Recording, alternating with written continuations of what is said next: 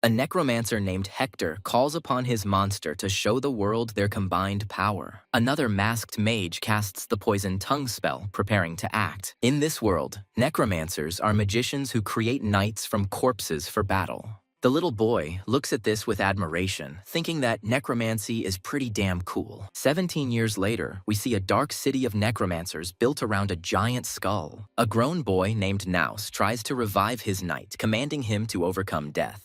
He speaks the words of the spell, Lacrote and Extenra, touching the body on the operating table. The ritual is interrupted by a bright flash of red energy that throws him back. He failed again, although the muscle density and nervous system reconstruction were perfect. Surrounded by clutter and books, he decides he needs to start over. He works hard, breathing heavily and sweating, completely focused on his work. The boss scolds him for poor cleaning and orders him to redo everything. Everyone is talking about the Battle of Necromancers, the popularity of which is breaking all records every year. At a school for young necromancers, a teacher in a skull mask demands that the students speak louder. Us performs heavy physical work and is constantly rushed and hurried. Even as he works, he thinks about materials, musing that the harpy's claws are as hard as steel. He studies the book as he goes, reading that materials need to be properly prepared before being connected to muscles. Suddenly, he is knocked down by another necromancer, who rudely tells him to get out of the city. The necromancer girl contemptuously calls him a piece of trash, and her companion confirms that this is the same trash. He remembers his past, how he was born in a garbage dump and ate waste, being a vile piece of trash. The girl asks with disgust how one can eat garbage, and adds that his father was the same. They call him not a man, but a walking piece of shit, and the shadow of a monstrous past appears behind him. The offenders leave, saying that he only spoils the mood, and the boy remains on his knees. He firmly declares that he is not trash, recalling the words that only you decide who you will become.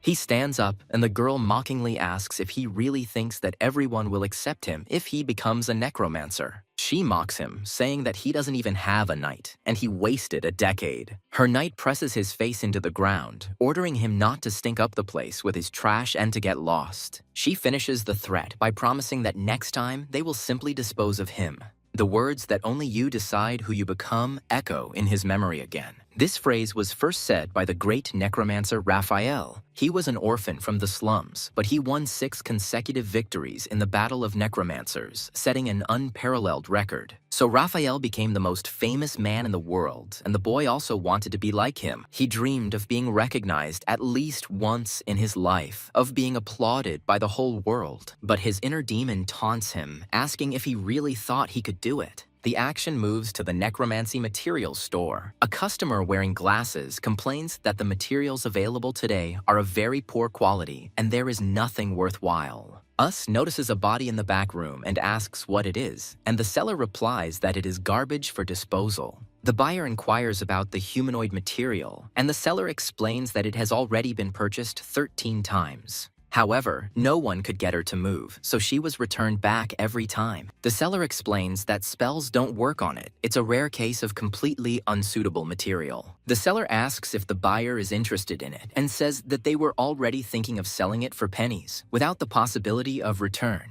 According to the rules, he can't tell everything, but according to rumors, in life she was a legendary mercenary whose fist could smash anything. But he adds that the knight does not need either memory or thoughts because they are just a tool, so it does not matter who she was in life. The young man refuses to buy, saying that the material, which has failed 13 times, is too big a risk. In the end, he bought it anyway, spending all his remaining money. Now he doesn't have a penny left for tomorrow's food or next month's rent. He understands that this may be his last chance, although the chances of success are almost zero. For some reason, he feels that he wants to try it with her. He says decisively that no matter what anyone says, they can do it and become the best. He is determined and declares that they will make this world applaud them. Suddenly, her body begins to glow, and her hair rises upward under the influence of magical energy. The shocked young man cannot believe his eyes and asks if he succeeded. The girl, who has come to her senses with red eyes, looks at him and asks who he is. The next moment, they both start screaming in horror. The young man screams in panic as if a corpse could speak. The girl responds by swinging a glowing red fist at him. Suddenly, the young man is overcome by a vision where a dark entity mocks him, asking if such a worthless person really thought of becoming a necromancer. Shadow screams at him to come to his senses, calling his mother a piece of trash who ruined her life. The demon continues that the scum's puppy will also become scum, and no matter how hard he fights, he is just vile trash. No one will ever recognize him because he is a nobody. He comes to his senses and realizes that it was that same dream again because the dead cannot speak. However, the girl sits in front of him and tells him to consider himself lucky. She explains that her fist missed because her right leg wouldn't move.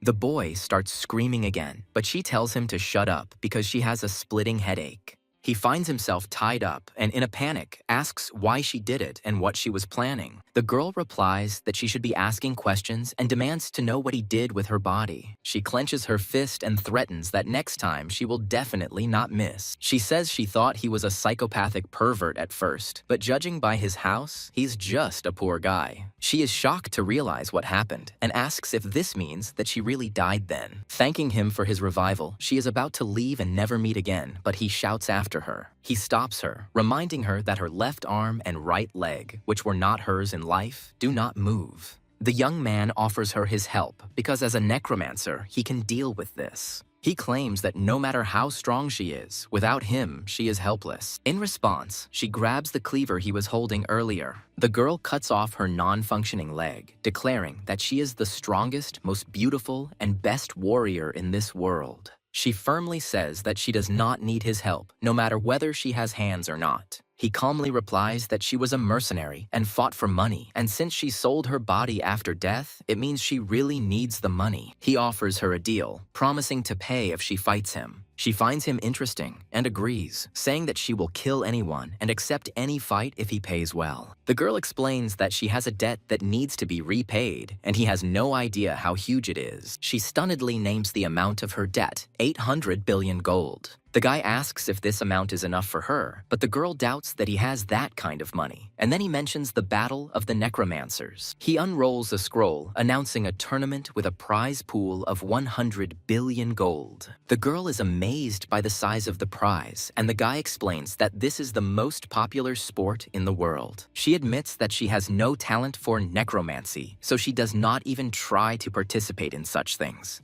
The guy sees her interest and says that it will be easy for her as an undead knight to get into the tournament if she hides that she is alive. He confidently states that with her on the team, victory will not be difficult. With a crazy smile, he looks forward to the whole world applauding them. The girl doesn't care about fame, and she immediately demands 80% of the winnings, which confuses the guy. He tries to object by mentioning expenses, but she adamantly raises her share to 85% and then to 95%. He tries to bargain, offering 90% and 92%, but she stands firm at 95%. He finally gives in and agrees to 95%, and she assures him that he won't regret it. She demands to sign a contract first because she doesn't take anyone's word for it. They practice outside, and she advises him to move slower, but he finds it difficult. The guy asks about her strange mask, and she explains the rule that 80% of her face must be hidden. He sternly reminds her that no one should know that she is alive and asks her to be careful. He tries to remove her mask, saying that it is a shame to hide such a face, but she sharply pushes his hand away. Suddenly, their longtime enemy appears and threatens to turn the guy into trash. She asks what's going on, but the guy asks her not to interfere, intending to figure it out himself. The stranger notices her armor and mockingly congratulates the boy on finally achieving success after 10 years of suffering. The villain decides it will be more fun to watch them lose, at which point the guy quietly calls him a rat pimple. The insult reaches the offender, and the girl reproaches the guy, but he replies that it simply irritated him.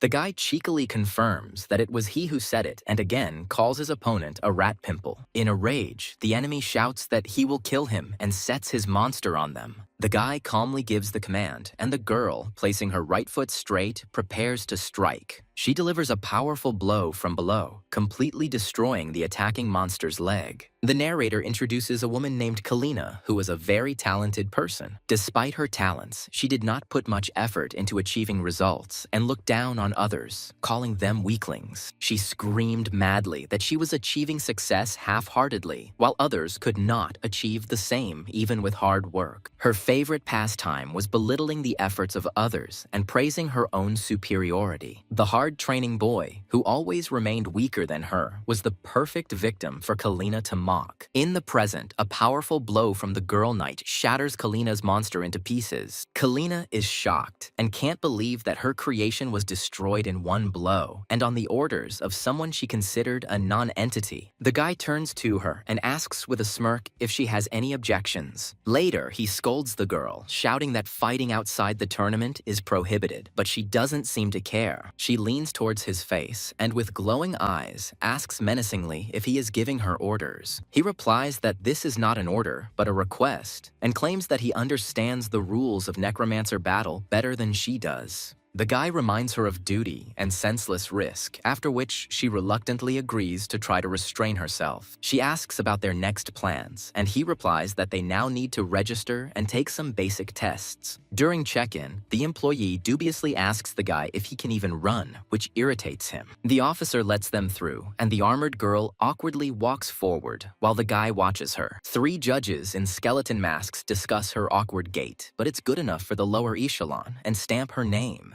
A red stamp with the words approved appears on the document with the guy's photograph. The guy in the new uniform joyfully exclaims that he has been waiting for this moment for 17 years, and it brings him to tears. The girl sits, pointing her finger at him, and irritably asks when he will finally start matching his step to hers. She threatens that if he continues to move so awkwardly, she will have to cut off his leg and fight on one. The wide-eyed guy says she can't beat them on one leg. She screams furiously at him to finally get into rhythm because he keeps throwing off the rhythm. He yells back that it's not his body and asks if she even tried to move in time with him. The girl indignantly shouts that he should adapt to her and begins to say her name. Suddenly, the announcement of the opening ceremony is heard, calling all participants to enter the arena. She calms down, says they will talk later, and tells him to put on his armor, which should be closed, to which he quietly curses. Other hooded participants gather around them, including creepy creatures with multiple eyes and masks. The guy says their number is 7,508, and they head to their place. Someone in the crowd notices them and tells his companion that there is some strange guy behind them with something coming out of his mouth. The guy hisses at her, calling on her to stop her hysteria and look straight ahead, otherwise they will be finished. Meanwhile, the siumavir kan antak bahan sidwayo. The mysterious man in the hat reasons that the human flesh is weak, but his name can remain in memory for centuries. He says that someone lives forever, and he sincerely hopes that in this war of the dead, someone will appear who will be able to achieve this. The man in the skull mask and sinister grin clasps his hands, repeating that he hopes so. He addresses all 8,304 great necromancers now standing in the arena. He asks if they are ready to fight this merciless battle, and the crowd cheers in response. The host asks if they are ready to give their hearts and leave a mark on history so that the world will remember their victory forever. He calls upon them to do so, and the participants raise their fists, surrounded by a glow of magical energy. He then announces the first stage of the selection trials, in which they will eliminate approximately 20% of the fighters. With a creepy smile, he announces that the selection will be held in the format of random fights. A win in 2 fights means progression, while 4 losses lead to elimination. The participants discuss the rules, understanding that 2 victories are enough to qualify, and that a maximum of 5 fights will be required. One of the participants, who looks like an ugly boy, is delighted to notice that his first opponent is such a young and cute guy. He rubs his hands in anticipation and offers to show his opponent the greatest creation of his art. He claims to know this look and accuses his opponent of considering it disgusting and ugly. He shouts that they are all the same, but they admit they are wrong when they see the absolute beauty he has created. The guy calmly replies that he was not looking at him, but at his knight, who looks quite good. Behind the ugly participant, his amphibious knight appears, who analyzes Eleanor's body, noting how skillfully the weakness of her muscles is compensated. The protagonist extends his hand for a handshake and says that he will win either way, but suggests that they both give it their all. His opponent recoils in shock, muttering that this is the first time a man has ever shaken his hand.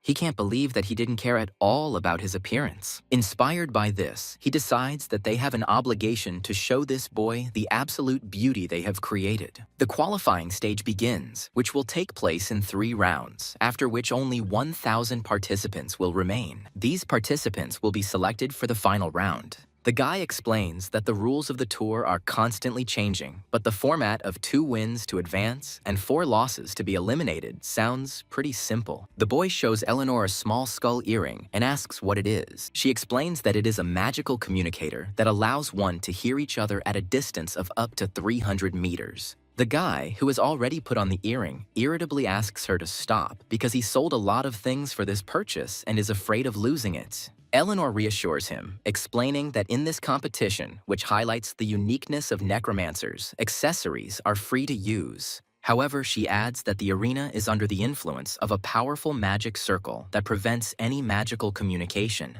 The guy counters that they don't need to communicate with anyone outside, so it's not a problem. Eleanor agrees that he is right, and he, anticipating the fight, asks if she is ready. The masked organizer announces that the battle is about to begin and asks him to enter the arena. Entering the arena, he regretfully notices that no one came to watch the fight of the unpopular participant. The referee confirms the readiness of both fighters and announces the first match of the qualifying round between participants Us and Woon. He waves his hand and shouts loudly that the fight begins right now. The boy calls on Eleanor to show the world their power, and she immediately rushes forward. They immediately start arguing through the communicator since the guy asked her to move slower and she thinks that he is in a hurry. Eleanor calls him a bore and declares that she will move in her own way and all he can do is follow her. She dodges the attack of a huge amphibian which, despite its size, jumps very high. The guy reminds her that in this battle, she needs to destroy the enemy's core and protect her own. He believes they have a powerful punch, but too few defenses. Eleanor objects that they can't waste time studying attacks because it's not beneficial for them. She decides to go ahead and shouts that she will continue to close the distance. The guy understands that she is not going to cooperate and is worried because due to her limited body, she is slow and predictable. He is more concerned about the behavior of the enemy who does not attack but only runs away. Suddenly, their opponent, sitting on a bone throne, begins to laugh evilly and tease them. He says he watched them hoping to see a strong opponent, but they did not live up to his expectations. He declares that he will end this battle right now and calls on them to tremble. His creation appears before them, which he calls true beauty. Eleanor is surprised because according to the rules, 80% of a knight's face must be covered, and this is clearly not an ordinary face. The enemy proudly declares that this face is the embodiment of beauty, which he has worked on all his life. He explains that this is not the face of someone from this world, so the rules do not apply to it. Then, in a frenzy, he orders his creation to explode. The boy, in horror, shouts at Eleanor to be careful. The face projectile detaches from the amphibian's body and flies straight at Eleanor, firing a red beam from its back. She blocks the blow, but at the cost of her hand, and the guy warns that another such collision will be their last. The guy explains that the severed body part cannot be controlled and can only remain alive for a short time. He concludes that a necessary condition for the launch of this bomb is a straight trajectory. He also guesses that the explosives are made from the enzymes of poisonous amphibians and only detonate with a strong impact. This means that the projectiles can simply be deflected, which Eleanor demonstrates by hitting the flying face. The shell explodes to the side, and the guy concludes that they just need to dodge it. Eleanor chuckles, saying it's funny and she hasn't felt her blood boil in a long time. She enthusiastically kicks away another projectile and promises to kick her opponent's ass. The enemy laughs maliciously again, confident that with a knight who cannot move properly, they will not be able to dodge for long. The enemy, smiling madly, orders everyone to bow to his creation and fall before him. Eleanor is struggling to stay on her feet, and her partner warns that they are almost at their limit and will not be able to win if she cannot move. Her partner says he analyzed the reason for their desynchronization and came to the conclusion that the main problem is a lack of trust. He explains that because she has a right leg, even if it's not her real one, she unconsciously puts her weight on it. The guy yells that she needs to trust him and ignore her leg, but Eleanor is hesitant. She asks why she should trust him, since the only thing he does in this battle is move his fingers while she fights. Eleanor sees no point in trusting someone who doesn't risk their life with her. She understands that this is her last chance too, and she resolutely rushes forward. Then the guy starts telling how he was born in a disgusting dump that everyone hated and suffered neglect from his father all his life. His father considered him a scumbag, unworthy of respect. He clasps his hands and says that no one will understand how humiliating it is to realize that every part of you is made up of useless trash. Therefore, he could not live if he had not forced the whole world and the man who despised him recognize him as the best, and he could not live if he had not achieved this. Meeting her is his last chance, and he asks her to believe not in him, but in his desperate desire. At this moment, another projectile head approaches Eleanor. She trusts him, and taking a step, successfully dodges the attack. The guy joyfully shouts that she just ran away and trusted him. Eleanor tells him not to be mistaken, because she doesn't care whether he told the truth about his past or not. She reminds him that he has saved her twice already and says that she is counting on his determination, which she noticed at that moment. As she continues to run, she thinks that they are still far from ideal. The partner replies that it is not so important, because if they run at least like this, it will be much easier to dodge. He says that there are less than half of the bombs left, and without them, the enemy will become an ordinary large toad, and then they will attack. Eleanor continues to dodge the exploding projectiles that the toad fires one after another. She dodges the last projectile and screams that it was the last bomb. Eleanor screams that she is attacking and rushes towards the disarmed toad. She stops abruptly and, concentrating red energy in her hand, says that now they will see who wins. The enemy laughs maliciously, declaring that they underestimated him because he hid 10 spare bombs inside the toad's body.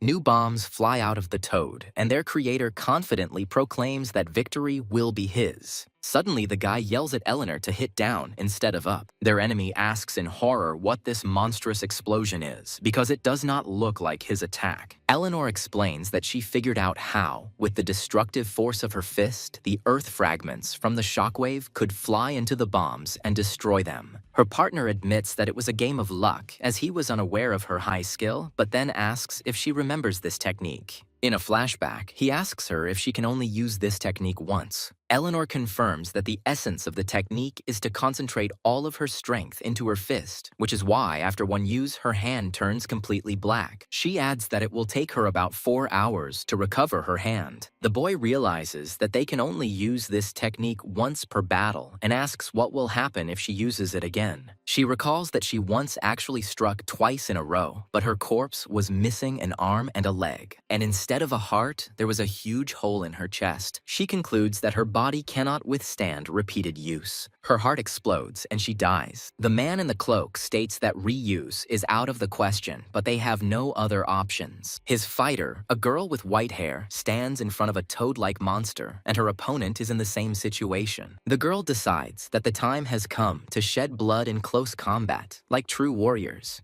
She delivers a crushing blow with force straight into the monster's body. The referee in the skull mask announces that the opponent's core has been destroyed. The man in the cloak clenches his fists and shouts joyfully that they did it. He enthusiastically praises the girl, Eleanor, saying that she fought simply amazingly. He continues to praise her, claiming that she is an unrivaled warrior. Eleanor replies with surprise that he too turned out to be not so bad. The man leaves, muttering that everything was perfect, but then looks back into the room with concern. He sees another man mourning the defeated monster, calling it his beautiful work of art. The monster's creator asks the man if he really thinks his knight is cool, and he confirms that he was a fine knight. However, he adds that his own knight turned out to be slightly more ideal than the ugly creation of his interlocutor. The monster's creator is touched because he is being told such words for the first time, but the man notices one flaw. He believes that the creator was too fixated on pleasing everyone when creating this face. The man invites him to show the world the beauty that corresponds to his own ideals, without regard for others. The creator is delighted with this wonderful idea and says that he never thought of such a thing. He confirms that his name is Us, and the man promises to become his first fan. Us enthusiastically swears that he will create even more perfect beauty and surprise this world.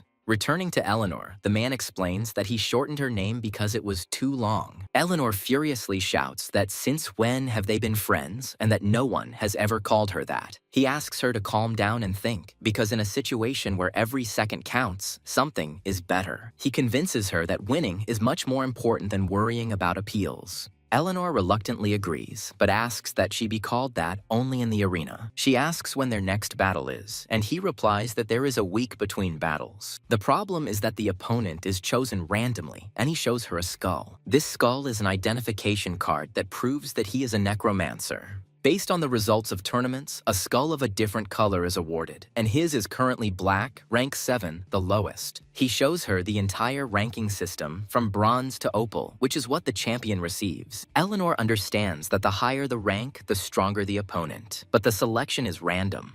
The man warns that if luck is not on their side, the enemy may turn out to be a second-rank fighter. Eleanor is worried because they have not yet learned to synchronize their movements properly. He opens the envelope to see who their next opponent is. Meanwhile, the assistant reports to the champion that she has not found any information about Yusei, and this is his first participation. A champion named Ral decides that the qualifying round will be very easy. In the huge arena, Ral, the indestructible wall, wins another victory. The spectators are delighted as he becomes champion for the second time in a row after a fierce fight. Numerous fans chant Ral's name, sharing this glorious moment with him. Later, Ral sits alone at a richly laid table and quietly says Sophie's name. Sophie appears, and Mr. Ral asks her how many fan letters she has received this month. Sophie reports that she has received 1,244 fan letters this month. Ral notes with disappointment that the number of letters has dropped by 15% compared to last year. He understands that the data on the loss of popularity turned out to be correct because numbers don't lie. Ral asks Sophie what his chances of winning are according to the estimates of 13 media outlets and 43 analysts. He slams the table in anger, realizing that they all think he is incapable of winning. Ral vows to show everyone that he is still not broken. He asks about his next opponent, named Us, but Sophie replies that there is no information about him, as he is a newbie. Ral confidently states that in 99.74% of cases, newcomers could not resist his technique. He intends to demonstrate such superiority that no one will be able to dispute it. Meanwhile, his opponent, Us, working on his knight, notes that Ral cannot be ignored since he took 10th place last year. Us recalls that before this, Ral had become a champion twice and was a true master among masters. He explains to his knight that in a necromancer battle, there are two ways to win, and the first is to destroy the enemy's scarlet bead. The second way, he says, is to force the opponent to surrender. He clarifies that capitulation does not simply mean an admission of defeat, but a complete refusal to further participate in the battle of the necromancers. In this case, only the results of previous matches are kept, but the participant is eliminated from the tournament and faces criticism. His knight realizes that this is an even crazier sport than it seems because it all comes down to a fight for survival. Us says that even though a knight is considered a tool, if her heart breaks, it will be the end for her. She understands that this will mean her final death. When Us asks what she wants to do, the knight is outraged by his suggestion to surrender due to the enemy's strength. She claims that he underestimates her because she has spent her entire life surviving in a world where she has to kill or be killed. She has no problem putting her life on the line twice to win. She defiantly orders Usu not to dare surrender without her permission. Us smiled, saying that this was exactly what he wanted to hear, because for him, this was also his last chance. He suggests that they prepare well for a battle that could be the last for both of them. Meanwhile, two cleaners at the arena are surprised by the noise that has arisen due to a regular qualifying round. One of them explains that Raul, a former champion whose fights were always exciting, is entering the arena. However, his comrade objects that things are different now, as Raul's skills have noticeably deteriorated. He predicts that Raul will remain a loser, forgotten by everyone.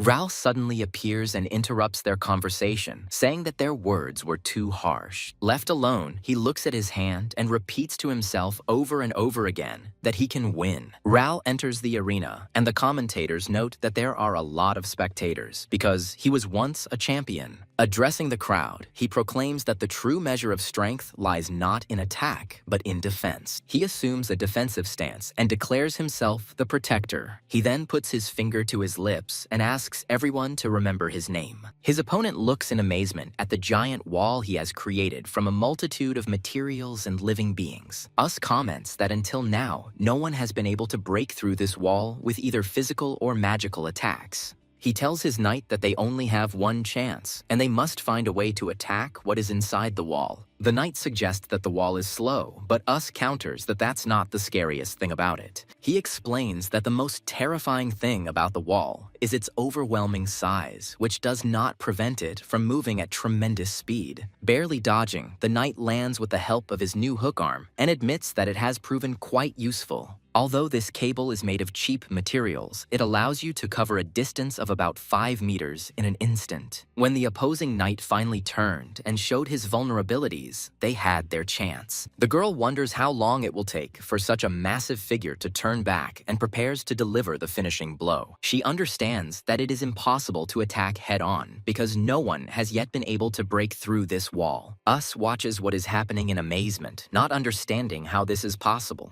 He sees the massive knight move in a completely unimaginable way and cannot believe his eyes. Controlling a knight is like tuning every tiny vein in someone else's body. When the calf muscle is tense and the Achilles tendon is stretched, it is necessary to control the muscles of the spine. The more moving parts there are, and the larger they are, the more difficult it is to accomplish such a task. However, their opponent not only controls this massive body, but can also split it into parts and move them separately. Us has never seen Raul do this before, and knows he really has been preparing with all his might. Raul, with a furious expression on his face, declares that he will now show the power that everyone bows before. Us screams that Raul is going to surround her with a wall, and if she gets inside, it will all be over. The girl dodges the closing walls, but the rope flies past, and she screams in despair, asking where he was even aiming. Us makes excuses that he can't see her well, but she hurries him, shouting that they're almost locked in. The second attempt is successful. The rope sticks into the wall, and the knight uses it to pull himself up. She understands that if they strike into the gap now, they will have a chance. Us is amazed by the incredible speed with which his opponent uses the arena space. She orders herself not to stop and to keep looking for the weak spot he must have. The knight continues to move rapidly without slowing down. She runs straight along the wall, but Us warns that they are about to be caught again. Raul mockingly asks if they really thought they could break through his wall with such a pitiful attack. While the girl is running along the wall, Us notices a gap on the right and shouts to her about it. They miss, and while the knight laments his failure, the enemy points out that there is no room on the left side either. Another miss, the girl falls, and the audience sighs in disappointment, realizing that nothing worked. Us screams in panic that the cable has broken, and that now it will be difficult to get close to the enemy. In front of him stands an overwhelming wall that seems impossible to break down, but he is sure that there must be at least some way out, some weak point. Us says that they were wrong from the very beginning because everyone fought except for one condition that the girl does not know about. He looks at the wall and wonders if it is really indestructible. Us says they'll only have one chance, and while no one has ever managed to break through that wall, he's heard of someone who almost did it once. In the final battle, the knight who specialized in physical attacks managed to deliver the decisive blow, and a barely noticeable crack appeared on the wall. Of course, after this, no matter who tried, they couldn't even leave a scratch, so a direct blow was soon no longer considered a possible strategy. But Us suggests that if he strikes a blow greater than that of the knight, perhaps it will work. The only question was whether her fist would be strong enough to overcome that attack. The girl decides that if there is a chance, then why not put it all on the line? Us says that the main body is visible from here at about a 45-degree angle and commands to attack as soon as he raises her left arm. At the same time, their opponent swings for a crushing blow. Ral can't believe they tried to fight the wall head-on, but still praises them for their courage. He decides it's time to end and says the name of his technique, space compression. Ral delivers a crushing blow, releasing a powerful stream of red energy. He recalls how he devoted himself entirely to his work. He sacrificed his youth and life to achieve his goal. The world has finally accepted him, but now he feels like a washed-up loser with only pride left. Critics and journalists constantly discuss his shortcomings and wait for him to retire. He coughs up blood but refuses to leave the stage in dismay and orders everyone to shut up. He dreams of hearing applause in his honor at least once more. In the present, his masked opponent breaks through his defense with a powerful blow. Observers are horrified to see that his impenetrable wall has been destroyed.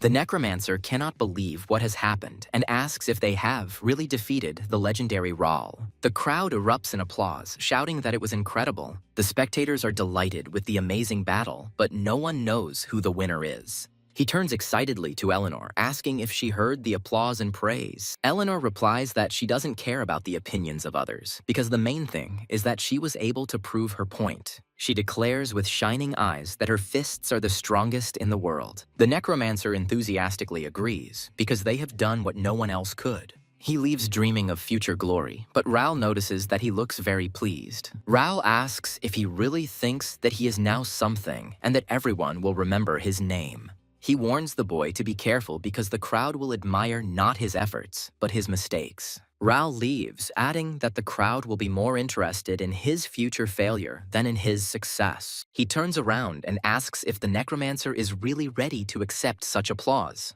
The Necromancer confidently replies that he is ready, and Ral smiles in surprise. Ral promises that it won't be so easy to break through his wall the next time they meet. In the room, they discuss the reward for passing the first qualifying round, which became their second victory. He looks at the money and thinks that this is his first income as a recognized Necromancer. Eleanor sarcastically notes the touching nature of the moment and announces that the second stage of the selection process will only take place in 4 weeks. She explains that according to the contract, the money belongs to him and he can spend it as he pleases. He asks about her plans, but Eleanor says she will have to stay here because of her terrible body. The Necromancer suddenly stops her, asking her to wait a bit. She looks at her body in surprise, not understanding what is happening. He, already wearing an apron, asks her how the result is, admitting that although he tried, it didn't turn out perfect. He then hands her the box, saying he's not sure if it's an appropriate gift for her. He explains that the box contains everyday clothes, in which no one will recognize her as a knight. He smiles and invites her to put on these clothes and go spend the money they earned together. He says they earned them together, so they should enjoy them together. Eleanor looks at her hand and notices with a smile that he does have a sweet side. She asks him to step outside for a minute so she can change. Left alone, he remembers the applause and thinks how unforgettable it was. He is obsessed with the idea that if he wins, the whole world will applaud him. He turns around at the sound of the door opening and freezes in amazement when he sees Eleanor. Eleanor, looking at herself, says that this is a very old-fashioned outfit. She looks at her companion in surprise and asks what they should see in this city. Suddenly, she notices that the guy has blushed and asks if he was thinking about something strange. He directly answers that she is objectively very beautiful, so any man will feel attracted to her.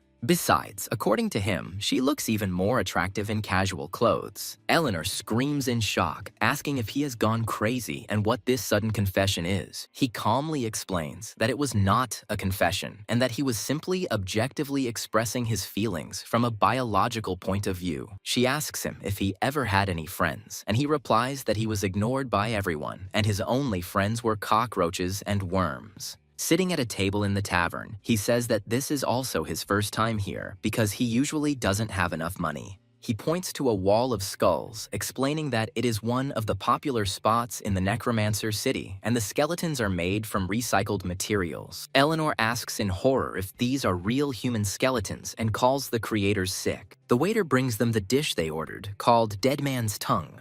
Eleanor looks at the plate in amazement and asks if they are alive. The guy replies that no, it is a paste made from a unique ingredient called ghost potato, which has amazing powers of restoration. The starch of this potato contains ground basilisk eggshells, and due to the constant contraction and expansion, it looks alive. Eleanor remarks that he is very knowledgeable, and he replies that it is a famous dish that he has always dreamed of trying. He asks if she can taste it and offers her a taste, saying that the dish tastes best when it starts to move. She cautiously raises the fork to her mouth and swallows the piece. After chewing, she freezes with her mouth full and her eyes wide open in surprise. She admits that it's quite good, and the texture is simply amazing. As she describes the delicate cream and rich garlic flavor, the guy begins to eat greedily. He shouts with his mouth full that it's damn delicious. Later on the street, they see a vendor offering to buy handmade cotton candy with a soul flavor. Looking up, they see a huge, shining golden statue. The guy explains that this is last year's winner, Kaylin Crow. At 19, she became the youngest winner in history. The winner is immortalized in the form of a huge statue in the central square so that every visitor to the city can see it. He speaks with delight of how impressive it must be to be recognized by the whole world. Eleanor replies that not really, and asks why she would do that finger gesture at all. She suggests that it's just a show-off to look cool, but he denies it. He says the official name for this gesture is the absolute concentration stance. He can control simple movements of his arms and legs while remaining motionless. But for more complex movements, the most effective way is to take one pose and focus. He imagines that he is controlling a knight, and all control is concentrated in 2 fingers. So when he gets into this pose, it means he is ready for a serious fight. Eleanor says thoughtfully that it turns out there really is a reason. However, she immediately adds that it still looks crap. They watch a theatrical performance where an actor on stage proclaims himself the king of the dead. The guy jumps up from his seat and shouts how cool it is, and Eleanor asks him to be quieter. He loudly justifies himself that, of course, this is his first time here since he has never had any money or friends. The guy shouts excitedly about how cool it is and asks Eleanor if she agrees with him. They continue to explore the city, examining majestic halls and eerie ritual cauldrons. 2 weeks later, Eleanor asks the guy about his impressions, and he is amazed at how huge this city is. She admits that she thought it was just a city of necromancers, but it turned out that it has its own culture and way of life. Eleanor turns to him and says that he turns out to be quite a funny guy, which leaves him puzzled. She explains that she has never met such a pure-hearted and slightly stupid person who expresses his feelings so openly. The guy replies that she is also unusual because although she says that she was a mercenary, there is nobility in her every action. He assumes that something happened to her before, but suddenly notices a familiar silhouette behind her and freezes in horror. It seems to him that she definitely died that time, and he screams in panic, asking how she could have survived. The girl he mistook for Eleanor also looks shocked and doesn't understand how this is possible. The guy curses, realizing that they miscalculated because Eleanor is a famous mercenary and someone could recognize her. He immediately tries to deny everything, declaring that he doesn't know any Eleanor and that this girl is his younger sister. Eleanor says with irritation that they are completely different and calls him an idiot. The guy quickly corrects himself and, with a serious look, declares that this is his wife, named Sabrina. The stranger doubts, saying that although the hairstyle and complexion are slightly different, she knows for sure that it is Eleanor in front of her. The girl asks to see the rings, but the guy lies that they left them at home because they are afraid of losing them. He begins to talk about statistics, claiming that there are at least 10,000 people in the world with a similar appearance. The guy accuses her of being presumptuous, saying that from a logical point of view, she attaches too much importance to a simple coincidence. Then he suggests asking Sabrina herself if she recognizes this girl. The guy tells the stranger that she is mistaken, but she does not give in and asks to show her her fist. She explains that the Eleanor she knows must have a lot of calluses on her fists. Suddenly, the girl hits him in the face and then throws him back with a powerful kick. Eleanor yells at the guy for what he's doing, but he grabs her hand and drags her away, saying they had no choice. Once in a safe place, the boy asks who it was, and Eleanor replies that it was Nayran, one of the mercenaries they worked with. She sighs that she was always a lot of trouble, and the guy asks why they competed. Eleanor, clutching her head, says that everything was the other way around and she saved her life several times. And after that, Neiran began to run after her like a fanatic in love. The guy tries to calm her down, but Eleanor interrupts him, shocking him with the news that this man is actually a man. She explains that she made it clear to him that nothing would work out between them, but she is sure that he would go to great lengths for her. Eleanor suggests that his very appearance in this city may mean that he has come in search of her body. The guy says thoughtfully that if this is true, then they will have a problem, because Neiran knows what he looks like. He decides that in case something goes wrong, it's worth thinking about the worst-case scenario. But for now, he suggests not thinking about it and preparing for the next battle, because the second qualifying round will begin soon. Meanwhile, Neiran stands in front of a wall covered with portraits of Eleanor, and with tears in his eyes, he rejoices that his heroine is alive. He remembers the strange guy next to her and wonders what he did to her. Neiran swears that this time he is ready to sacrifice himself for her and will definitely save her. Elsewhere, some officials are discussing how overall revenue has fallen by 4.6% compared to last season. The boss asks about the main reason, and the masked subordinate replies that consumer habits have changed. He explains that the public's attention is focused on only a few popular personalities, so spectators only watch their matches and leave. As a result, people began to spend less time in the city, but he is interrupted by a guard forbidding further entry. Suddenly, a boy in rags runs up to them, begging the chief to wait while the guards try to catch up with him. He desperately holds out the ugly rag doll and asks to look at the knight he has created. A tall man in a hat and mask asks what's wrong, and the boy explains that his ideal knight somehow failed the player registration. The boy haltingly justifies himself by saying that he constantly emphasized that the knight was standing in place for strategic reasons. He also claims that the knight is capable of attacking, and to prove it, he squeezes the doll, causing it to spit out a green circle. The head suddenly declares that he really sees no reason why he did not register and admits that it was their mistake. He promises to provide information about compensation, and his assistant asks the boy to come with him. As they leave, the assistant starts laughing and says that with such a pathetic knight, the boy won't even pass the qualifying round. The leader turns around abruptly and asks, with a threatening voice, who he is to decide this. He explains that by creating industry and culture, they directly influence the destinies of people. Anyone who allows himself to judge human value frivolously is not worthy to walk with them, and this is worth remembering. The leader smiles ominously under his mask and says that human greatness is born from hardship. That is why, having come close, he informs his subordinate that he is fired. Other employees are discussing the decision, noting that the fired employee had outstanding marketing skills. The leader replies that if a person really wants it, he will return, but if not, then his path has ended. He then orders the dismissal of the security guards, who failed to perform their duties, and the transfer of the head of the second security department to the disciplinary committee. He orders everyone to gather in preparation for the second qualifying round, which will be held in a new format to increase the visibility of the participants. Suddenly, the scene changes, and someone's voice asks the young man if he seriously thinks he has achieved anything.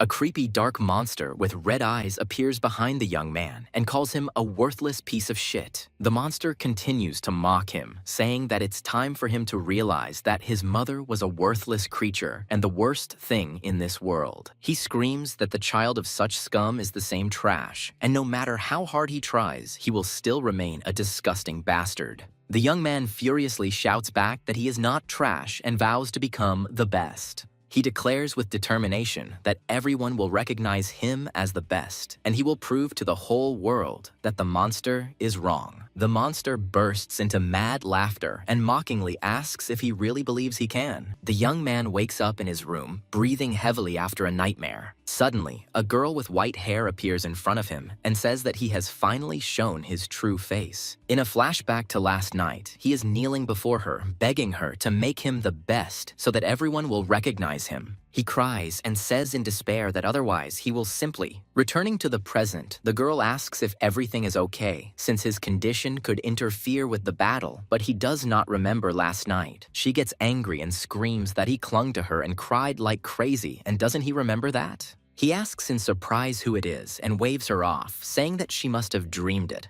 The young man urges her to pull herself together because today the rules of the second qualifying round will be announced and they must be ready for battle. Elsewhere, a black man looks at a map and asks incredulously if these are the rules for the second round of eliminations. The woman confirms that the announcement was official, and he notes that with this scenario, even the strongest players risk elimination. He squeezes the card, realizing that if he loses now, there will be no chance of a comeback. Another participant with white hair and yellow eyes smirks, finding the new rules amusing. The nightmare boy looks at the red card and curses, telling his companion that these rules are no good for them.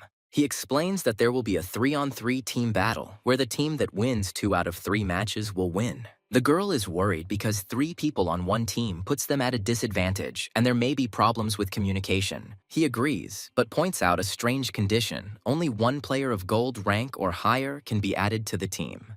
The girl reasons that in this scenario, high-ranking participants will encounter each other more often. She is horrified to realize that the organizers are willing to sacrifice top participants for the sake of the team system. He confirms that it's strange and suggests that they want to increase the visibility of the newcomers, even if it means removing the strongest ones. She's interested in how teams are formed and assumes there will be a sea of people wanting to join a team with high-ranking members. He begins to explain the method, pointing to a crowd of people raising their hands and shouting proposals to unite. It turns out that everything is decided between the participants themselves, while they look at the huge crowd in front of a large building. The girl is surprised by the crowd, and he explains that they have 3 days to come to an agreement and create a team. To do this, you need to fill out a special form with signatures and submit it to the administration. She asks if he has thought about who to team up with, but he confidently replies that they need to wait a little, and he will approach them himself. She asks if they are going to team up with him, and the guy boastfully declares that they are the best in attack with a penetrating shield. He says that they are the only ones, and if they unite, they will become invincible. Reasoning logically, he comes to the conclusion that that person will definitely choose him. He waves to someone, but receives no response and wonders why he hasn't been noticed. The next day, he waves his hand again, shouting Max's name. A black man named Max coldly replies that he hasn't sunk so low as to form a team with someone like him. After he refuses, the girl asks what their next option is, since there are 5 hours left, and if he has another plan. He falls into despair as he realizes that he has never made friends. The pocket watch shows that there are 3 hours and 30 minutes left to create teams. In the large hall, many people have gathered trying to find a team, and someone is shouting that he can destroy lightning. Around 800 necromancers gathered in the central square, ready to compete with each other for a place on the team. As time was running out, the assembled participants had common traits, with most of them ranking between black and bronze. They had no obvious strengths, or they were simply unknown to anyone. One of the participants looks at the others with disdain, declaring that he cannot go along with such people because they have shortcomings in teamwork. An older man yells at a younger man, boasting of his 30 years of experience, but the younger man responds by mocking him by saying that in 30 years, he has only achieved bronze. The protagonist clenches his fist and loudly declares that he will do what others could not, and asks if it is awesome. Several people look at him with bewilderment, and his companion covers her face with her hand in shame. The other participants recognize him as the guy who defeated Ral and assume that it is time for Ral to lose. The same guy who despised everyone wonders if he could break through his wall in such a state. Another participant runs up to the main character, delighted that he was able to break through the wall, and offers to join forces, but the hero asks about his knight. The guy shows off his boar-like knight and boasts that at top speed it can pierce even a 5-meter thick rock. The protagonist turns him down, saying that they are not really suited to each other, and advises him to look for someone else. Several players showed interest in us, but none of them were able to make a proper impression on him. Conversely, the members USA was interested in were reluctant to team up with him because he was a newcomer with limited information. If he had a better sense of the situation and could adapt to the participants, it would have been much easier to put together a team. However, for Yusei, who had never had any true companions, it was difficult to understand how to get along with others. The herald announces that there is 1 hour left, and those who do not have time to register their team will be considered to have refused to participate. His companion asks if he's gone crazy because he's always weighing and evaluating things, but hasn't found a single person yet. She suggests just giving up and preparing for the next tournament, since this is only the second qualifying round. He objects that this won't work because it will be considered a refusal to participate. A refusal is not only a disgrace, but also a ban on participation for 10 years, which leaves the girl in shock. The masked woman says they don't have much time left, as their careers will be over in 10 years, and that the local rules are too strict. The guy suggests finding someone else first, but the woman reminds him that for them, defeat is not just a loss. He clarifies with horror on his face that this is, without exaggeration, death. He tells her that he doesn't want to lose her because of a rash choice. The woman suggests trying to choose from the available options, of which there are not many left. A guy calls out to two strangers and asks if they want to form a team. One of them, a guy with blue hair, introduces his knight, a deep-sea kraken. He explains that the kraken can blind enemies with ink, while the second knight creates interference and attacks with blood from a distance. The protagonist reflects that their knights specialize in defense and mass attacks, which is exactly what his team lacks. He also notes that their ranks are silver and bronze, and concludes that this is the best option. The blue-haired boy asks why they chose him, and he replies that it was because of his incredible attack power. The guy explains that they don't have a powerful single attack, so they need such a player, and extends his hand. The protagonist agrees and shakes his hand, and he, relieved, offers to discuss everything. An announcement is made that there are 20 minutes left until the end of registration. The host reminds that teams that do not register will be disqualified from participation. The protagonist corrects that the technique can be used once every 4 hours, but its power is definitely enough to destroy one knight.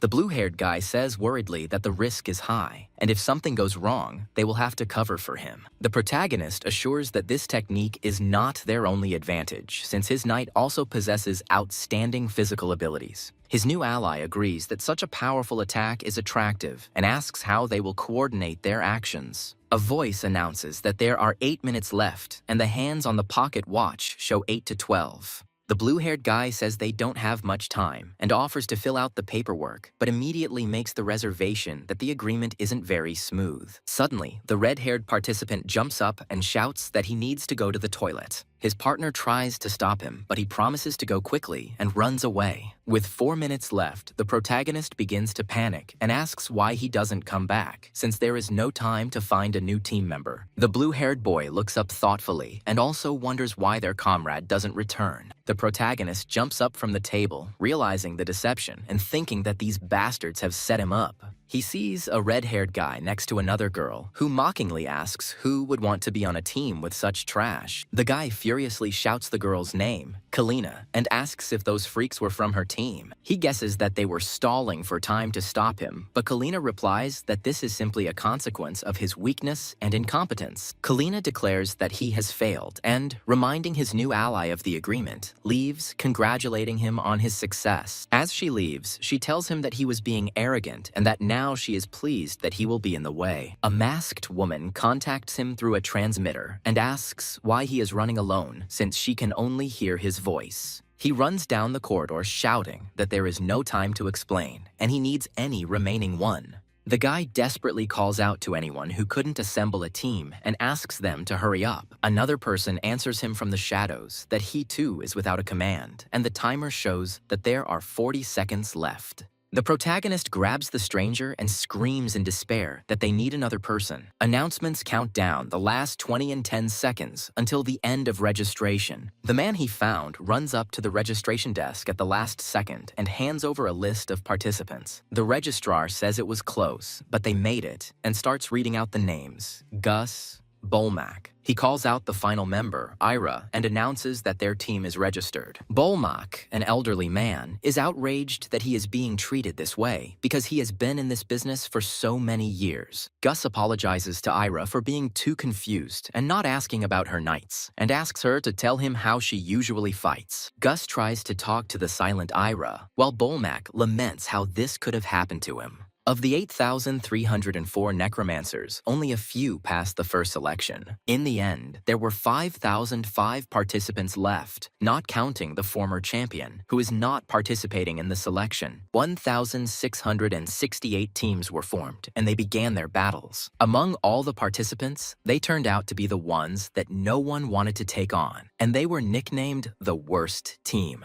Gus reflects that all this happened not because of him or his skills, but because of a woman named Kalina, who ruined everything. Bolmak cheerfully declares that the others are lucky because they are now on a team with the great Bolmak. Gus asks if Bolmak has really been a bronze for 30 years, to which he is indignant that he was called uncle since he is not even 50. Gus clarifies whether this means that in 30 years, Bolmak has never been able to qualify for the main tour. Bolmak shouts that he has much more experience in getting through the second qualifying round than they do. He confidently states that this time he will definitely make it to the finals and will provide them with valuable support as an experienced mentor. Gus interrupts him and coldly asks what about his knight, angering Bolmak. Bolmak introduces his secret weapon, the cockroach knight, which has absorbed his 30 years of experience. He says not to underestimate the cockroach because it is the true embodiment of a persistent life. He explains that a cockroach can live without a head, eat anything, and cannot be crushed right away because it has no bones. Bolmak says tenderly that although no one would want to be a disgusting cockroach, he still survives. He asks with delight if it's not cool that the cockroach has such a stubborn will and vitality. Gus reflects thoughtfully that 30 years in bronze and not giving up is similar to the story of Bolmak himself. He notes that the knight is not bad. He has good overall balance and basic skills at a level. However, that's all, and this knight doesn't have any unique strengths. Gus decides to leave the discussion of strategy for later and asks Ira to finally tell him about her knight. A huge black cat with large yellow eyes appears next to Ira and meows loudly. In the flashback, Kalina angrily yells at someone, not wanting to risk her life with a cockroach and a crazy cat because she was promised a carefully assembled team. Gus says that now that everything has happened, blaming anyone is ineffective, and they only have 3 options. The first option is to win by being victorious, and the second is to die. The third option is to give up everything and surrender. Gus asks Kalina one last time what she wants. She resolutely replies that they have gone too far and there is no turning back, so they will go to the end, no matter what happens. The host sincerely welcomes all spectators to the first match of the second qualifying round. He explains the rules by which 3 participants form a team, and the winner is the one who first achieves 2 victories in 3 battles. The host then announces that he will now introduce today's participants. He represents Team 1, consisting of Gus, Bolmak, and Era, and their rivals, Team 2, Claude, Serena, and Bertor. One of the hooded rivals says that their art will continue, and throwing off his cloak, calls for preparations. Under the cloak is a muscular man who begins to warm up, counting 1, 2, 3.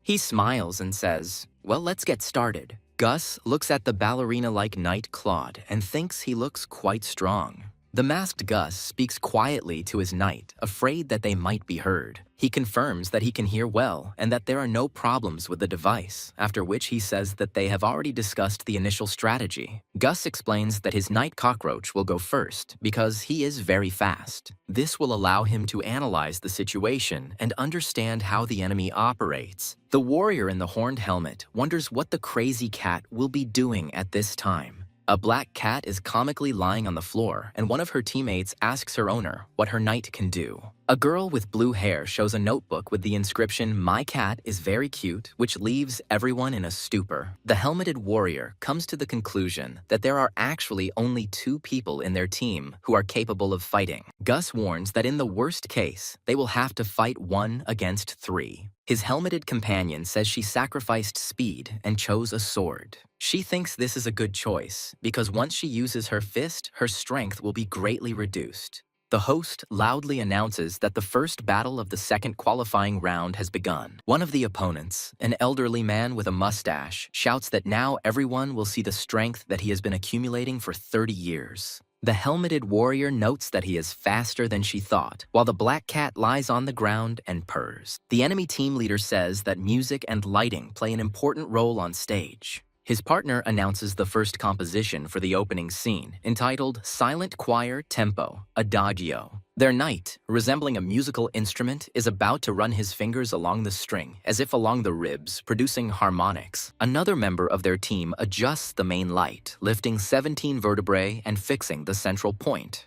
His knight, in the form of a spinal column with an eye on top, provides contrast, and the leader announces the title of the first act, Prelude.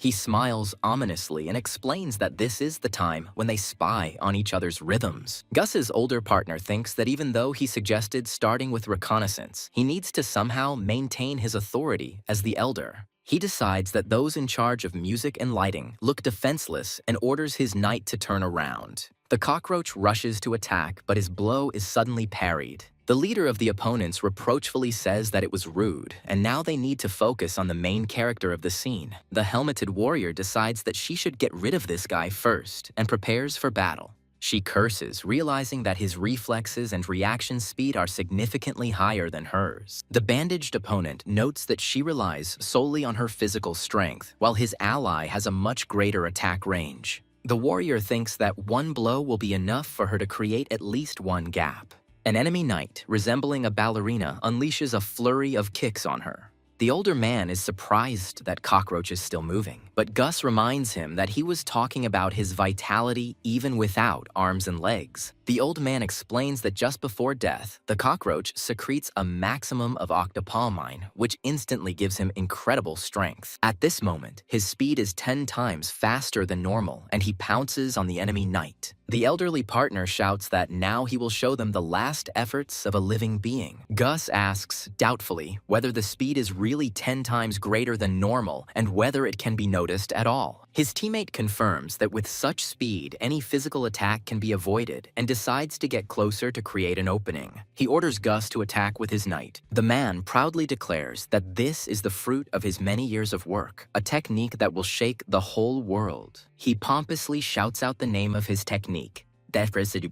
You're trying that directions. However, the ballerina knight easily tears the cockroach to pieces. The older partner laughs nervously at first, and then realizes with horror that they are in deep shit. Gus angrily asks if he is mocking him and if he has ever succeeded with this tactic. He dejectedly admits that no, but this time he really thought that everything would work out. The masked guy says thoughtfully that in theory, it would be a cool technique if you move so fast that the enemy doesn't have time to react. He adds that with such abilities, his partner wouldn't have been stuck in bronze for 30 years, and there's a reason why he's still there. Meanwhile, their opponent, a muscular man, asks them to understand that they are the villains here, and they should play this role properly. He hopes that the second act will be more dynamic because only then will the main character of the scene be able to shine. After the word intermission, the monster appears, and the villain announces that they will move to a faster tempo. The blue-haired girl notices that he is gradually increasing the tempo, moving from adagio to accelerando. The small instrument creature makes a doo-dun sound, warning you to pay attention to a particular note in the accelerando. A white-haired knight dodges a powerful blast of blue energy. He is thrown into the wall, but quickly recovers and prepares for the next attack. Suddenly, a flying mechanical eye appears above the knight and aims a red beam at him. The blindfolded man explains that as the rhythm increases, so does the intensity of passion, and this technique is called melting light. He clarifies that it works for a short time, but if exposed to light for more than 3 seconds, irreparable damage will occur. Smiling ominously, he finishes the thought by saying that the flesh will melt and disappear. The knight dodges the beam again and another blue energy ball, which explodes with a loud bang.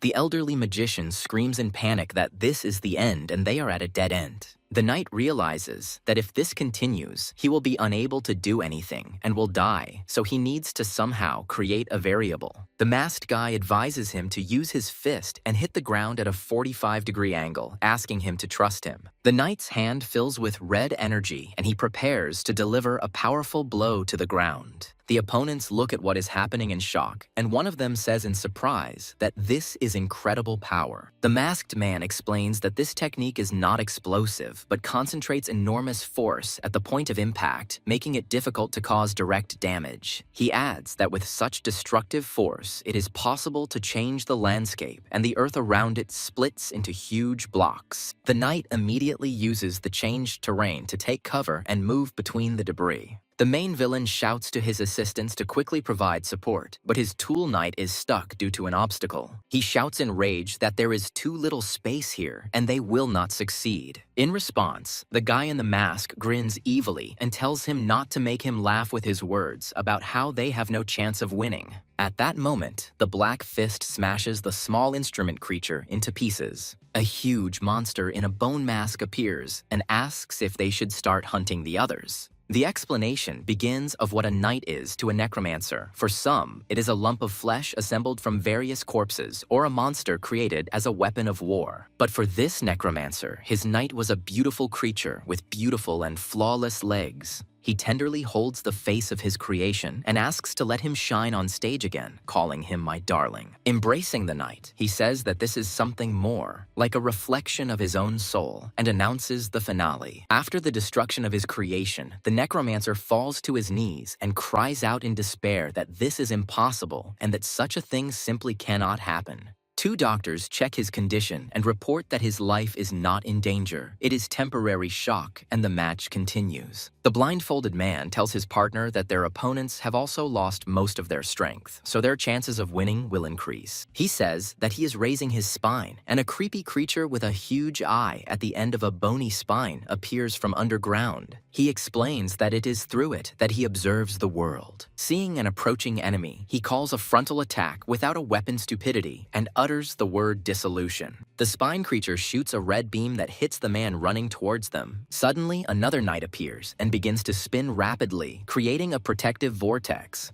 The girl with blue hair declares that the tension of the string does not mean the beginning of the melody. The blue-haired girl screams that it's the end and activates an attack called Rupture. A huge pillar of light falls on the orange-haired knight, knocking her into the ground. Another knight inspects his damaged shield and finds it amusing. The guy in the mask with teeth decisively declares that he will continue in the same spirit and attack again. The orange-haired knight releases a powerful stream of blue energy towards the creature with the bell. At this time, the skeleton knight jumps and swings for a crushing blow, surrounded by a red aura. The blue-haired girl screams in panic that they are finished if the enemy gets any closer and asks Bertor if he can still move. Her blindfolded partner replies that he has just regained his strength, and she suggests immobilizing the enemy. A huge stone hand tries to crush a small figure while the creature with the bell is attacked. A flying red eye on a chain fires a beam at the defeated creature, causing the man with the eye patch to become nervous.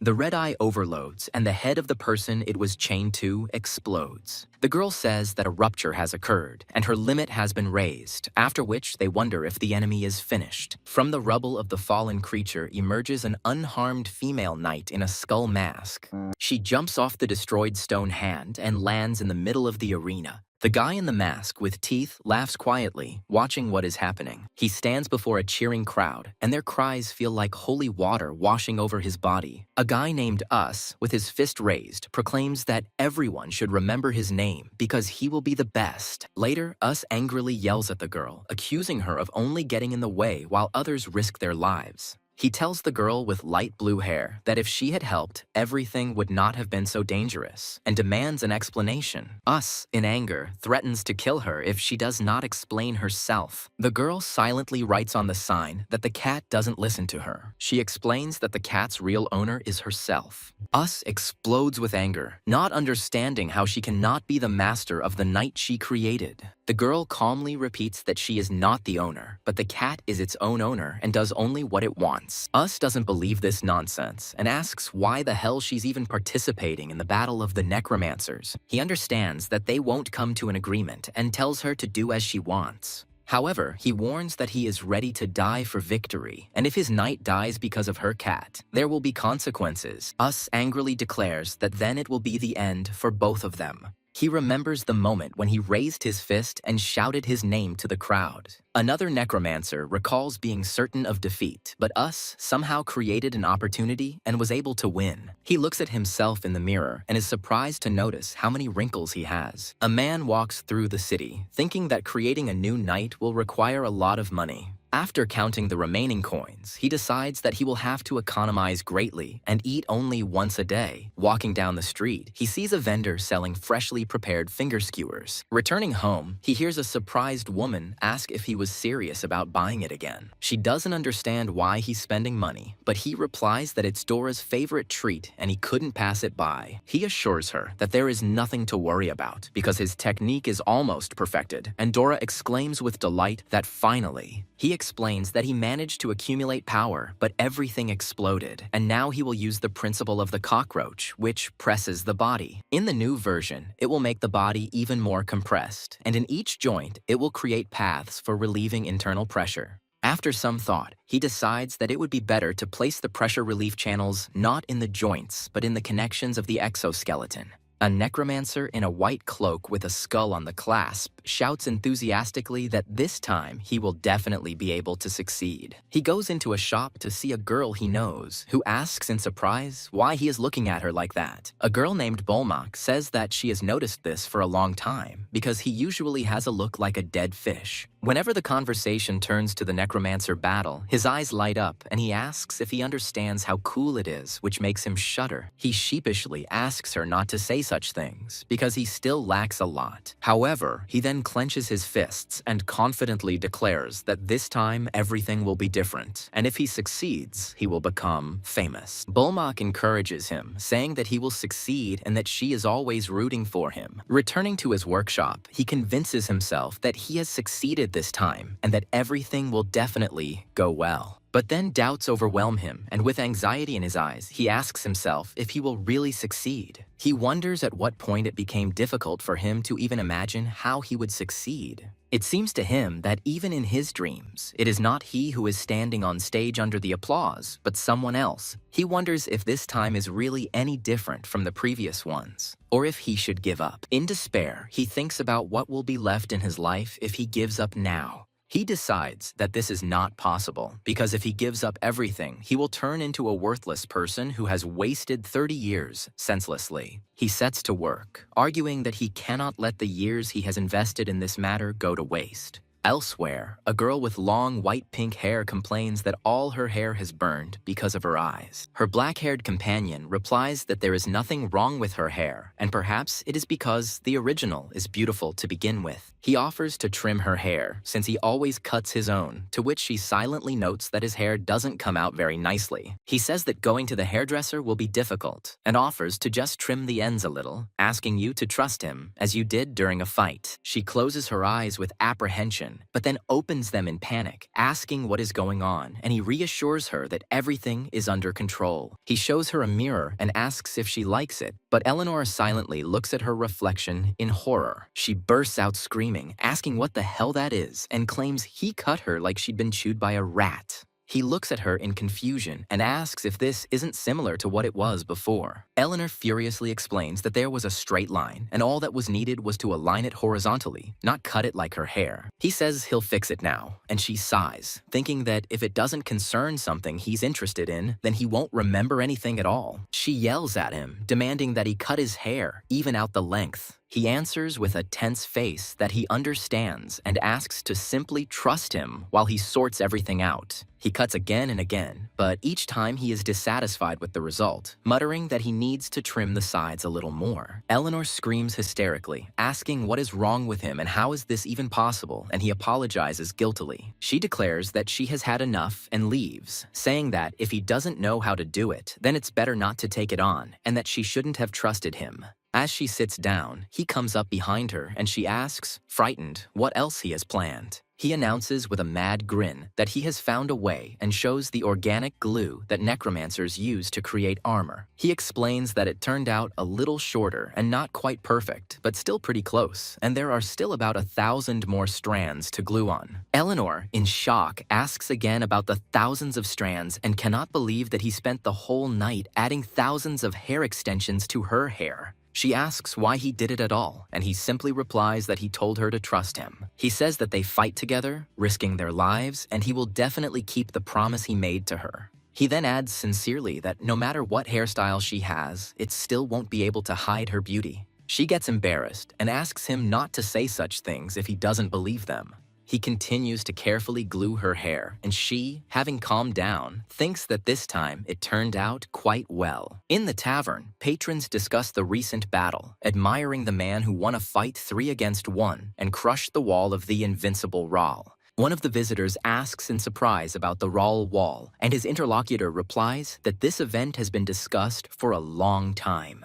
Another man says thoughtfully that Rahl is getting old and almost lost this time, so he wouldn't bet on him. His curly-haired friend enthusiastically counters that the fight was still cool because that knight had an incredibly powerful blow. The thoughtful man remembers that the main material was a man with soft pink hair and then immediately interrupts himself, exclaiming, "Just a minute." A girl suddenly appeared and loudly asked what the name of the necromancer they had just been talking about was. The man with the afro tries to remember the name and finally points to his interlocutor, remembering that the necromancer's name was Us. The girl is surprised by such a funny name, but thanks for the information. When she leaves, one of the men asks if it was a woman or a man, but his friend remains silent. Left alone, the girl thinks that the warrior with pink hair is definitely Eleanor, but she doesn't understand what the necromancer's knight has to do with it. She remembers that Eleanor, whom she met, could speak, and decides to first find a necromancer named Us. Meanwhile, in the tavern, one of the men notices that the girl who left was pretty, which causes confusion in his friend. Elsewhere, the necromancer tells Eleanor that there are 9 days left until the next battle, and in that time, they need to solve 2 major problems. First, he suggests coming up with a name for her technique, which puzzles Eleanor. She indignantly asks why such nonsense is important and who will shout the name of the technique during the hunt. He explains that they fight in an arena, and technique is not just a technique, but a reflection of the essence of the fighter. The cooler the name of the technology, the more people will remember it, and in the future, it may even be given a nickname like Rahl Iron Wall. He's thrilled to think how cool it will be if people remember who he is. He says he's already come up with a cool name, but Eleanor indifferently tells him to do as he pleases. Eleanor asks about the second problem, and the necromancer replies that even Roll couldn't stop her fist. Therefore, if they can get close and hit them well once, they will definitely win. However, he admits that knights are superior to human capabilities, and it will not be easy to strike an enemy with the advantage of speed.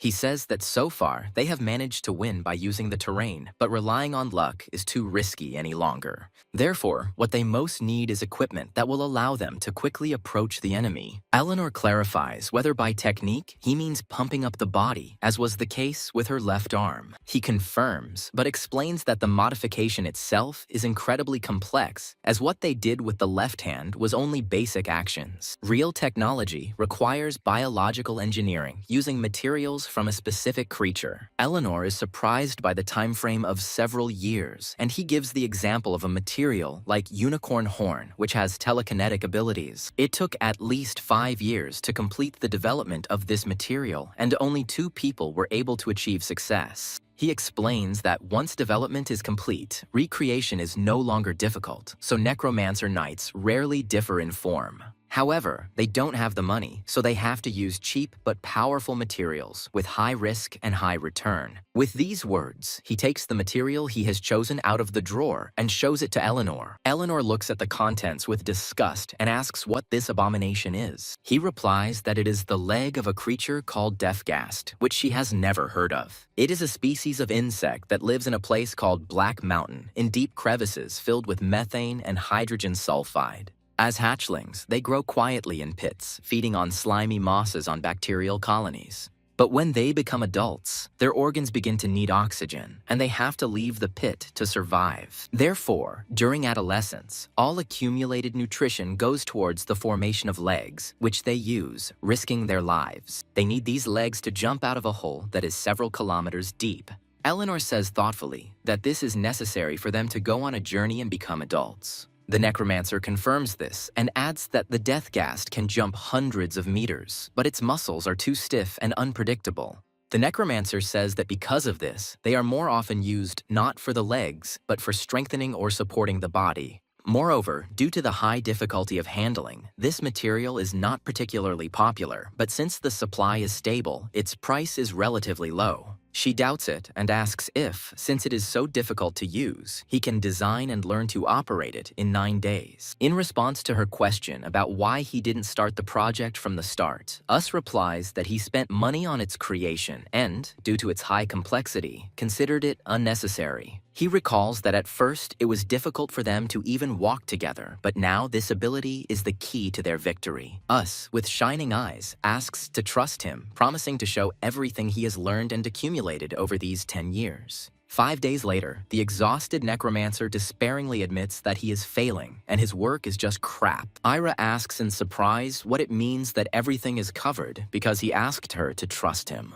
He realizes that the structure of the muscle fibers is not at all what he expected and tries to collect his thoughts. Ira notices that lately he has been able to move her arm and leg naturally, as if they were his own. She notes that he does this without even looking, to which Us replies that he studied her every day. He begins to list that he knows every little thing about her, for example, when and how she smiles and all her habits. Us continues, saying that her left eyelid twitches when she's angry, and she taps her left heel 3 times when she remembers something. When he adds that before going to bed, she turns her back and picks her nose, Ira furiously screams at him to stop. The Necromancer calmly says that this is not all because he studied natural movements every day, relying only on weak electrical impulses. Without that level of effort, he says, he wouldn't have been able to become her perfect hands and feet. After a short pause, she asks if all this is just to win the battle of the Necromancers. Us confirms this and adds that, if necessary, he will become her hands and feet and will be there until death. Ira looks at him silently and then tells him to do as he pleases. 4 days later, another participant, Bolmak, meets him and addresses him and his knight. Bolmak notices that something has changed and is shocked to recognize the knight's leg as a death ghast. Us confirms this, and Bolmak, looking at the knight in surprise, says that it turned out awkwardly but very plausible. He replies that he finished only 30 minutes ago and only managed to conduct 1 successful test. Bolmak is inspired, declaring that he too cannot lose and will show what the veteran is capable of. The start of the second match of the second qualifying round is announced in the arena, and Us mentally asks Era if she is ready. She replies that, of course, but immediately doubts whether he can handle it since their previous collaboration had been unstable. The masked mustache replies that there was too little time, but they only need to hold out a few more times. Era hopes that their next opponent will be Kalina, but Us considers the likelihood of this too small. The host announces the members of the first team, Us, Era, and Bolmak, and then moves on to the second team. Bolmak notices with surprise that those guys have a black rank. He speculates that the black rank means either necromancers without skills who didn't pass the first round or truly strong beginners. Looking at the formless creature, Us doubts whether it can be called a knight at all, but comes to the conclusion that it looks like it. Their opponent turns out to be a spherical knight, whose shape makes it impossible to predict his methods of attack and defense. Us asks Bolmak to fight first, and he confidently agrees, promising to show him something really cool. The presenter in a skull mask announces the start of the second round of the second qualifying round. Bolmak furiously shouts the name of his attack, Death Dash. His opponent calmly analyzes the attack, noting that the trajectory of the left hand has shifted by about 2 degrees. He understands that the enemy has figured out his rotation radius and lured him into a trap, but promises not to get caught next time. Suddenly, a flashback is shown where someone is yelling at a white-haired necromancer who, licking blood from his finger, declares his victory. He is happy that he won this time, but laments that the physical class has great limitations in team fights. The man in the white cloak walks away, wondering if he can do it, while the other warrior, perplexed, calls him a psycho. His companion with a mustache and tousled hair is sure that this time everything will be different, because he feels the power boiling within him. He declares, with a wild look, that he will show his true self and uses the death rush technique, summoning a huge red beetle. However, the summoned beetle is immediately cut into pieces by the swift attack. Meanwhile, their opponent, a hooded man, announces that the highest rank is the first to go and calls out the next one. In the arena, the masked warrior announces that she is reloading and will be using her legs, and her partner orders her to get ready. A man in a tooth-patterned mask points forward and yells at his partner to attack. The warrior misses, and her comrade encourages her, saying that she almost got it, and tells her to tighten her fist for the next try. He reflects on the progress towards the goal, which was like moving towards a dimly flickering point of light in deep darkness. The memory shows an exhausted man who carries endless worries on his back and struggles to keep his legs from falling. But he did not give up, and what was striving towards that point in the darkness was his will. Returning to the present, he decides to name this technique Point Break. He tells his partner not to relax because there are still 2 opponents left. He thinks about his next opponent, but his vision suddenly becomes distorted and he starts sweating nervously. His partner screams in horror at what he is doing because he attacked her and decides that he must be killed. He comes to his senses and says that he knows what to do because if they kill that guy, then the victory will be theirs. His face contorts into a mad grin again, and he obsessively repeats that if he kills just this guy, he will win. With strange symbols in his eyes, he whispers that he must win, and then shouts with delight, yes. The mustachioed comrade grabs him and shouts at him to come to his senses, because he is not trying to kill an enemy. At this time, a giant black cat is holding their partner, and the mustachioed one is screaming for Whiskers to wake up, because he is their comrade. The mustachioed man understands that this is useless since contact between participants is prohibited during the battle. He remembers that everything happened in an instant, and as soon as the battle began, the round night opened up like wings. From inside this night, a creepy creature jumped out, resembling a moth with many eyes. Soon after, Us lost his mind and began attacking his teammates. He guesses that this is a knight from the mental absorption category, who controls the mind by penetrating it without any conditions. The warrior held by the cat thinks that although she doesn't like the cat, she doesn't like it enough to kill it, and asks the idiot to wake up. She realizes that the cat's movements are stronger than she thought, and considers whether she should break his left arm to stop him. However, she decides that this cannot be done, otherwise the subsequent battle will become unprofitable, and does not know what to do. Usadai suggests that the mind-controlling knights are unable to perform complex manipulations. He decides that, be that as it may, it is enough to destroy only the performer of this ability. He sees that it will be difficult for the remaining 2 comrades to even escape, and he doubts whether to use Death Rush, fearing failure. He shouts to a girl named Ira that they have no other choice and asks her to run away before it is too late. At that moment, the black cat strikes their masked partner. The warrior falls dead, and the cat's body begins to change and dissolve. The cat transforms, growing multiple yellow eyes on its back, and rushes straight towards the creepy moth knight. The mind-controlling knight sees the cat approaching and asks his comrades to cover him, as he cannot do anything while being absorbed. His partner replies that she will figure it out and tells Belladir to finish off the cockroach. The transformed cat pounces on the second enemy knight and tears him to pieces. The woman complains that the cat has a bad reaction and she can't grab it, but her leader says it doesn't matter. Meanwhile, Whiskers comes to his senses and his mustachioed comrade asks what happened, shouting that he attacked his teammate. The mustachioed comrade shouts that their opponent, the knight, is mind-controlling and urges them to be careful. Us is horrified to realize that everything he had seen before was an illusion that he had failed to recognize. The enemy leader recognizes Yusa as a serious opponent, but he confidently declares that the enemy will not have such an opportunity again. A knight named Eli finally comes to his senses, and his mistress says she is glad to hear his voice for the first time. The hooded enemy calmly states that all he needs to do is simply change the target of his attack. He directs his power at another knight, who looks like a huge plant with yellow eyes. A man in a plague doctor mask volunteers to deal with the situation, and when asked about the cockroach, he replies that it suddenly exploded and died. The mustachioed comrade falls to his knees, lamenting that he failed again, even though he gave it his all. The plague doctor threatens to tear the enemy to pieces, and his pet, a black cat, prepares to attack. A cat with many yellow eyes pounces on its opponent and pierces him. The enemy explains his mental absorption technique, which causes madness and makes everyone around him attack each other. He adds that this technique is only effective at close range and is useless in the current situation.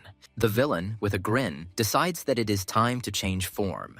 His insect knight transforms into a massive, moth-like creature. The enemy leader orders a show of strength, and his new knight attacks Eli. Us wastes no time in using his attack called Point Break. Eli delivers a crushing blow to the moth creature, piercing it right through. Luden turns and leaves, but his comrade shouts to him that the battle is not over yet. The plague doctor begs him to return, claiming that they are close to victory and have a chance. Luden asks doubtfully about the victory and says that in the eyes of his partner, the enemies look different. He grins evilly, assuming that his comrade sees his opponents as nothing more than run-of-the-mill necromancers. Luden declares that this game is lost and orders preparations for the next battle. He confidently states that thanks to this experience, he will not lose next time. The plague doctor gets angry and accuses Luden of despising everyone, but he himself is the first to give in. He shouts that Luden is wrong this time and vows to prove him right. Suddenly, he exclaims in shock, not understanding what an enemy with only half of his body left can do. Us realizes with horror that the black cat seems to have eaten all the enemy knights. The girl notices that the cat has acquired the wings and legs of an enemy knight, and the plague doctor suggests that it can absorb opponents. She says in bewilderment that she has never heard of such a thing, and from a biological point of view, it seems unrealistic. Us is stunned by what is happening, calling what he sees completely unfamiliar and creepy techniques. It turns out that the cat restored its damaged body by absorbing the enemy, which allows Ira to rebuild the knight in real time. Us looks at the blue-haired girl, Ira, and can't imagine what material this cat is made of. The plague doctor admits that they are losing, but he has managed to unleash all of the enemy's abilities. He says he wouldn't have confidence in anyone else, but he believes in her because she's always been the strongest among them. Sabrin responds that power cannot be hidden, and she will have to use the secret technique she was saving for the finale. She commands her enemies to tremble in fear of the death she has created and creates a monster from many hands. After the battle, Us is greeted by a cheering crowd who shout that he was awesome. His knight says that they were able to win again and suggests that they have come to understand each other better. Us thoughtfully replies that the opponents this time turned out to be very difficult, especially the one named Luden. He recalls how he easily controlled the necromancer's mind and then tried to change tactics by changing his shape. Us thinks his opponent is a damn capable guy and they'll have to meet again to win, so he needs to be prepared. He turns to his silent companion and asks what she is thinking about since she has not said a word from the very beginning. The girl suddenly asks what it is like to be a necromancer and clarifies that she is interested in the very principle by which corpses can come to life and move. Us thoughtfully replies that the methods and rules of necromancy have long been studied, but the principle of its operation itself still remains an unexplored area. The girl compares this to the fact that people know about the sunrise and sunset, but do not understand how exactly it works. Us agrees that it is something like that and asks what the question was about, and she asks in response if he wasn't confused by the cat's strange behavior. He admits that the cat's behavior was indeed strange, as her knight was a completely new type, capable of absorbing others and imitating their abilities. Essentially, this means that if you don't die, you can increase your power infinitely. The girl reminds him of his own words about a knight being just a mindlessly moving corpse. But she not only remembers the past, but can also speak. She asks in horror how this is possible and what the chances are that someone else will face a similar situation. Us replies that he doesn't know and has never heard of such a case, after which he asks why she is suddenly so interested in it. She says that when that knight absorbed her, strange sensations ran through her entire body, as if something was squeezing her very tightly. She felt like she was being taken apart piece by piece, and at that moment she clearly heard the voice of a cat in the darkness. She remembers with horror how it seemed as if someone was whispering it incessantly. Us believes that this can't be true and suggests that her mind is also being controlled, but immediately rejects this thought. The girl suggests that maybe there is something wrong with this cat too, but their conversation is interrupted by a knock on the door. They are both surprised and wonder who could come here. There is another knock and they look at the door in silence. Us says that you can't just walk into the waiting room, and opening the door, sees a girl with blonde hair behind it. He asks Ira why she is here since the competition is already over. He suspects that she has decided to attack him now and is trying to figure out where her cat is hiding then. Us senses someone's presence outside the door and decides that it is definitely a cat. Suddenly, a man in a party hat bursts into the room, introducing Ira as a young rising star among the necromancers and the crazy cat. The man thanks them, saying that he was able to pass the second qualifying round and declares that this time he will definitely make it to the final. He confidently declares that this year everything will be different because his intuition tells him that success is much more real than ever. Us turns to the man and asks if he is the one who brought Era and then asks why. He responds with surprise and suggests throwing a farewell party since they were friends, even if only for a short time. Us asks if Ira agreed to this, but the man replies that he doesn't know since she didn't answer him anything. He laughingly suggests that deep down she is also in anticipation, although Ira herself stands with a completely indifferent face. A huge black cat appears from behind the door and meows, causing Yusa to flinch. Us, already wearing a cap, crosses his arms and says that they will meet as enemies anyway, so why attach importance to such things? The man agrees, but asks if he didn't have fun fighting together. Us admits that, perhaps because it had been a while since he had done anything with anyone, it turned out to be quite fun. The man sadly says that lately, while he was preparing for the battle of the Necromancers, he had not had a single joyful moment. But being around such young geniuses, he himself seemed to feel younger and stronger. He suddenly jumps up and shouts that this time everything will be for real, and this is the year he will become the champion. Us coldly interrupts him, telling him not to talk nonsense because victory will be his. The man laughs loudly and offers to drink to the future champions. Us holds a glass with a sour face, wondering what could possibly be funny about this. While the men play the game Corpse Falls, Ira sits silently at the table and builds a tower of wooden blocks, which immediately collapses. Two men in caps celebrate Ira's latest loss, while she worriedly says that Us has already drunk too much and should stop. Us is indignant at how one can drink 18 glasses and remain unperturbed.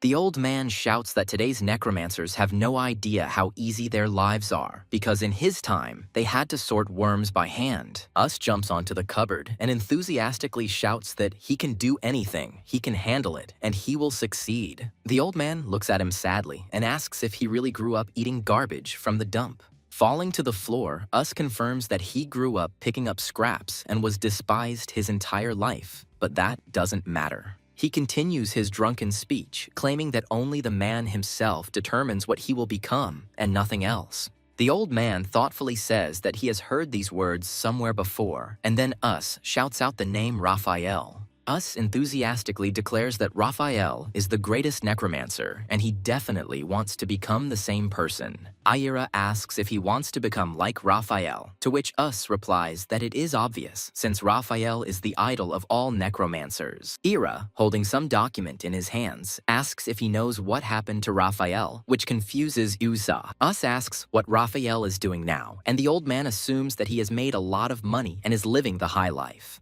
Us enthusiastically shouts that, of course, Raphael is an incredibly outstanding person. Meanwhile, elsewhere, a muscular man in a mask runs along the track and his subordinates count down the seconds, shouting, "Chief?" A man falls off a treadmill, exhausted, and a voice announces that the total running time was 9 hours, 15 minutes, and 16 seconds. One of his subordinates says that the chief ran 3 seconds longer than last week, and he replies that he has become more perfect. The subordinate warns that if the chief continues to exceed his limits, he may die. The voiceover explains that the chief is a capable and cool-headed man who has turned the battle of the necromancers into the best entertainment in the world. Neither the age, nor the origin, nor even the name of the head are known to anyone. There is no information about him. He is like a shadow man, under a wide-brimmed hat, impossible to sense. The chief's motives also remain unclear, and he asks his subordinate whether the information he brought is reliable. The leader grins maliciously and says that this is amazing, the most interesting competition of all that have taken place so far. He asks his assistant how preparations for the final qualifying round are progressing, and his assistant reports that they are in the final stages.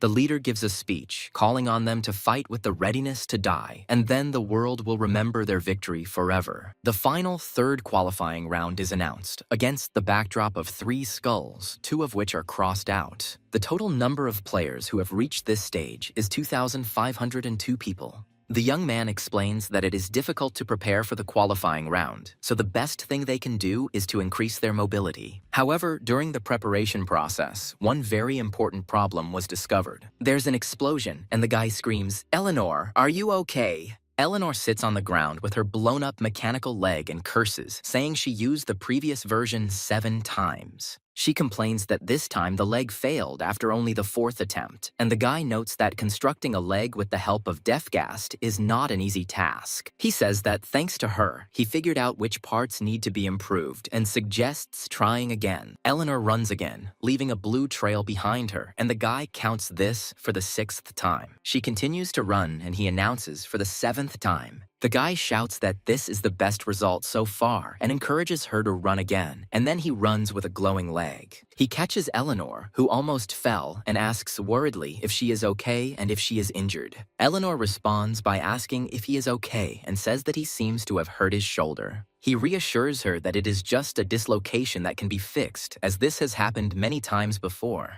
The guy looks at her seriously and says that she is the most important thing to him now, and if she is safe, the rest is nothing. He notices that her body is overheated and she is flushed, but Eleanor yells at him to shut up because he is being too noisy. The guy explains that the creature Deathgast, having climbed out of the pit, immediately gets rid of its ineffective hind legs, which waste a lot of energy. The girl asks if these legs are only used once, and the guy confirms that this is why their durability is initially very low. He holds up 3 fingers and says that, based on experiments, it is safe to use them up to 3 times. However, after that, regardless of the number of attempts, they exploded at a random moment. The girl understands that there is a possibility of accidental breakage, but the guy advises to finish the battle within 3 uses, since the item is too good. She asks about the rules of the final qualifying round, but he doesn't know them, mentioning only one new restriction. The new restriction is that the knight's field size must be reduced to 5 meters or less. The girl is surprised because there were no restrictions for knights before and assumes that they will have to fight in a confined space. Gathering with the rest of the participants, the masked guy assumes that the final stage will be a team battle.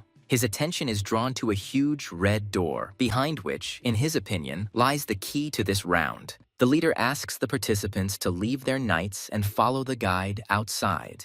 The guy says he'll be back soon and asks to wait for him, after which he leaves with the crowd. Left alone in the crowd, he feels like a pathetic bastard and can't breathe.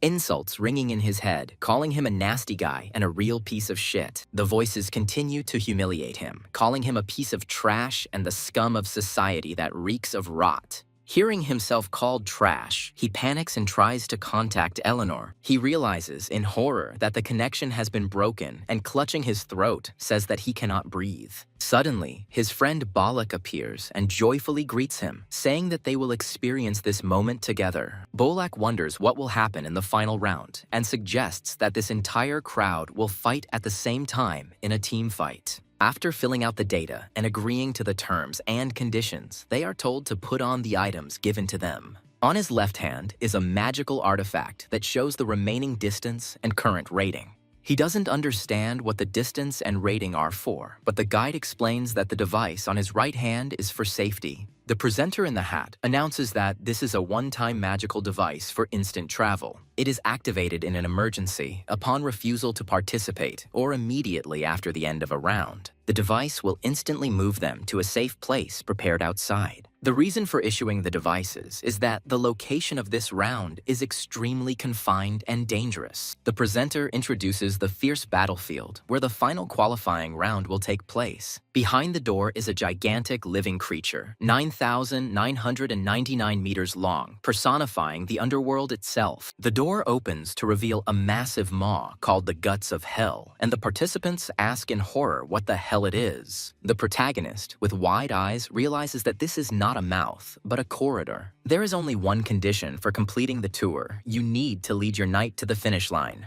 The finish line is located in the depths of this hell, and the selection of participants will be in the order of arrival. There are 1,000 spots in total, and once they are full, the Guts of Hell will collapse, destroying all the knights inside.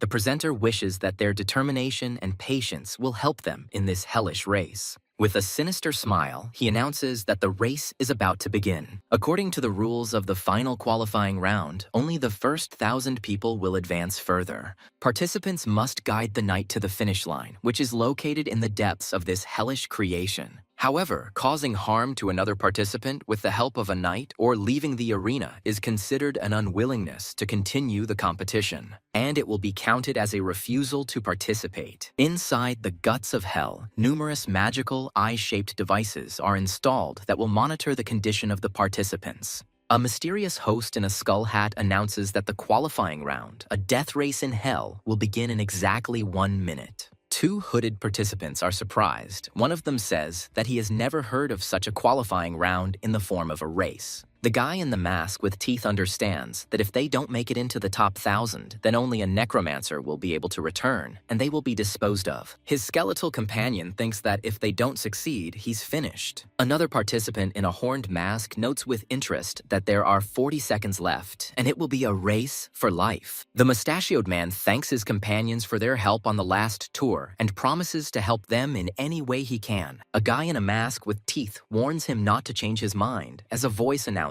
that there are 30 seconds left. The skeletal host announces the start of the final qualifying round of the Battle of Necromancers. Participants race on giant insects, dodging dark monsters. The mustachioed man carried by the protagonist admires the speed, saying that it is much faster than if he ran himself. The protagonist, holding him, asks him with a threatening look when he is going to demonstrate his experience. They fly inside the giant monster and check their ranking, which shows 873rd place. The mustachioed man shouts that they need to run as fast as they can to get into the top 1,000. Inside the monster, they see that the walls are made of living flesh with huge red eyes. The protagonist reflects that the walls really do seem alive and is amazed by their colossal scale. His companion notices something strange ahead, resembling tongues. Suddenly, they fall down into a slippery tunnel. The protagonist realizes that they have entered the monster's esophagus, an endless vertical passage. The mustachioed man tries to grab onto it, but everything is terribly slippery due to the special obstacles installed. These obstacles, he explains, will at times hinder movement. If you get caught in a trap, you won't be able to move for 10 minutes, and during that time, the race will be over. Eli tells his companion that they need to stick together, or else the tentacles will grab him, and that will be the end of him. He hugs his comrade in the horned mask tightly. He complains that Eli is too close, but Eli replies that nothing can be done. Someone shouts to dodge to the left, and a huge red tentacle flies out of the wall. Eli, his eyes wide, barely manages to dodge the blow. He screams that there is another tentacle right in front of them, and they will not have time to separate. The next blow scatters them in different directions. The other 2 participants climb out of the slippery section, which they estimate was about 800 meters. One of them looks at his watch and sees that their current rating is 911, and they are already on the verge of elimination. Eli sees that they are falling behind and shouts at them to run faster. He asks the mustachioed man why their cockroach doesn't fly, since it has wings. The mustachioed man replies that Eli himself cannot run at such a speed, so there is no need to be indignant. Suddenly, their friend Woon appears, who is glad to meet them and says that he has been rooting for them all this time. He shows his terrible face and says that he made it the most beautiful as he was advised. Woon asks how they like his new face, which allowed him to come up here. Eli and the mustachioed man scream in horror at the sight. Woon chases after them, begging them not to run away and to take a good look at his beautiful face. They run away in panic, and Woon shouts after them to look at his masterpiece. Having pulled away, the mustachioed man says that it was a terrible monster, as if born in hell, to which Eli asks if he is talking about his face. Usati admits that he really felt terrible and that he himself was disgusted to watch it. Eli, whose face is hidden in shadow, says that his own face is extremely pitiful. Usati looks at him in surprise and says that, in his opinion, Eli is quite handsome and does not understand why he hates himself so much. At this time, Woon, whom they left behind, shouts that everyone must see his beautiful creation. He continues to writhe and calls for everyone to look at him. Meanwhile, the group finds themselves in front of strange holes in the wall and doesn't know where to go.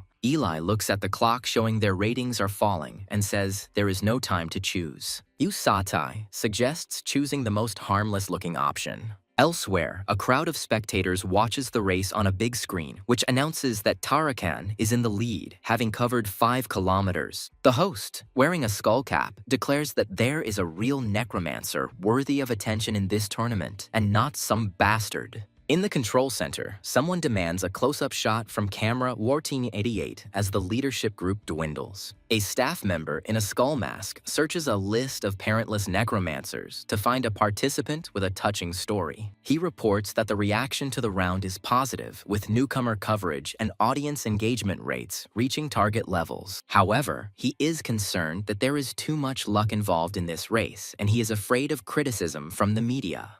His boss in the hat asks him if he really thinks he achieved his position solely through his own efforts. The employee replies that he has always done everything in his power and therefore believes that he deserved to be here. The boss says that this is true and that is why he put him next to him, but he himself is different. He states that the most important factor that allowed him to end up here was simple luck. The employee objects that he worked harder than everyone else, but the boss replies that thanks to luck, he has not yet contracted a fatal disease. He was lucky to be born in an era when his talent was in demand and to meet people at the right time and in the right place who recognized him. He was lucky to have parents who helped him grow up, and that's the main reason he ended up here. The boss clenches his fist and says that he still wants to see a man possessed by desperate determination. According to him, such a lofty human aspiration is capable of overcoming it. He believes that this battle will be a stage for great men who are capable of bringing down those who have risen to the top only by luck.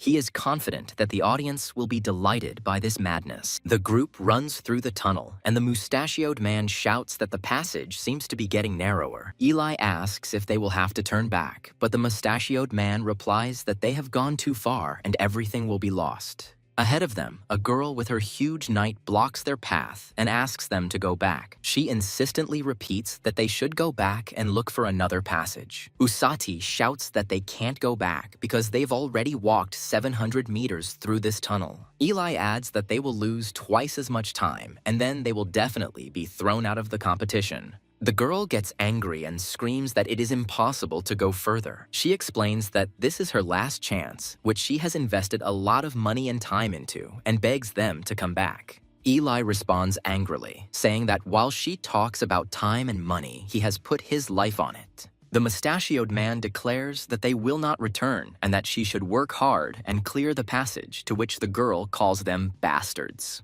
The girl reminds them of the rule of the game, which states that they cannot intentionally harm a necromancer with the help of a knight. Her knight transforms, and she adds that this rule does not apply to fighting between knights themselves. She warns that if they lose their knight now, they will be thrown out of the arena. Suddenly, a knight with white hair appears and blocks the attack. The girl screams in shock that this can't be, and Eli says that her words are more about herself. He sees one of the participants being teleported out of the arena and realizes that the eliminated ones are being sent away from the same place. The masked character is concerned about the knight's condition, who reports that his steed is injured, but they can move on.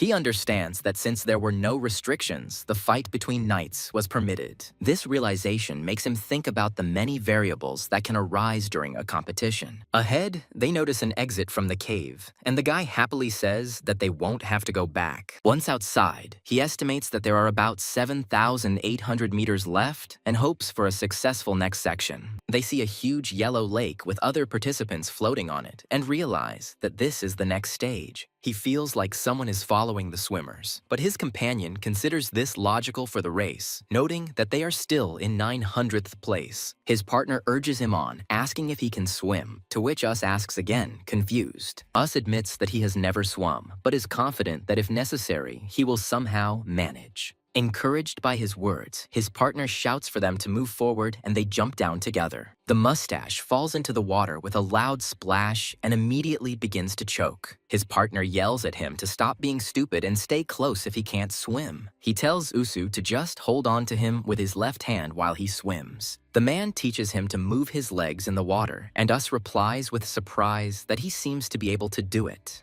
His partner praises him, saying that it is much more effective this way, and asks him to adapt to his movements as much as possible. Us remarks on how warm and cozy the water is, and suddenly realizes that he has never known a mother's embrace. He wonders if that's what it feels like as a skeleton looms behind him.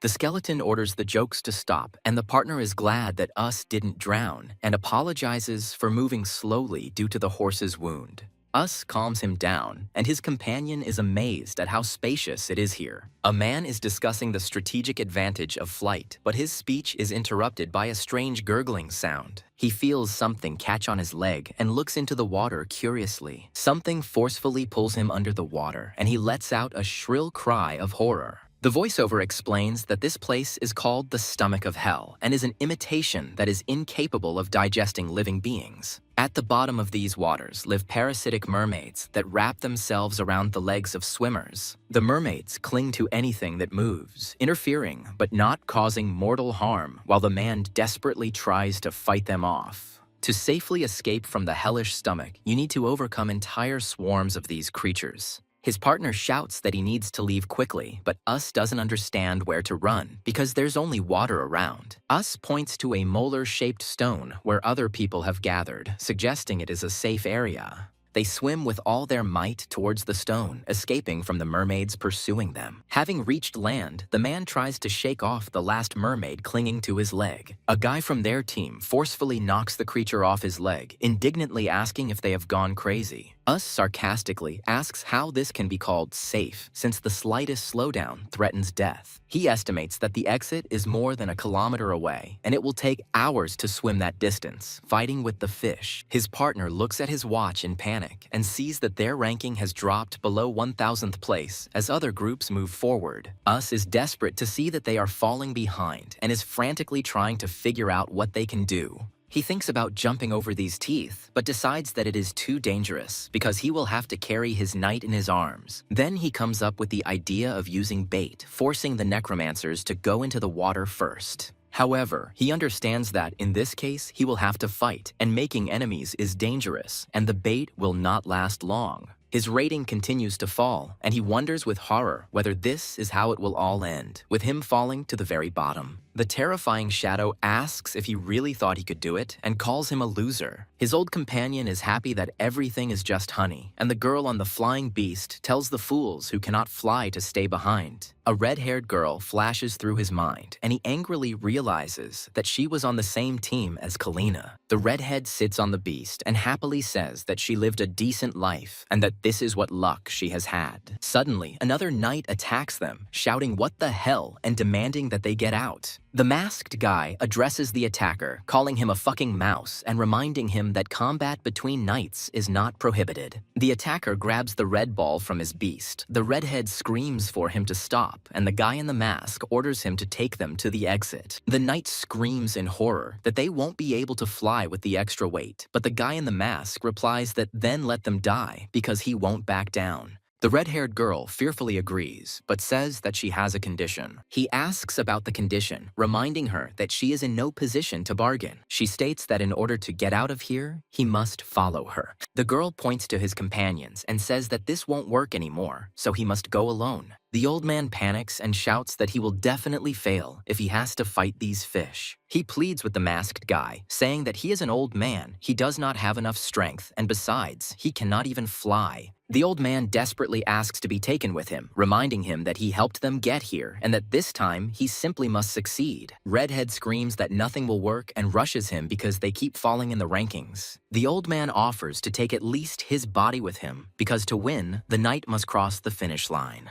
Crying, he begs not to let the 30 years he has wasted go to waste. The masked guy kicks the old man away and yells at the girl to come closer because he's about to jump. Having jumped on the beast, he hears from the girl a question whether he is worried about that old man, since she is helping him at a loss. She tells him not to worry because there is no such thing as comrades here, and in the end, everyone will meet as enemies. He orders her to shut up and fly straight ahead, adding that he is grateful to her only because he himself does not know when she will stab him in the back. The girl calls his words creepy, and he asks where Kalina is, since they were in cahoots. She replies, surprised, that she herself doesn't know, since although they have known each other for a long time, they are not really that close. She explains that they are only dating for profit, and in general, Kalina is a little annoying. He says contemptuously that she simply associates with those who are beneficial to her and runs from one to another just like a bat. She assumes he's still angry about last time, but reminds him that she's helping him now. The girl hugs him and says that now he is with such a sweet girl like her, so there is no need to be too offended. He rudely orders her to stop talking nonsense and look ahead, and she obediently agrees. He looks at his watch and notes that he was able to climb back up the rankings, as flying is the fastest way. The guy notices that there seem to be a lot of necromancers stuck in this area. Suddenly, their beast is grabbed by a purple hand with a tentacle, and the girl screams in horror. The necromancers and their monster are standing below and demanding that they be taken with them because they won't be able to swim and need to fly. The girl notes that this conversation is already familiar to her, and the guy in the mask shouts that the beast can only lift 200 kilograms. One of the necromancers suggests that the guy get off and then everything will be fine, to which he calls them bastards. At this moment, a knight with white hair appears and attacks the necromancer monster with blue flame. The white-haired knight continues to furiously attack the huge creature, dealing it blow after blow. The necromancer is surprised at first, but then grins evilly and prepares to show his power, shouting the name of the lightning palms technique. The necromancer's monster is suddenly grabbed by giant purple hands, which tear it apart. The white-haired knight is entangled in tentacles, but he releases blue energy and strikes back. The man with the mohawk begs for another chance, admitting his guilt before the stone monster. He finds himself trapped in blue energy and screams for a chance, while the masked man advises him to watch who he's messing with first.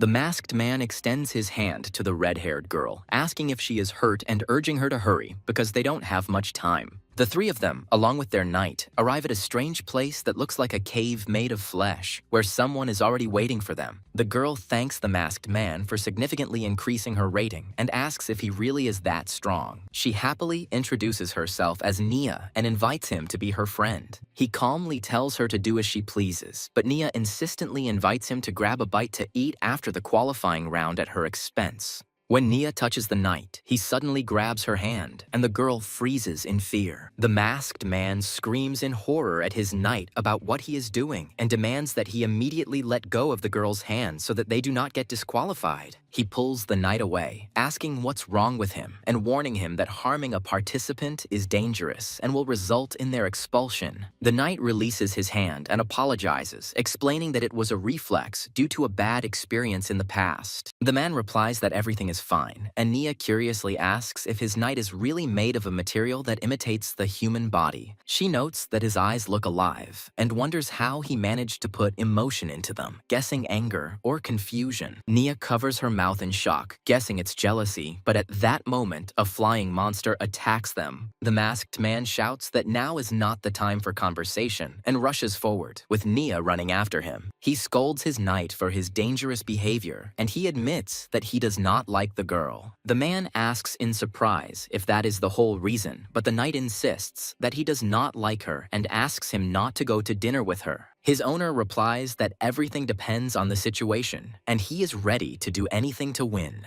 The next challenge is announced, called the Lungs of Hell, where hellish bacteria live among the raging wind. These bacteria will hinder movement, and one of them will immediately crash into the face of one of the participants. The voiceover expresses hope that the participants will safely overcome the stormy wind that is blowing people away. Nia screams that the wind is too strong and she can't hold on any longer. The masked man picks her up and she screams in surprise, not understanding what he is doing. He explains that he will shield her from the wind and she should concentrate on the knight's movements to make it easier to move. Nia agrees that it is much easier this way, but she is worried about him. But he reassures her, saying that she is light and he is used to the stress. He muses that the ability to fly is highly prized here, and they will need help if they encounter similarly challenging terrain. So he decides it would be more profitable to take her with him while there is a need, and Nia blushes in embarrassment. The knight easily fights off the spherical, spiky bacteria flying at them. They reach the end of the tunnel, and the man breathes a sigh of relief, assuming they've made it. Nia thanks him for his help, promising not to forget his kindness, but at the same time hopes that he will not stab her in the back. They look ahead and see a huge structure that looks like many vertical spines. The voice announces the final obstacle, which is called the Spine of Hell. Participants must climb a continuously running vertical spine to reach the exit. In case of a fall, soft Hellcat paw pads are installed below. As long as the participants have the strength to climb, they can try as many times as they want, so they are advised to be persistent. Nia excitedly says that it would be just super if they could fly over this section.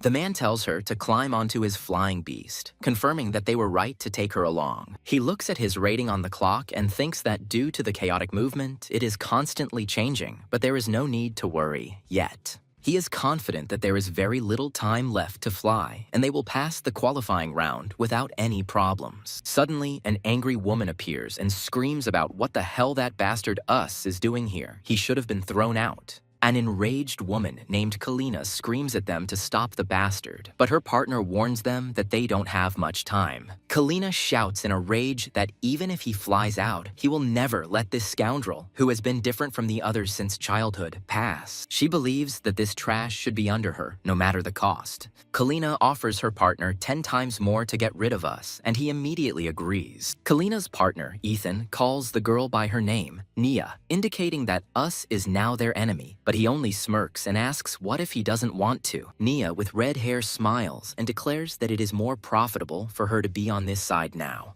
Ethan scolds him, saying that he thought Nia was like a bat, but it doesn't matter because they can't fly fast. He uses a technique that does no damage, but blocks visibility for a range of 800 meters. Suddenly, a knight appears from the darkness and attacks, catching Us off guard. Ethan is shocked because he does not understand how the enemy can see and control his knight in complete darkness. He admits that the enemy managed to dodge once. However, they are located hundreds of meters above the ground, and it will not be easy to deal with several opponents alone. Ethan orders Kaisha to attack while he covers from behind, but he snaps back that he shouldn't be ordered. Kaisha, the masked man, reflects that even though he joined them for the money, he is the strongest among them. He feels that the enemy is not an easy one, but there were several weak points in his recent attack. Kaisha decides to take advantage of this and rushes into attack. The Whisker Knight dodges the blow and strikes back, surrounded by a flash of energy. The knight's powerful blow pierces the monster that Kaisha was riding. However, the enemy knight begins to crumble into pieces, and Kaisha is perplexed because he has not done anything yet. Us explains that his knight Eleanor can move on her own, so the interference doesn't affect her, but she's already used jump 3 times. He adds that from now on, Eleanor's leg could explode, so she needs to be careful. Kalina is angry that this bastard was just showing off and didn't help in any way, and orders Adu to assess the situation and join her. A masked girl named Adu quickly attacks a purple monster. She moves with incredible speed, delivering multiple blows. Ethan screams in horror that the enemy has an overwhelming advantage and they are losing by a huge margin. He understands that in a fight, the enemy is several steps ahead and suggests surrendering in order not to be eliminated from the competition. Kalina screams in rage that this can't be and refuses to believe that this bastard is better than her. She screams that she is a person superior to everyone and remembers her father's words. In the memories, the father shows little Kalina people living in the garbage and asks if they look like them. He explains that they are different because all people have levels in their blood that are given from birth and never change. Her father tells her that their blood rank is above all others and encourages her to live with pride in her superiority. From birth, Kalina was taught how excellent her bloodline was, and it became her greatest pride. It was this feeling of superiority that became the basis of her contempt for other people. However, at some point, her father's successful business began to fade, and the number of bathrooms in their house was reduced from 32 to 16. Then their number decreased from 16 to 6, and Kalina gradually began to feel anxious. Doubts began to overwhelm her, and she began to wonder if she really was a person superior to others. She realized that her father, whom she considered a superior being, actually came from the very lower class that she had always despised. She yelled at her father, accusing him of lying because he himself turned out to be the same pathetic person from whom he told her to be different.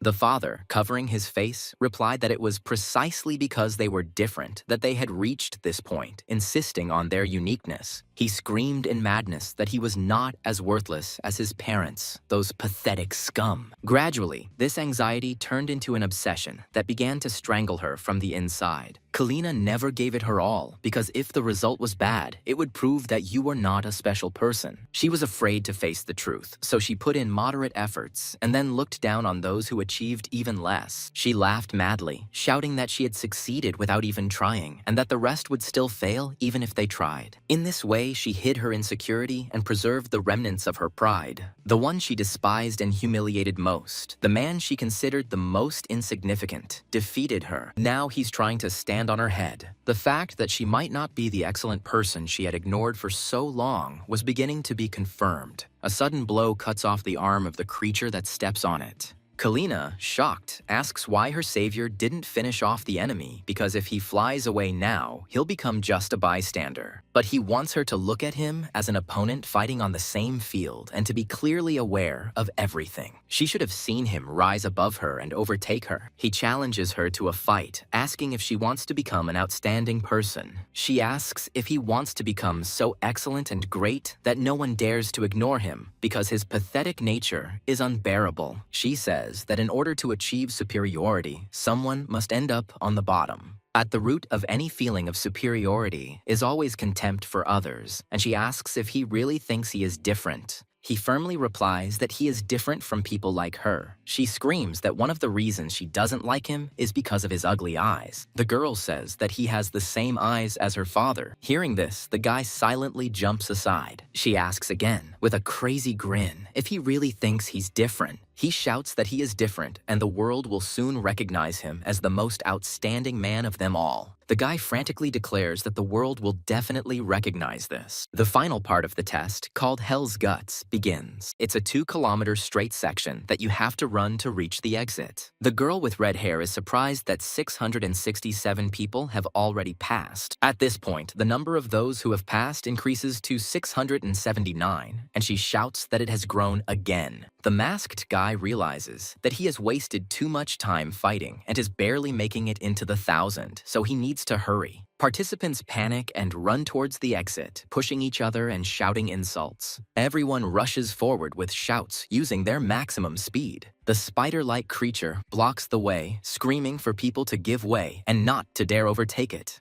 The protagonist gets caught in a web and screams in rage that he will finish off this fucking bastard. The red-haired girl also gets stuck and is indignant about why these idiots have such stupid rules that allow them to harm each other. A participant riding a spider orders the pathetic bugs not to block his path. Suddenly, a huge black cat appears and scares the impudent fellow with a loud meow. The masked guy recognizes the cat and asks Era how many Hell Knights he's eaten so far. He begs Era to pull him out of the web. The cat runs past, and the number of those who passed increases to 785 people. The girl asks him to free her too, but he replies that he doesn't have time to save her and shouts that they shouldn't abandon him. The number of those who have passed reaches 815, and the guy understands that they will not be able to catch up with the others by ordinary running, so they need to use a jump. The masked man says he's already used the jump 3 times, and now they'll have to rely on luck to get them across the remaining distance. An elderly man with disheveled hair hears from another participant that it's all over and he will no longer catch up with the others. The old man clenches his fist and, not wanting to give up, begins to climb the huge bone staircase to prove his superiority. When the number of those who passed reached 840, the guy warns his companion that if he goes too far, their connection will be broken. He encourages his comrade, saying that as long as he has arms and legs, they will be tied up, and asks him to just trust him and run forward. The number of those who have passed increases to 850, and the creature in the bone mask tenses, preparing for a powerful leap. Enveloped in blue energy, he dashes forward, flying a great distance through the air. The guy asks Eli how he is, and he replies that everything is fine. It worked once, but he needs 2 more of the same jumps. When 874 people had already passed the test, the guy realized that he could no longer see his partner. He asks if they can handle it, relying only on their feelings, and then remembers that they trained together for a long time. The guy confidently says that it's time to move on to the next push and orders Eli to get ready. Eli pushes off the ground again, and a powerful stream of blue energy propels him forward. The number of people who have passed reaches 900, and the girl with red hair sighs in disappointment that it is a failure after so much money was invested. Her companion consoles her, saying that getting to this stage on the first try is already amazing, and next time she will do even better.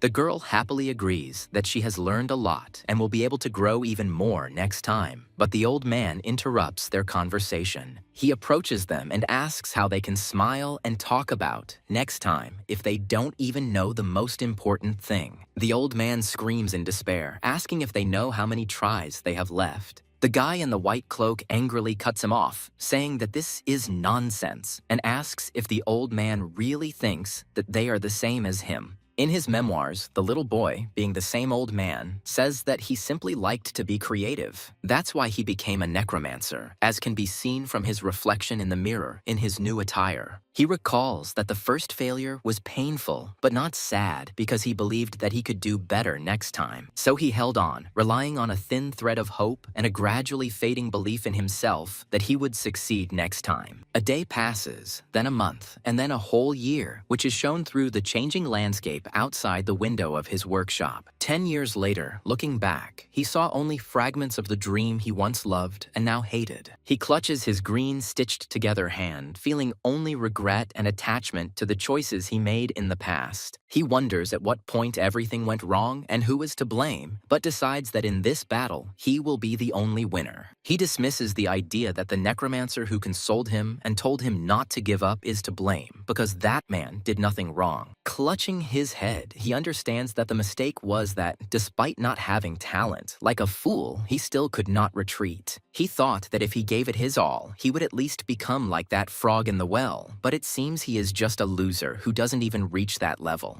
Falling to his knees, he cries out in despair, asking why God gave him such a strong passion, but did not grant him talent. With tears in his eyes, he whispers that he wants to shine at least once. Just once. Just once. He shouts that he would do anything for this. The action returns to the present, where he continues to climb up to prove his superiority. Suddenly, the bone staircase flashes with a red light, and the girl asks in amazement what kind of light it is. At the same time, Eli makes a second successful dash and sees that now the exit is even visible. The masked man senses that the connection has been lost and sees another participant approaching his partner. A black man addresses someone, calling him that same Rawl, and asks with a grin how the winner could have fallen so far behind. The number of those who have passed reaches 983, and Eli decides that he does not have time to worry about the others. He understands that if he fails to make a breakthrough now, death awaits him, and he prepares to tempt fate. He and his mentor, their faces determined, make their final bet, testing their luck in a final push. A powerful blast of red energy shakes the arena, knocking back one of the fighters. The crowd watches the aftermath, as it all happened in the blink of an eye. An unknown fighter showed the world his final move, into which he put his all. The cockroach knight Balak froze as soon as he crossed the finish line, and most of his body turned to dust. From his remains, burning the last sparks of passion, discharges of light continued to pour out. The crowd roared at his annihilation charge, and the world became interested in his story. So Balak, who had previously lost himself in the abyss of pain and fear, was tormented by the thought of the meaninglessness of life. Having completed his annihilating dash, he tasted true glory for the first time since his birth. He achieved greatness for a moment, proving his worth, but it did not bring him satisfaction. The path laid by the cockroach knight turned into hell due to the shockwaves from the unimaginable speed. Almost all the participants lost consciousness, but the judges decided that there was no malicious intent, and Balak moved on. When only 16 contenders remained out of 384, their battle was still going on. In such circumstances, fortitude was decisive, and the first to come to his senses was a fighter named named Us. An ear-splitting ringing echoed in his head, but this pain was weaker than what he had known before. He remembered how, as a child, he was beaten by the neighboring children, who called him a disgusting bastard. That's why he could run even when everything was swimming before his eyes and the picture was shaking. This physical pain was more bearable than the disgusted looks people gave him, so he could run. His legs were unsteady, and he seemed about to fall, but he continued to move. He remembered his father, who blamed others for all his troubles and cursed his life. The father constantly cursed, hating everyone around him, including his own family. The shadow of his father, who always humiliated and insulted him, haunted Us all his life. Because of these memories and the fear of his father, he simply did not dare stop. Meanwhile, Eleanor, left with only one leg, was also preparing to dash. While others were unconscious, she was able to pull ahead despite her injury. However, soon several fighters came to their senses and easily overtook the one-legged Eleanor. When 995 people had passed and there were still 5 left in front of us, the situation became critical. One of the opponents attacked the other, but suddenly a fighter named Yoon intervened in the fight. Thanks to Yoon's help, Woo gets through the qualifying round at number 997. Us didn't understand why Yoon, who was also his rival, decided to help him. Yoon explained that he had fought to create the most beautiful face, and now the battle was over for him. Now he wants to become Usa's very first fan and root for him. He decided this because Us was the first one who, without any prejudice, simply shook his hand. Yoon sincerely told Woo-soo that he was a much more wonderful person than he thought he was. Us couldn't comprehend how the defeated Eun could smile and call him wonderful. He turned away and said that he was not at all the person Eun thought he was, but he would soon see everything. Us vowed to become the best that everyone would be forced to acknowledge and rise to the top where they would not dare despise him. He confidently declared that he would prove to the whole world who he really is. Yoon supported him, asking him to remember that there was always someone nearby who believed in him, and Us promised not to forget. As he left, Us asked Yoon to watch his path to the top carefully. Behind closed doors, a voice congratulated Bolek on reaching the main tournament, praising his magnificent annihilation dash. Bolek stammers an apology to Us for leaving him in trouble, but Us replies that everything is fine.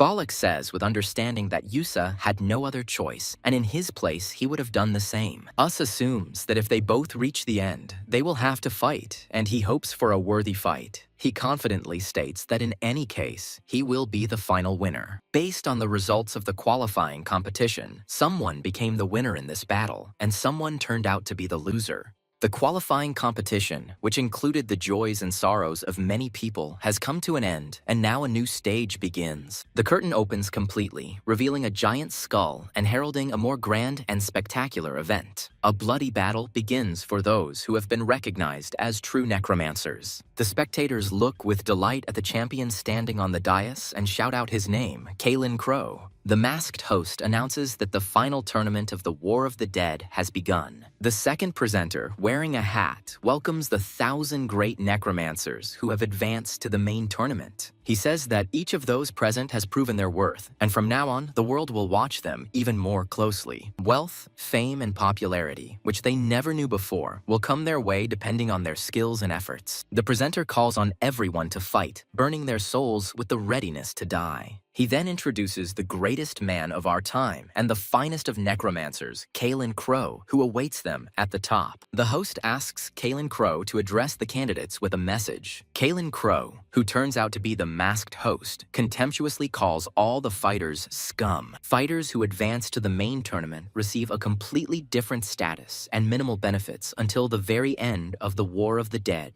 Starting with the current tournament, they can enter into sponsorship contracts with various corporations, receiving support and funding from them. Corporations that sign a contract place their logo on the fighters' capes, and each participant can sign up to 4 contracts. The corporations held a talent fair before the start of the main tournament, where a fierce competition for the best players unfolded. Dozens of corporations took part in the event, but there were also some participants who failed to sign a single contract. The host calls the next participant, Fighter USA, onto the stage. When Us introduces himself, information about him appears on the screens, including his place of birth and a significant drop in his popularity index. One sponsor notes that Us doesn't fit into their brand concept despite praising his craft. Us stops the presenter who is trying to send him away and says that he is not finished yet. He claims that he came only because attendance was mandatory, and he is not interested in such nonsense. Turning his back, Us says that only his own name will be emblazoned on it.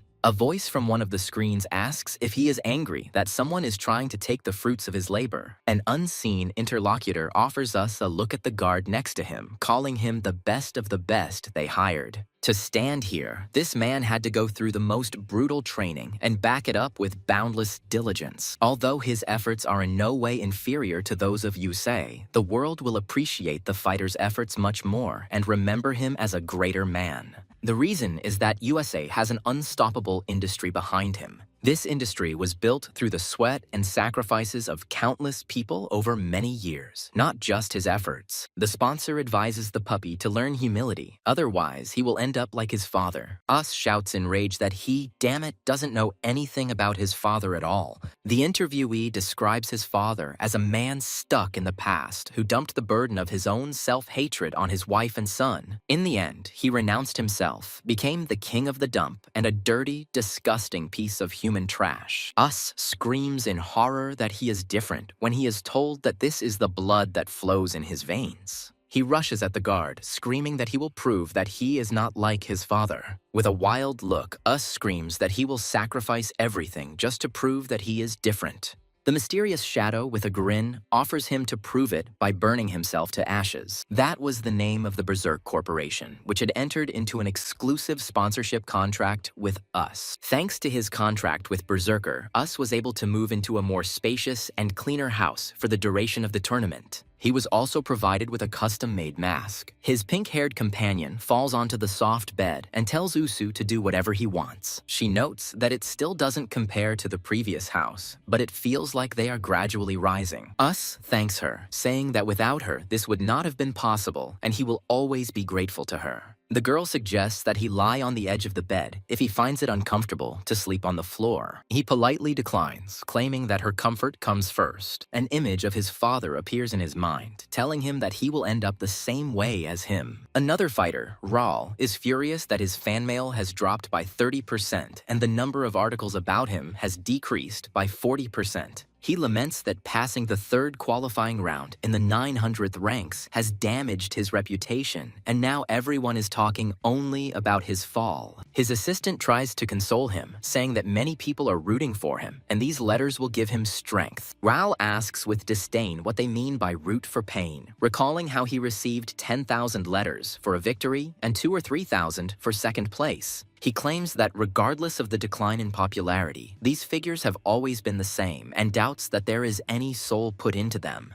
For him, all of this is nothing more than numbers that change depending on how his battle is presented. In despair, he cries out that these numbers constantly tell him how pathetic he is. He decides that defeat is unacceptable this time and asks who his first opponent is in the main tournament. The assistant begins to name his opponent, Mr. Raul. The final begins, which consists of one-on-one fights where the winner is determined by the outcome of one battle. This keeps the tension high and makes fan rivalries the highlight of the tournament. The first round of the final stage is the most important, as about 500 people are eliminated immediately. Since opponents are selected randomly, less experienced participants are given the opportunity to withdraw from the fight once. However, refusal does not guarantee an easier opponent next time, which only prolongs the tense psychological struggle. The assistant informs Raul that his opponent is a participant named Riviana. He asks who it is and learns that she is 23 years old, called Lightning Rivi, and is a diamond rank. The assistant adds that after being eliminated in the qualifying round, she achieved the rank of silver, then gold, and then diamond, maintaining her upward trend. Raul is dismissive of the growth trend, as Diamond's rank is significantly lower than his, and asks about the media's forecasts. According to the forecast, there is a 90.54% chance that he will lose. At the same time, Riviana is shocked to learn that her opponent will be the same impenetrable Raul. Her assistant confirms this, and Riviana says in surprise that he is super famous and has already won. The assistant explains that he has weakened greatly lately and suggests that Riviana refuse the fight since her rank is lower. Riviana hesitates as there is no need to fight a strong opponent from the very beginning. But she still decides to try to fight, thinking that the fans will be interested. The assistant says she knew about her decision and reports that she received letters from fans. She hands her about 30 letters and talks about gifts at the door, which makes Riviana very happy. Sitting at the table, she happily reads a letter from Mrs. Emma, who recently gave birth but will still come to watch her fight. Meanwhile, Ral orders his people to redo everything, demanding that they create the most effective combination based on the data he has accumulated. His assistant asks him worriedly if he is okay, as he has become overly obsessed with numbers when creating his knights. The assistant asks Ral if the impenetrable wall was not the very ideal he sought to prove. Ral turns away and coldly replies that such nonsense doesn't matter because only numbers are important. He claims the numbers never lie, and right now they all tell him he's going down. Sweating from the strain, he adds that they keep whispering to him about it. Meanwhile, in the arena, a huge crowd enthusiastically chants the names of the fighters, Rivi and Ral. A participant named Rivi greets the audience and thanks everyone for coming to watch this fight. She promises to do her best to ensure the audience enjoys the show, and her fans in the crowd shout that the bespectacled ones are the best. Suddenly, someone from the crowd notices Knight Ral and asks in surprise why he is not in wall form. Ral mentally explains that he used all the accumulated data to create the perfect knight in attack and defense. According to the rules, a knight's heart cannot be covered by armor. It must be on the outside to easily determine its location. After analyzing a lot of data, he found that the most stable location for the heart is the top of the head. In addition, to prepare for attacks from above, he created a movable shield arm and increased his defense.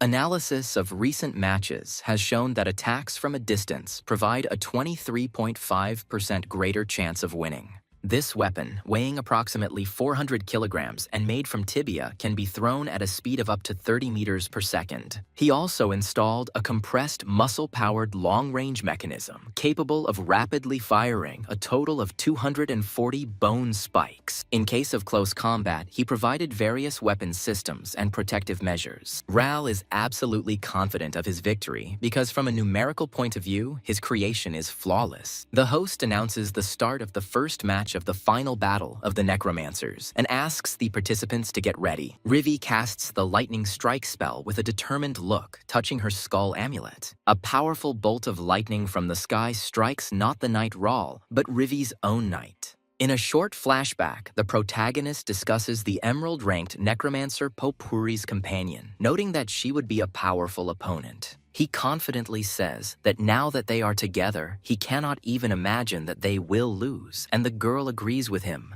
However, one thing worries him, namely the nickname of this necromancer. He says her nickname is Furry Queen Popura, and while he doesn't know the exact meaning, she's said to have a passion for all things furry. The protagonist remembers that Ral is participating in today's match, and he becomes interested in how everything will go. In the arena, Ral watches in shock as lightning envelops his opponent's knight, its light reflecting in his eyes. The words that come to mind are that the strongest thing in this world is the desire to protect something. He remembers that this is what his father, who was a mason and built walls, always said. His father worked the slowest, but very carefully to create the perfect wall. As a child, Ralu thought this was pathetic because his father's slowness meant he earned less than others, and they hardly spent time together. One day, while climbing the fortress wall to repair a small crack, his father fell and died a senseless death. Ral recalls how one day, due to heavy rain, a serious landslide occurred in their village. It was a terrible tragedy during which all the fortress walls collapsed, burying countless people and livestock alive. For several days, their quiet moans and cries could still be heard from underground. However, his family was safe and sound. Only the wall his father had built remained, and it protected them. Thanks to this wall, he and many other people who were behind it were able to survive. Only then did he realize that this wall had been created by his father, a quiet and reserved man. He realized that his father, who loved his family, wanted to protect them with his own hands. Ral's assistant looks at him with understanding, realizing why he is also building walls. Ral sits on a bone throne and says that he also wanted to prove the existence of a wall in this world.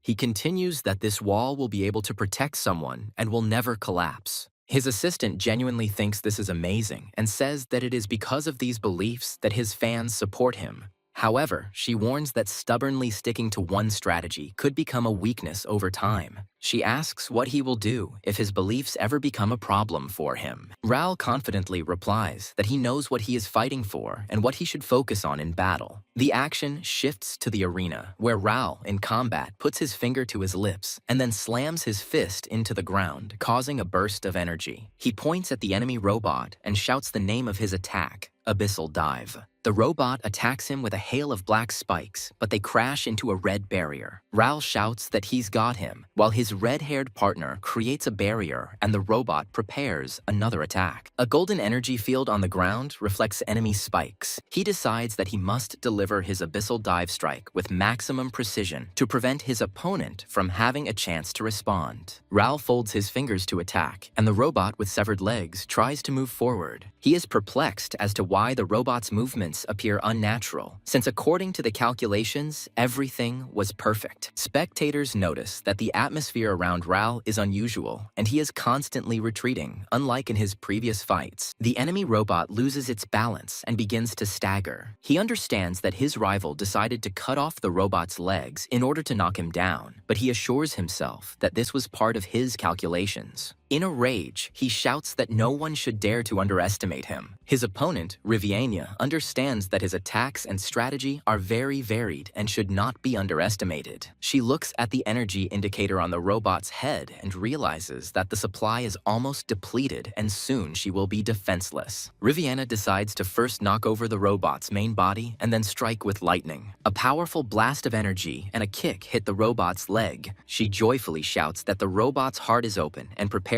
the final blow. Ral yells back that he won't let her win and is about to empty all his remaining ammo. A new, smaller figure emerges from the falling robot and fires a powerful beam of energy. After the fight, Ral leaves with his assistant, shouting that he won. He is outraged that analysts predicted the probability of his loss to be 90.54%. Ral smiles and asks his assistant if their strategy worked and if people admire his transformation. The assistant looks at the report silently, then reports that most viewers think he was losing the entire fight. She adds that the victory was only achieved thanks to Riviana's decisive mistake at the very end. Ral can't believe that no one thinks his victory is deserved, and his assistant confirms this by talking about the difference in the audience's reaction. Analysts say he would have lost if Riviana had not made that mistake. In another room, Riviana is crying and berating herself for the stupid miscalculation she made at the end of the fight. She laments that she could have done much better when Ral approaches her and calls her name. Riviana apologizes for her appearance and thanks him for the good fight from which she learned a lot.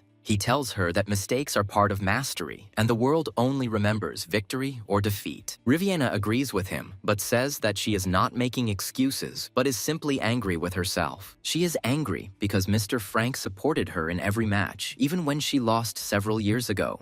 Pregnant Mrs. Nyla and Uncle Kalen, who closed his shop, also came to cheer for her today. She feels bad that she couldn't show all these people her best side. The girl with red hair clenches her fists and cries, saying that this makes her very angry. Mr. Ral, standing nearby, asks why she is so worried about these people, since they are just numbers. She replies that his words mean that the sincerity of those who support her is false. The girl turns to him and asks what he, Mr. Ral, is fighting for. Watching Riviana leave, Ral felt something unusual. He thought that one day she would appear again, becoming a being of such immense power that he could not even imagine. Ral stands next to another woman and firmly decides that sooner or later this will definitely happen. In another location, a blonde woman bursts into a cluttered room and yells at Balak, asking why his house has become even more of a dump. She doesn't understand his condition because he reached the finals for the first time and successfully completed the survival run, attracting attracting attention to himself. Balak admits that since then he has never been able to properly complete the survival run. The girl is surprised and asks if this means he couldn't even try. He explains that there is a problem, and at the moment when it is necessary to start, a feeling of failure arises, overloading the heart. Balak says that when he first successfully snatched the lift, everything went smoothly, but now he is bothered by a subtle but nasty feeling. She tries to argue that this is no reason not to even try, but he interrupts her with a shout that he has finally received recognition.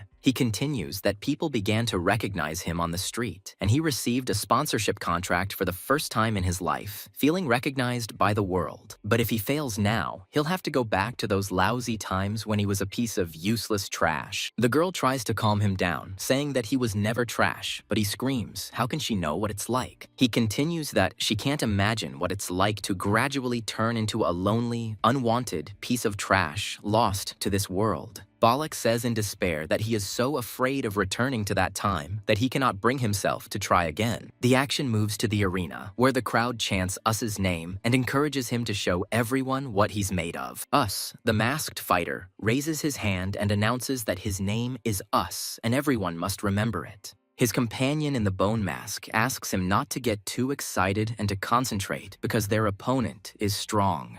Us agrees, noting that Popuri is known as a melee beast class Necromancer, and she comes to the finals with a new strategy every time. His partner asks what the furry queen is so famous for, but begins to stutter when pronouncing her nickname. Popuri herself, an anthropomorphic fox, enters the arena and is enthusiastically welcomed by the crowd as their queen. In the advertising flashback, the voiceover offers a new look to those who don't like their reflection and who love cute, furry animals. The advertisement presents a product that is an offer to them, Furry Potion. The suited salesman assures that this potion has been approved by the Magical Drug Safety Authority. He holds up 5 fingers and claims that the potion's effect lasts for 5 whole hours. The muscular man drinks the potion and begins to painfully transform with a scream. He turns into a teddy bear, and the seller explains that the furry potion ensures a quick and almost painless transformation. The seller promises that you will forget about your usual appearance and become a charming furry. In the present day, a red-haired girl watches this advertisement, in which the announcer warns against misuse. In the arena, Popuri turns to her furry friends and asks if they are ready to have fun with her. She announces the start of the fight she has prepared for her cute little animals. Popuri commands a through strike, and her summoned beast with a bone skull attacks the enemy. Yusa's partner dodges a spiked whip that flies in a straight line and can tear him apart on impact.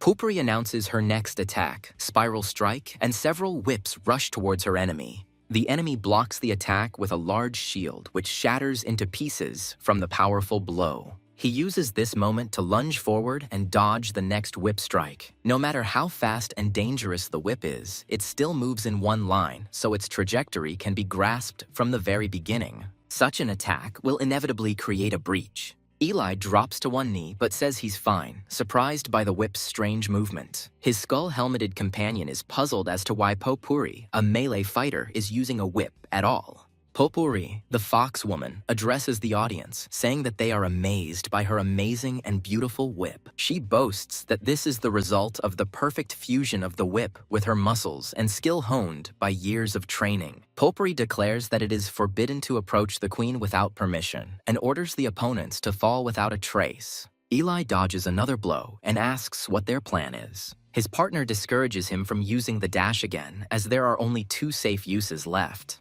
He also rejects the idea of a one-point strike, as the enemy's attack range is unknown and a mistake would result in isolation without an ace up his sleeve. When the whip hits Eli's shield, his partner realizes there is only one option left. This option turns out to be retreat. Eli steps back, thinking that even though they are losing ground, for some reason, the thought of a possible loss does not occur to him.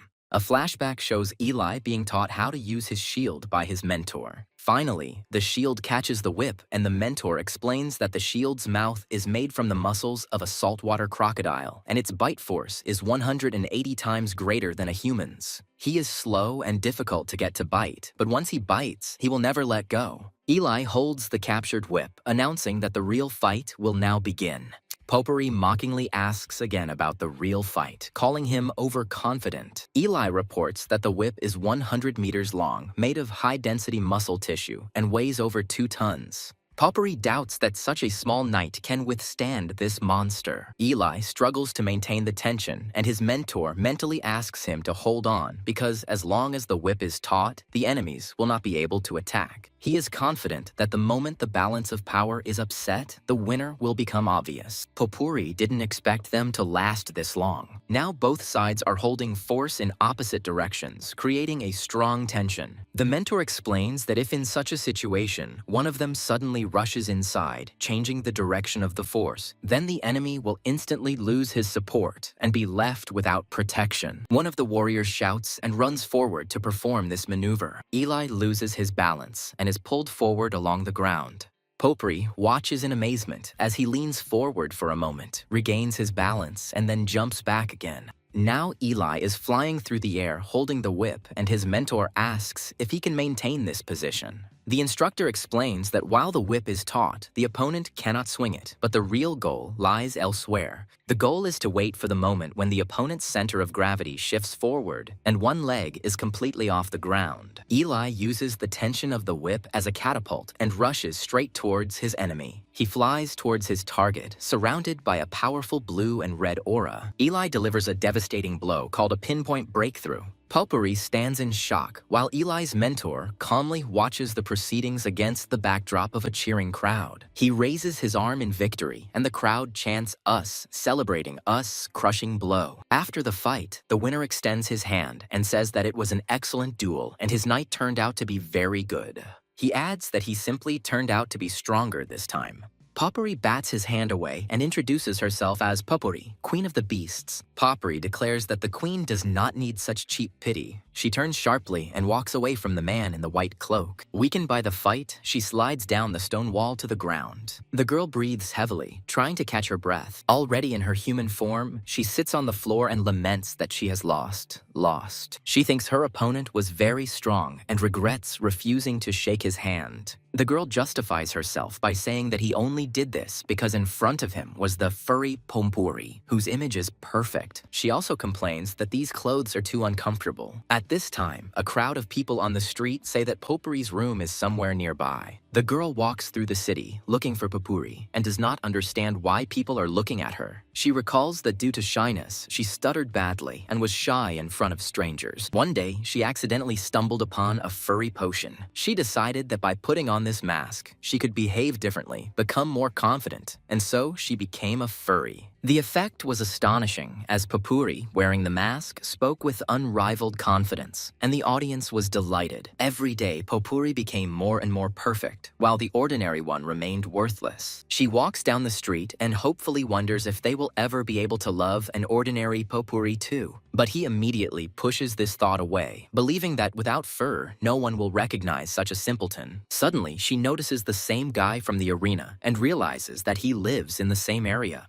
He calls her name, asking if it's Potpourri, and she freezes in surprise. The girl panics and denies that she is Potpourri. The guy explains that when looking at a person, he always looks into the eyes first to predict their actions and emotions. He says it helps him avoid violence and other filth. He confidently states that her eyes definitely belong to Potpourri and asks why she is lying. Potpourri asks him to go to a quiet place so that no one can hear their conversation. In the alley, he says that he now understands everything, and she asks if it's strange that she was often teased because of her character. She believes that even if she gets scolded, keeping this secret for the sake of those who love the fluffy Potpourri is cool. The guy replies that she is trying to become better, and everyone who tries deserves respect. He adds that in his personal opinion, she looks cute both with and without fur. She is shocked by his words, and he says that this is his subjective opinion, but he supports her efforts. Potpourri asks sheepishly if she really seems cute even in human form. Later, she comes to his house and admires what a beautiful house he has, which is also close to her own. Inside, she is surprised at how neatly everything is folded, and the knight standing next to the guy, asks what is going on here. The boy explains to his knight that it is Popuri, that crazy fox, but he doesn't believe her because of her different appearance. Popuri recognizes his knight in the armor and admires how precisely and qualitatively it is made. She looks at the knight's fist with interest, but the guy interrupts her, saying that this is enough. He explains that these are the Necromancer's personal secrets and asks her to leave, as he has already allowed her to look around the house. The girl apologizes and thanks for allowing her to look around the house. She says she caught a glimpse of the weapon's blueprints and has a few ideas. Popuri asks if she can come next time and help with the design, but he refuses. After she leaves, another person reproaches the guy for inviting someone, knowing about their situation. Eleanor kicks the rock in rage, screaming about how everything is driving her crazy. The next day, Popuri comes to them and offers to try the famous skull-shaped buns. The guy is surprised, but takes the treat and starts eating, saying that it wasn't worth buying anything. He admits that it tastes good, and Popuri hopefully asks if it's true, while the skeleton watches them. Later, the boy and Popuri work on the designs together, discussing that the main problem with the exoskeleton is its weight. Popuri suggests making the inside in the form of a lattice, but the guy doubts that this will work. She says she feels very awkward and asks permission to change for a moment. Popuri transforms into an anthropomorphic fox and breathes a sigh of relief, saying that it has become easier now. In her true form, she explains that the lattice structure is vulnerable to stress concentration and fatigue.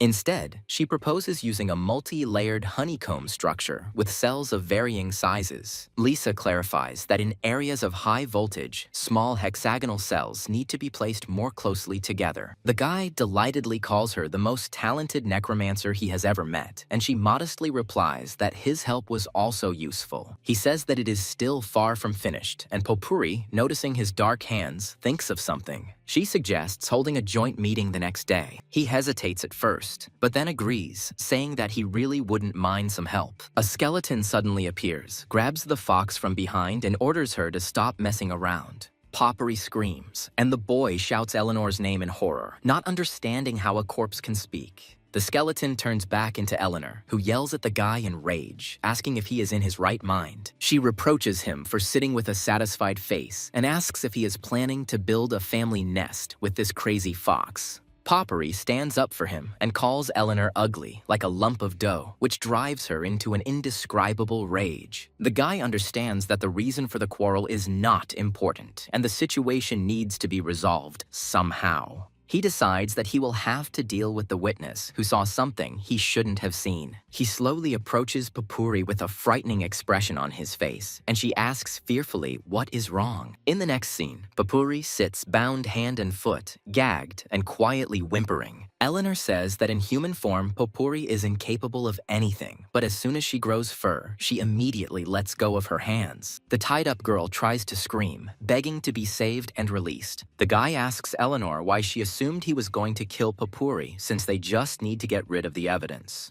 He explains that killing is too risky, and that it is worth trying to resolve everything through dialogue first. He kneels down in front of Popuri and promises to remove the gag so he can explain in detail what happened to them. The guy strictly warns her not to scream under any circumstances and asks if she understands. As soon as she is released, Popuri immediately begins to scream loudly and call for help. He tries to shut her up, and Eleanor screams from behind that she told him to just bury her. After Popuri is calmed down, the boy explains that the corpse came back to life with its memories intact, and this secret must not be revealed. The girl replies that she feels a little uncomfortable, but after listening to their story, she understands that such measures are completely understandable. He adds that if the information leaks, he will not be able to participate in the competition, and the battle of the necromancers may cease.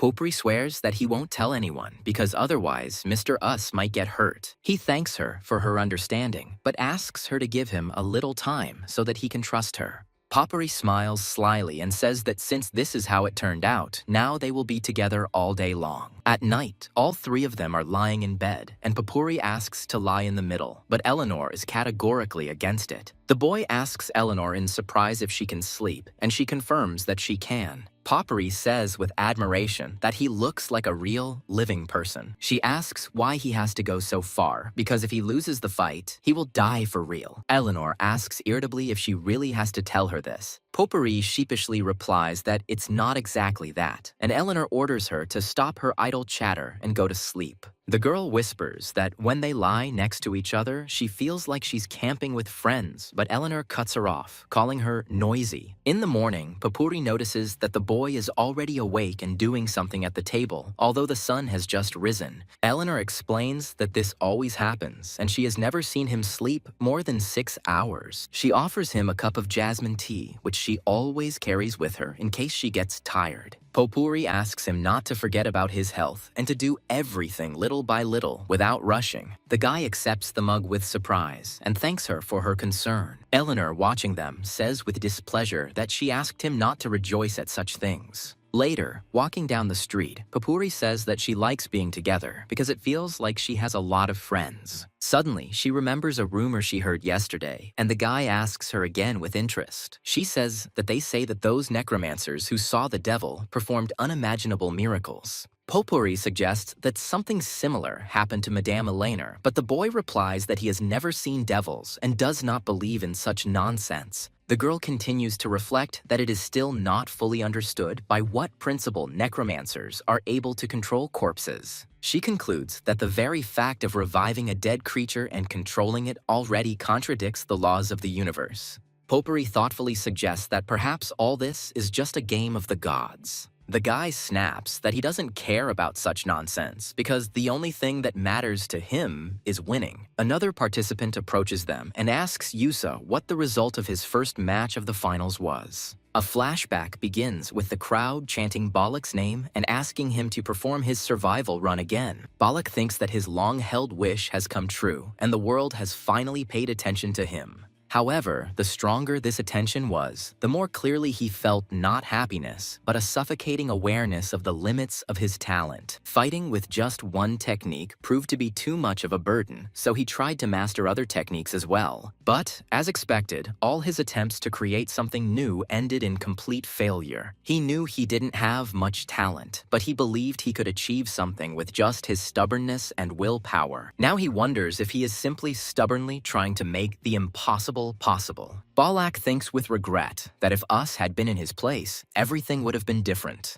The more he realized that only the survival run made him special, the more he lost the ability to use it. In the present day, the crowd in the stands is once again chanting "Run for survival." He understands that he must demonstrate his run to them, but he is overcome by the fear of failure. Balak despairs as he wonders if he will have to go back to the beginning again if he fails. With a look of horror on his face, he shouts out the name of the move, Survival Run. The narrator says that Reith was a special person. At the age of 6, he first created and subjugated a knight, and after passing his exams, he entered a school for gifted necromancers. At 15, the earliest age allowed, he took part in the Battle of the Necromancers and immediately passed the qualifying round. Thus, he became the youngest participant in the main tournament, receiving the title of Gifted. But in his very first match of the main tournament, he suffered defeat due to one stupid mistake. He, who had never known a single failure before, then heard something unpleasant for the first time. He heard words about how he was so-so and that more was expected of him. These words, heard for the first time in his life, became a curse for him for the rest of his life. In an effort to break free from this curse, he reached the main tournament time after time. But as soon as he stepped onto the main arena, a whisper began to ring in his ears that he was worse than expected. Under the gaze of the crowd, fear gripped him, his pulse quickened, his vision swam, and his hands trembled uncontrollably. All this again and again led to a breakdown of techniques and another failure. He understood that it was enough to overcome this just once. Knowing that he only needed to win once and the curse would be lifted, he challenged again and again. He continued his attempts for 18 years straight, but each time his stage fright only got worse. He convinced himself that this time he had prepared 4 techniques and everything would definitely work out. Hearing whispers that he was worse than expected, he shouted in anger at everyone to shut up. He kept shouting for everyone to shut their mouths. The first match of the final between Reith and Balak was about to begin, and he thought that a victory would help him overcome everything. He desperately hoped to win this time because the match was about to start. His opponent, a creature with a skull for a head, rushed to attack. He began to feel sick from intense excitement right there in the arena. His opponent, Balak, was also nervous and struggled to pronounce the spell that summoned the giant beetle. It turned out that his opponent was also sick with fear. The summoned beetle immediately attacked the skull creature. Wreath tried to force himself to move, telling himself to come to his senses. Meanwhile, the creatures they had summoned simply froze, clinging to each other. Balak, too, could not move from the tension, but he understood that he could not lose. He couldn't afford to fall down again. The spectators looked at what was happening in bewilderment, calling it a pathetic fight. The match was so ridiculous that the spectators could only grin wryly. Those who came to watch the fight were disappointed, and whistles and jeers could be heard from all sides. Two spectators decided it was a waste of money, but one of them said nothing. He said that this was the first time in his life he had seen such a desperate fight. Wreath begged his opponent on his knees to just lose to him once. In response to the pleas for rescue, Balak shouted that he also needed rescue. He asked for mercy, an old man who simply had nowhere else to run. Both fighters tearfully begged each other for mercy. After some time, the interlocutor asked Balak how it all ended. He assumed Balak had lost, judging by the look on his face, but he said no. Balak announced with a heavy sigh that he had won. He explained that he was shaking with fear due to the intense tension, but his opponent was in even worse condition. He still couldn't forget the expression on his face right after the fight ended. His interlocutors did not understand why he was not happy, since he had reached the final for the first time and even won. Balak replied that he was simply lucky and won not because of his skills, but because his opponent's risk was higher. Balak doubts such a stroke of luck will happen again. He understands that if he cannot repeat that breakthrough, then defeat will be inevitable. Us calmly suggests that he act. He asks Balak why he is trembling with fear since he has already achieved success once. Balak looks at him and admits that he envies such confidence. The girl asks who the man is, and Us replies that his name is Balak, and he has made it to the finals for the first time in 30 years. Us adds that people learned about him through the survival run, and it would be great to see his impressive technique again. The red-haired girl notices that Us is always so honest and doesn't seem to envy others at all. Us explains that envy does him more harm than good. He firmly declares that he will definitely win this battle, become the best, and will do everything for this. The girl in the helmet asks Yusa about his ideal type, but the redhead tells her not to talk nonsense. A messenger in a skull mask knocks on the door to deliver to Whiskers a notice about the second round of the final tournament. Us is surprised at how quickly time has passed and is shocked to read the name of his next opponent, Belladere. The girl with white hair tries to remember where she could have heard this name. Us screams, realizing that this is the Raven they met in the qualifying round. The white-haired girl contemptuously calls him a weakling and thinks that this fight will be easy. Us says they don't have any new weapons yet and will probably have to use the old shield again. The red-haired girl believes that the chance of meeting the same opponent again is minimal. It is almost impossible. However, she continues to ponder because the name Belladere seems familiar to her. Meanwhile, Belladere is in his room thinking about Yusa, the guy he already fought. He admits that the enemy was indeed strong and would probably be difficult to defeat. He's afraid that if he loses now, he'll end up at rock bottom again. In the arena, the crowd enthusiastically chants Usa's name. Two girls in the stands are discussing Yusei, calling him a painfully fragile, handsome man with a dangerous aura. The red-haired girl shyly protests that he is gentle and caring, but is interrupted by a shout pointing towards the arena. The champion, Callan Crow, appears in the stands. The spectators are puzzled as to what the champion is doing there and assume that she has come to see USA. Us also notices her and wonders why she is here. He argues that participants often watch matches for analysis or psychological pressure. Although his fame has grown, he does not consider himself so important that the champion himself is afraid of him. Us sees that champion Callan Crow is not paying any attention to him at all. He is surprised to realize that she came to look not at him, but at Belladere. Us can't understand the reason, because in the last battle, Belladere didn't stand out in any way. The red-haired girl in the stands thoughtfully says the names champion champion Colin Crow and Belladere. Suddenly it dawns on her and she asks in horror if those rumors are true. The judge confirms the readiness of both participants for the fight. He announces the start of the second match of the final stage. Suddenly, another masked participant jumps into the arena. Us tells his partner that it is not yet known why the champion is here, but there may be something they don't know. He suggests not to attack for now, but to keep a distance and observe the opponent. Us notices that the creature has noticeably shrunk in size and wonders if it is still fighting in the air. The creature doesn't look particularly strong, so Us is puzzled as to why the champion came to him in particular. Meanwhile, another participant, Belladere, remembers his special technique. He's a promising newcomer necromancer who attracts everyone's attention, and the fist he brings down on his enemies is unstoppable. Belladere admits that his opponent is strong, but after the last fight, he has studied his fighting style and skills well enough. No matter how powerful the enemy's blow, its point of impact is no more than 20 centimeters, and if you dodge, the chance of victory increases. Since reducing volume directly increases evasion, he kept the size of his creature to a minimum, making it as compact as possible. The creature's structure was based on the hummingbird's shoulder joint and the pelvis and tailbone of a hawk. This allowed him to ensure instant evasive action, a sharp turn, and a rapid start. Having dodged the attack and approached, he will drive his beak in at a pre-calculated angle, which will cause the body to rupture and the head to be thrown forward. The head, constructed from the complex muscles of a woodpecker, vibrates at a frequency of 20 Hz, destroying all internal organs and muscle tissue. It's a technique he's put everything he's got into, and it's called the bone marrow warhead. Belladere is determined to prove his strength, and he must do so.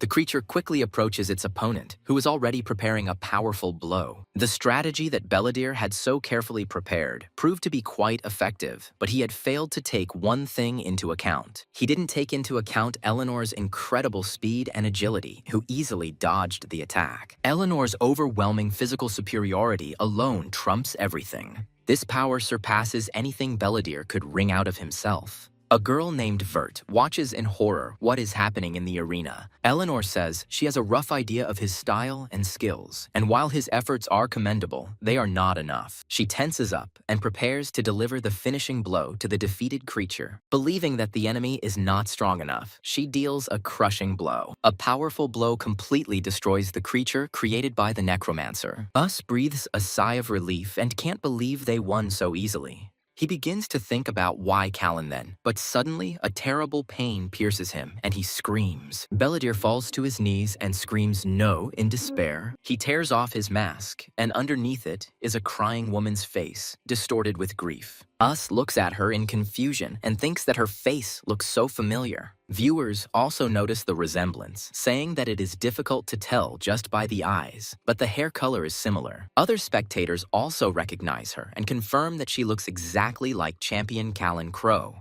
A doctor runs to Belladere, and it dawns on us that the twin sisters both participated in the tournament. In a memoir, their mother says that instead of raising 2 hyena cubs, she would rather raise 1 lion. She addresses the little Callan and Belladere, saying that they both came from her womb. But only the one who turns out to be stronger will she recognize as her child, and only one will be able to bear the name of the Crow family. The winner will also own an heirloom from her father, a symbol of their family. She says that she will give one of the earrings to the one who proves her superiority. This earring, a one-of-a-kind stone, is created by mixing and squeezing drops of blood from family members for generations. Therefore, to possess her means to become her perfect right hand and a true member of their family. The girls watch tensely as their mother clutches the precious relic in her fist. "So prove to me which of you is the more superior person," she tells them at last. The mother says with a sinister smile that sisters are obliged to hate each other. The masked girl, Callan, reports that she did go to see Belladere after all. The mother reproaches her, saying that she arbitrarily disrupted a meeting that she had managed to arrange with difficulty. Colin asks for forgiveness, and a creepy smile appears on his mother's face. She says it's okay, because her ability to act on her mood makes Callan worthy of being a real star. The mother reminds us of the need to always be mindful of the views of others and maintain an impeccable image. She calls Callan the jewel of their family and her perfect other half.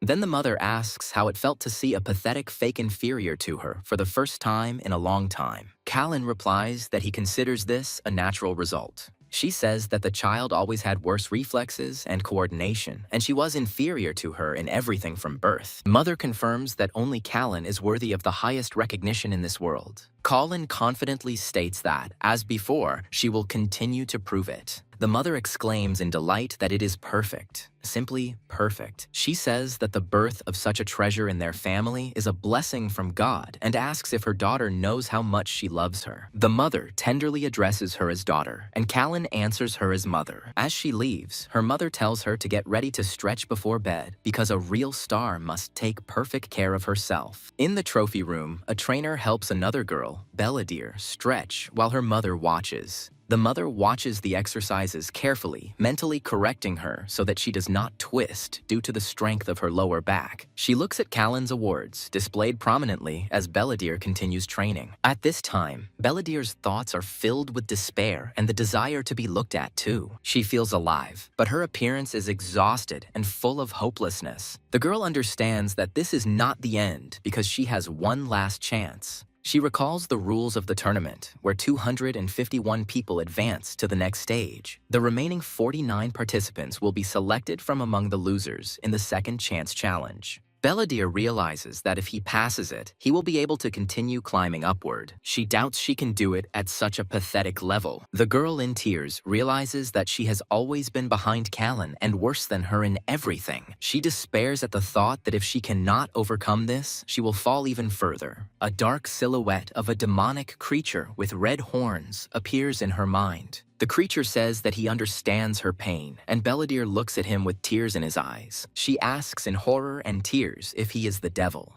The girl assumes that he is going to make her a tempting offer in exchange for her soul. She begs to be given strength, even if she has to burn in hellfire all her life. Belladere screams that she only needs to gain power once and defeat Colleen, even if she is miserable for the rest of her life. The demon replies that he does not want her to suffer, child. But he doesn't want her to be happy either. Belladere asks in confusion what he is. The creature replies that it is an opportunity that has come to it out of love for the limitless potential of man. It is someone who is capable of becoming anyone and doing anything, even kill 1,000,000 people, the creature says, opening its single huge eye. Or save 1,000,000 people, the creature adds, looming over the man. Child? What kind of person do you want to be? It asks, and the man cries in horror. A young man named Us suddenly wakes up in his bed and sees a fox girl sleeping next to him. He asks Papuri in shock what she is doing there, and she, waking up, apologizes for the inconvenience, explaining that she was very warm. The fox girl says he has a high body temperature and bulging muscles, suggesting he was popular with the girls. She continues to ask him if he has had many relationships before. Us replies with surprise that he has never had not only a relationship, but even just friends. Papuri is surprised by his answer and admits that she has the same situation. She invites him to discover what a relationship is together, promising to brew him jasmine tea in the mornings. Us asks in confusion how they learn this, but at that moment someone grabs Papuri by the hair. This is Eleanor, who sternly tells the fox girl that she already warned her not to be cunning.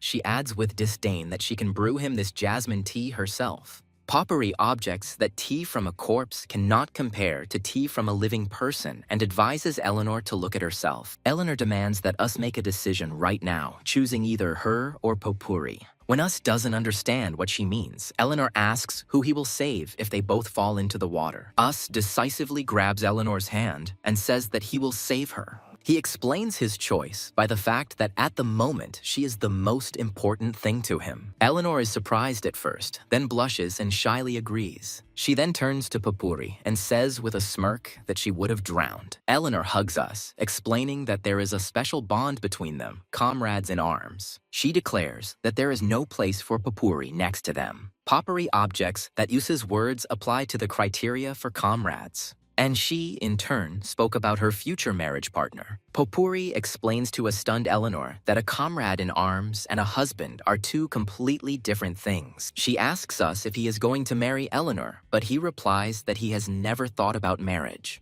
Eleanor yells at Papuri, sarcastically asking if she is planning to marry Us herself. To her surprise, Popuri decisively shouts that yes, she will marry Usa. She explains that Whiskers was the first one to accept her without fur, and he is very kind, albeit absent-minded. She also adds that he always listens to her attentively and tries his best in an amazing way. That's why, she admits sheepishly, she likes us. Eleanor furiously screams at Popuri to stop talking nonsense that she herself doesn't believe. Popuri furiously replies that her words are absolutely sincere. Us, completely confused, asks what they are even talking about. Popuri declares that Eleanor will remain a comrade, and she will become his wife, causing Eleanor to explode into a rant. Then Popuri asks directly if Eleanor likes us as a man. Eleanor blushes, but her answer is interrupted by a knock on the door with information about the tournament for us. Us opens the door and sees another participant who says that they are preparing something for those who have passed the second stage. He takes the red letter and reads with bewilderment that they are in for an autograph session with a handshake. Popuri explains that it is a fan event where participants sign autographs and shake hands. Plus, it's profitable as you can get 15% of ticket sales and gauge the size of your fandom.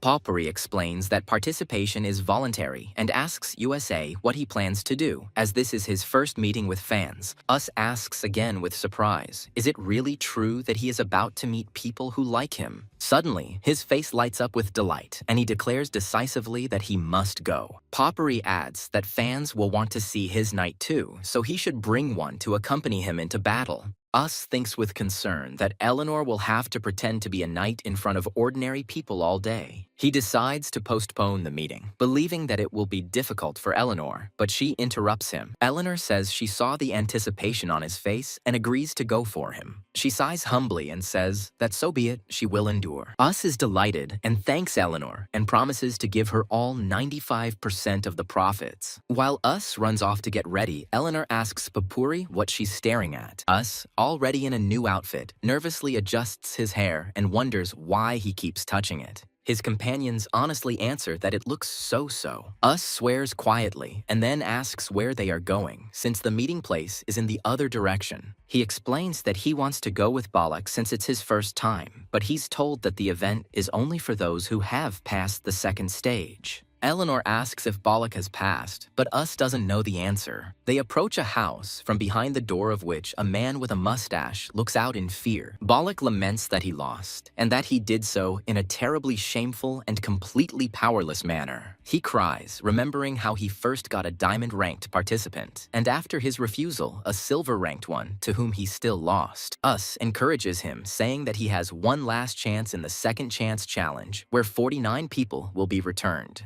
Balak thinks that this time is really the last one, and that with such thoughts he has wasted his previous chances. He realizes with despair that he has wasted 30 years of his life on this. The action moves to a stone building with a sign that says waiting room. As Us approaches the door, his companion asks if he is okay as he looks upset. They announce the start of the autograph session and ask participants to enter. Eleanor advises him to focus on the upcoming event because he was so looking forward to meeting the people he likes for the first time. She asks if he's not curious about how many fans showed up, and Us thoughtfully agrees that she's right. He decides to pull himself together and, saying let's begin, opens the door slightly. Upon entering, Us is surprised that it hasn't started yet, and Popuri explains that there is a lot of preparation to be done, as there are over 100 participants. They inspect a carefully prepared area, where everything is done so that the participants on the sides cannot see each other. Eleanor asks if he's really going to go with that hairstyle, comparing it to planted green onions. Us turns to Popuri and asks if she thinks he looks strange too.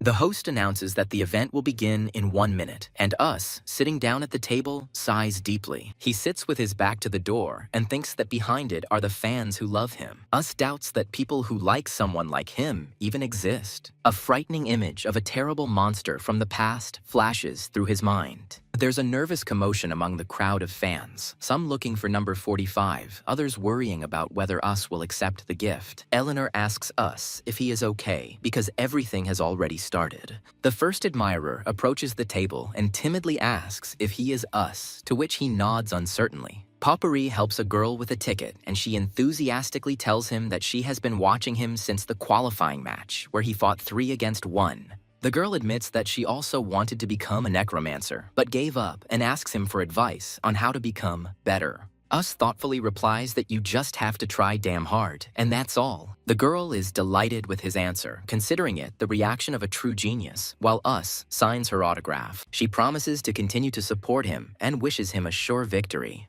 Another fan says that Us reminds him of his younger self, to which he politely thanks. Two women shout enthusiastically that Us is very cute, even cuter than he actually is. They promise to continue to root for him, even finding his signature endearing, and Us only gives a short reply. The next fan objectively states that Us is not what is considered cute or handsome. However, he acknowledges his skill, particularly admiring the quality of the knight's build. He asks if he can examine the knight, citing the right stated in the ticket. Us allows him to look, but asks not to touch it with his hands, and the man thanks him. Up close, the admirer is amazed by the stunning level of detail and how lifelike the knight looks. He reiterates that he does, in any case, acknowledge Us's skill. The man picks up the autograph and tells Usei to make sure to climb all the way to the top. A young man with shining eyes wishes Us good luck and shouts that he is rooting for him. The older man says sadly that they had similar childhoods, and that's why he's rooting for Usei. The crowd of fans chant his name, raising their fists in the air. Popuri reports that no one else is coming for now, and that they can rest a little.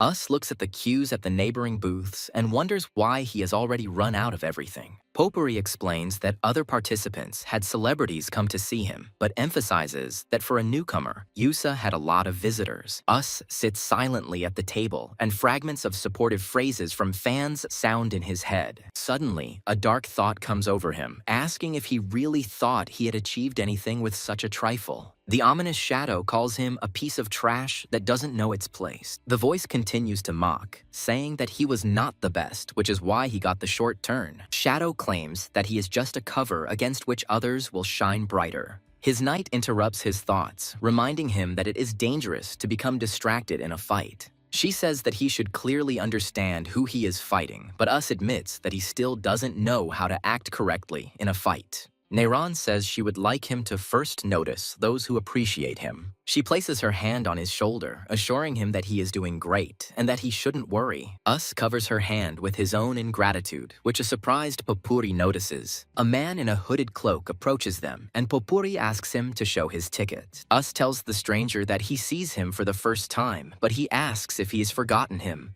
The cloaked figure explains that he has been waiting for this moment for a long time, as it is difficult for an ordinary person to enter the place where necromancers live.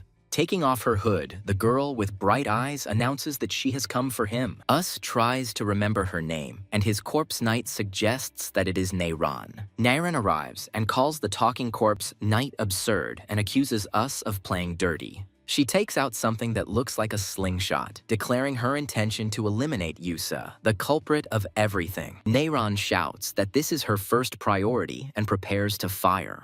A sudden blow knocks her off her feet, and Popuri stands over her body, breathing heavily. Popuri angrily asks how she dared to say such a thing to Usu, holding a bloody book in her hand. Later, a tied-up Neyron, sitting on a chair, screams that although her attempt failed, the world will not turn a blind eye to his atrocities forever. The bound Neyron screams that even if this is her end, someone will surely come and expose his vile nature. Popuri, holding a shovel in his hands, asks if she can bury him in that case. Eleanor says that Popuri has also gone crazy, but Us asks her to stop exaggerating, assuring her that no one will die here. Us turns to Neyron, saying that he understands her worries about Eleanor, but everything is not as she thinks, and he will now explain everything, to which she shouts that this is complete nonsense. Neyron furiously declares that no matter what he says, he will never be able to break her care for Eleanor and her determination. Eleanor quietly asks if this is true, then invites Neyron to see for herself. She detaches her arm and reattaches it, asking Neyron where she has seen someone whose arm falls off and grows back. Neyron, shocked, asks if this means the red thing in her chest is really her heart, and Eleanor suggests she take a closer look. Neyron cries out in embarrassment, saying that they are not at that stage yet, and Eleanor sighs tiredly. Having realized everything, Neyron says that it turns out that Eleanor is now fighting, risking her life. Eleanor explains that during her time as a mercenary, she killed and risked her life for money. Us asks Neyron if she now understands their situation and says that if she truly cares about Eleanor, she should do everything she can. He adds that she must help them win, and he will also fight, even if he has to die, as long as Eleanor is not harmed. Later that night, all four of them are lying in two beds. Popuri is happy that there is one more of them. Us calmly confirms that yes, they were just sleeping. Neyron can't believe that a man, being in the same room with such a beauty, simply slept, but Us doesn't understand what else they were supposed to do. Neyron sighs with relief and thinks that it was only after they came here that she first saw Mrs. Eleanor smile so often. In someone's dream, a crowd is screaming with delight, but a dark monster looms over the sleeper and says that now it is his turn. The dark silhouette of a man says that there is not much time left, and as soon as he wins, everyone will come to look at him.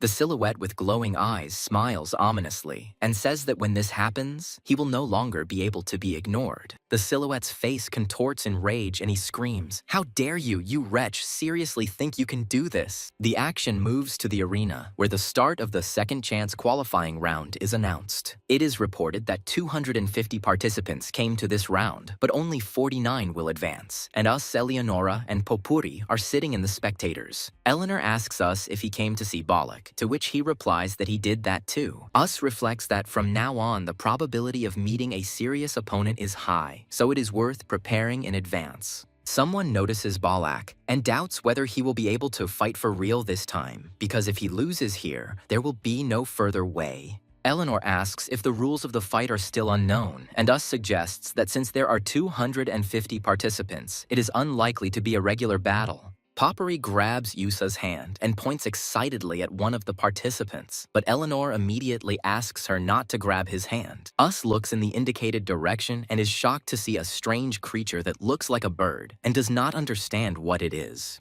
The voice announces that the number of participants eliminated in the second main stage and gathered for the second chance round is... A number lights up on the large board, confirming that there are 250 people participating in the round. The leader in the skull mask says that the number of those who will be able to pass is only 49. He shouts loudly into the microphone that this will be a mass fight without rules. The trio sits in a daze as the host explains that 250 participants will be competing in the arena at the same time. The announcement is made that the fight will begin in a minute, and the participants in the arena are horrified by the news of a full-scale clash. The host calls on everyone to get ready because there are 30 seconds left, and Us and Bollock are tensely awaiting the start. A small red creature with an axe spins rapidly in an attack. The masked, horned contestant confidently declares that he was simply unlucky in the last round and is not one to be eliminated so easily. He looks down, puzzled, as a powerful column of purple energy rises up. The participant screams in horror, not understanding what is happening, and the presenter asks those who have been chosen to come here. A character in a Plague Doctor mask states that he wants everyone to feel it. He wants everyone to feel the pain that has weighed on him all his life. He enjoys the sound of himself trampling everyone around him. He says that by trampling everyone, he climbs higher and higher. He asks his mother to wait for him because he will get to her soon. Another participant named Bollock calls on the others not to get close to the enemy, but then he himself shouts and calls for help. The host informs one of the participants that he is eliminated, but the loser cannot come to terms with this. Bollock is surprised to realize that he won this round. The losing participant continues to shout that he won and insults the organizers. An invisible voice asks Bollock if he is really that scared as he sits alone among the ruins. Bollock compares his life to a tattered book reduced to pathetic trash. He says that in his life, without a single completed page, he was able to create one magnificent one by reaching the end. This page is too precious to him, and he is afraid to turn it over for fear that it will be torn. The woman who appeared tells Bollock that the pages of his life that she saw were not worthless scraps. Bollock considers his life a failure, but the woman counters that life does not judge him. She explains that life simply goes on as usual, and he himself judges her as a torn page. She reminds him that as a child she was the largest among her peers, and he confirms this. The woman admits that she was very ashamed of of this because she was not like everyone else and asks if he remembers his words. As a child, he told her that there was no point in a whale envying a lion because a whale was simply living the life of a whale. He added enthusiastically that the whale has its own special coolness. Balak is surprised that she remembers, and she replies that he was the first person to tell her something like that. She says that she really liked his words, and they made her think about her own path. It was because of this that she was able to become the coolest woman who owned a butcher shop. Balak agrees that she tried harder than anyone else.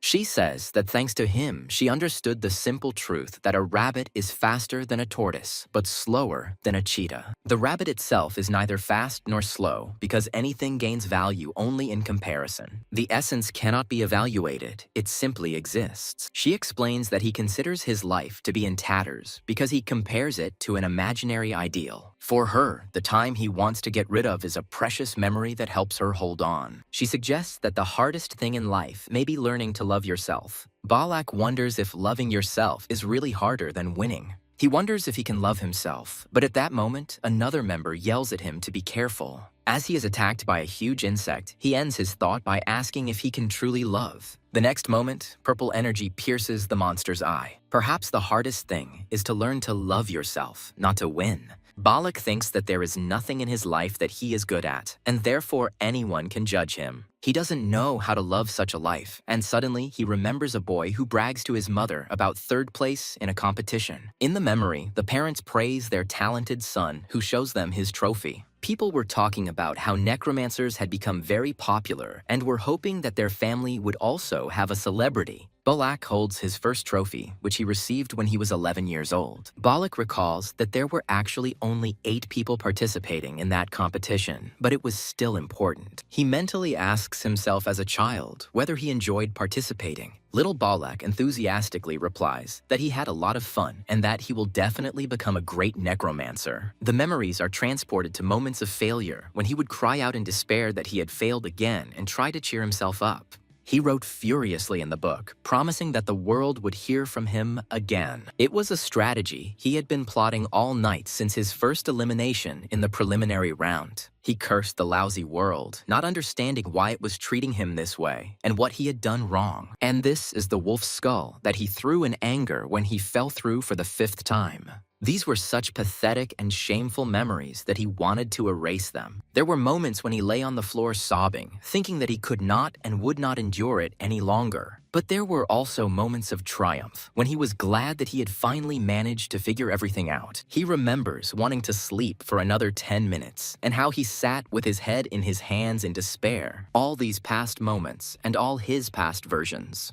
This is him. His past self tells him that he may seem pathetic compared to others, but he lived the best he could. He realized that his path was not a torn page, but a story entirely filled with himself. Now he wonders if he can turn the page and if he can live without regrets. Then, as has been the case up until now, his past selves support him and he decides that everything will be okay. The flashback ends, and in the present time, a red attack flies across the arena. The spectators watch the scene in amazement, and a bright flash is reflected in the eyes of one of them. Belladere screams in rage at how dare he attract more attention and orders his undead to die. Balak's attack easily destroys Belladere's summon, leaving her in silent shock. At that moment, his gaze was directed not to the side, not up, and not even down. At that moment, what filled his gaze was only his own powerful technique, shining with red light. The host announces that the battle is over, the round is completed, and all remaining participants move on.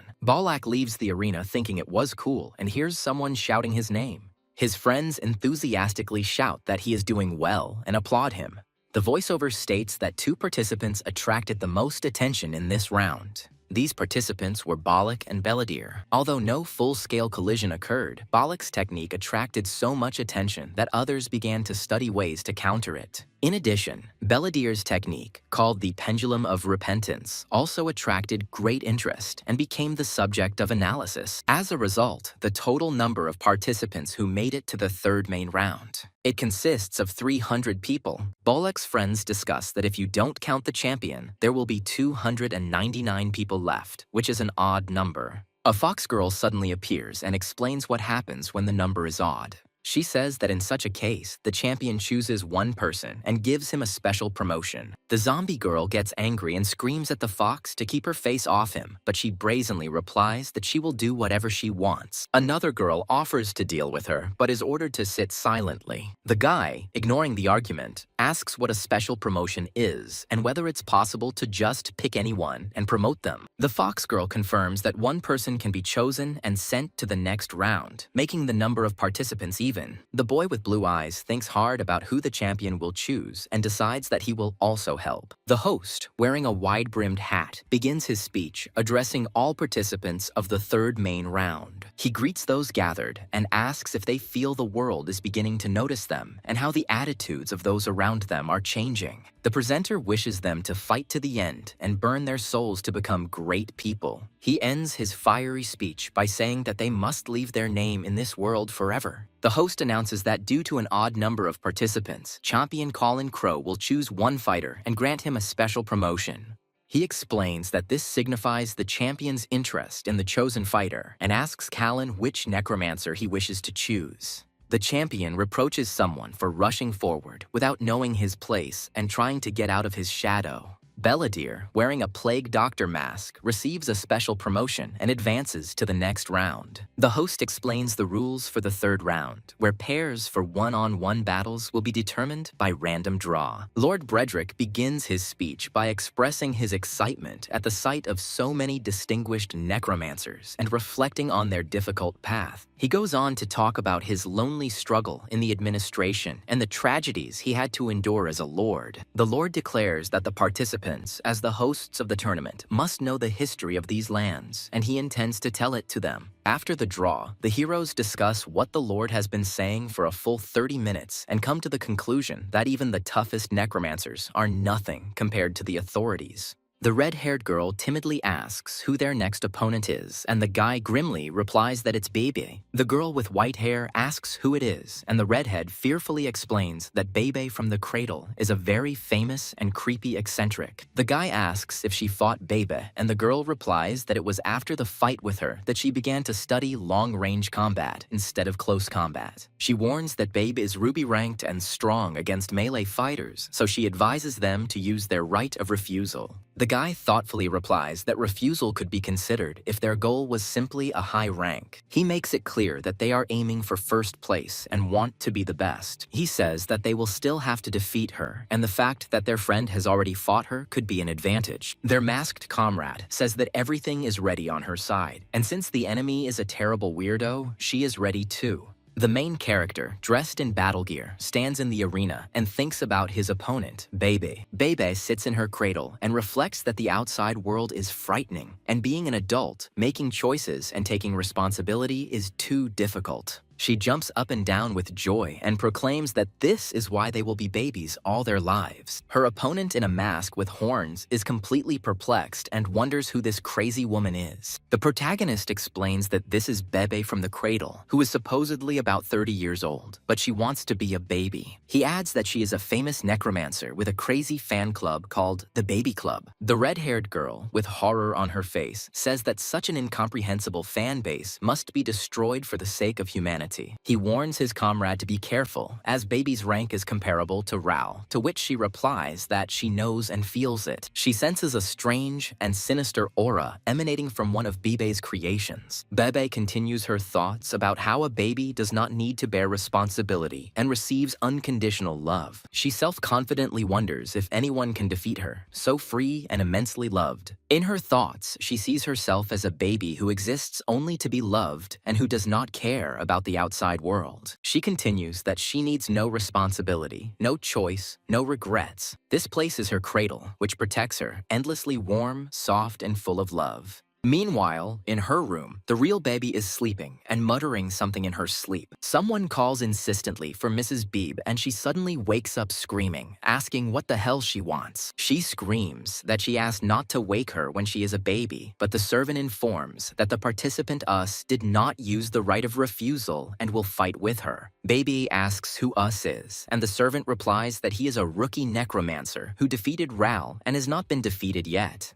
The servant reports to Babe that, according to forecasts from leading agencies, she is leading by a small margin. Baby is surprised that he is a newbie, but his performance is already at such a high level. She falls capriciously onto the bed, screaming that she doesn't care because now she's a baby and doesn't know anything. Meanwhile, the red-haired girl explains to Usu that Baby is a counter-class for close combat fighters. She adds that Baby's defensive tactics negate almost all close-range attacks. In her opinion, the only opportunity to attack is the moment immediately after the start of the fight, before Baby goes on the defensive. He will have only a few seconds to strike. The battle begins, and his summoned creature immediately attacks. Us signals to his creature, counting down the seconds until the strike. The creature delivers a powerful punch straight into Baby's protective barrier. The attack fails, and Us orders his creature to retreat because it cannot reach the target. Retreating, the creature asks in confusion what kind of defensive tactic this is. Us confirms that it does seem that way, and asks the creature what exactly it felt.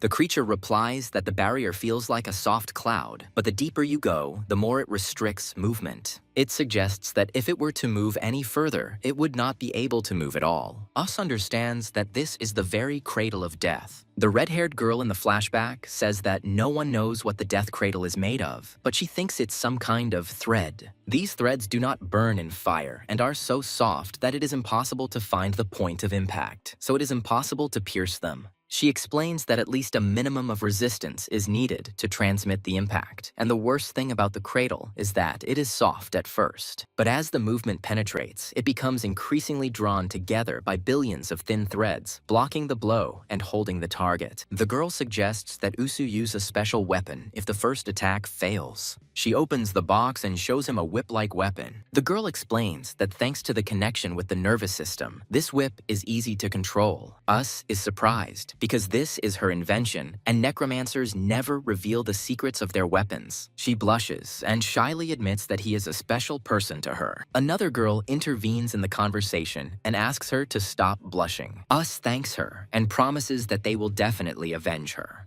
Returning to the present, the creature with a whip in his hand decides that the fox's skill can be relied upon. It rushes into the attack again, shouting that it will try again. After the strike, the creature feels incredible destructive force and decides that it was a good blow. Us orders to continue the attack and gradually break through, and the creature agrees. The whip strikes the cradle, and the creature dodges the counterattack. It continues to dodge the numerous attacks coming from the protective barrier. Us mockingly asks how long she intends to remain a baby in her cozy cradle. He screams for her to disappear along with it, and the creature deals a crushing blow. Inside the cradle, there is another creature that makes baby sounds. The combat creature notices that the enemy is not at all harmed, but then sees something. Taking a closer look, it notices a creepy monster inside the cradle that looks like a baby. The baby monster screams and throws one of the glowing objects at him. The item explodes on impact with a USA creature, dealing damage to it.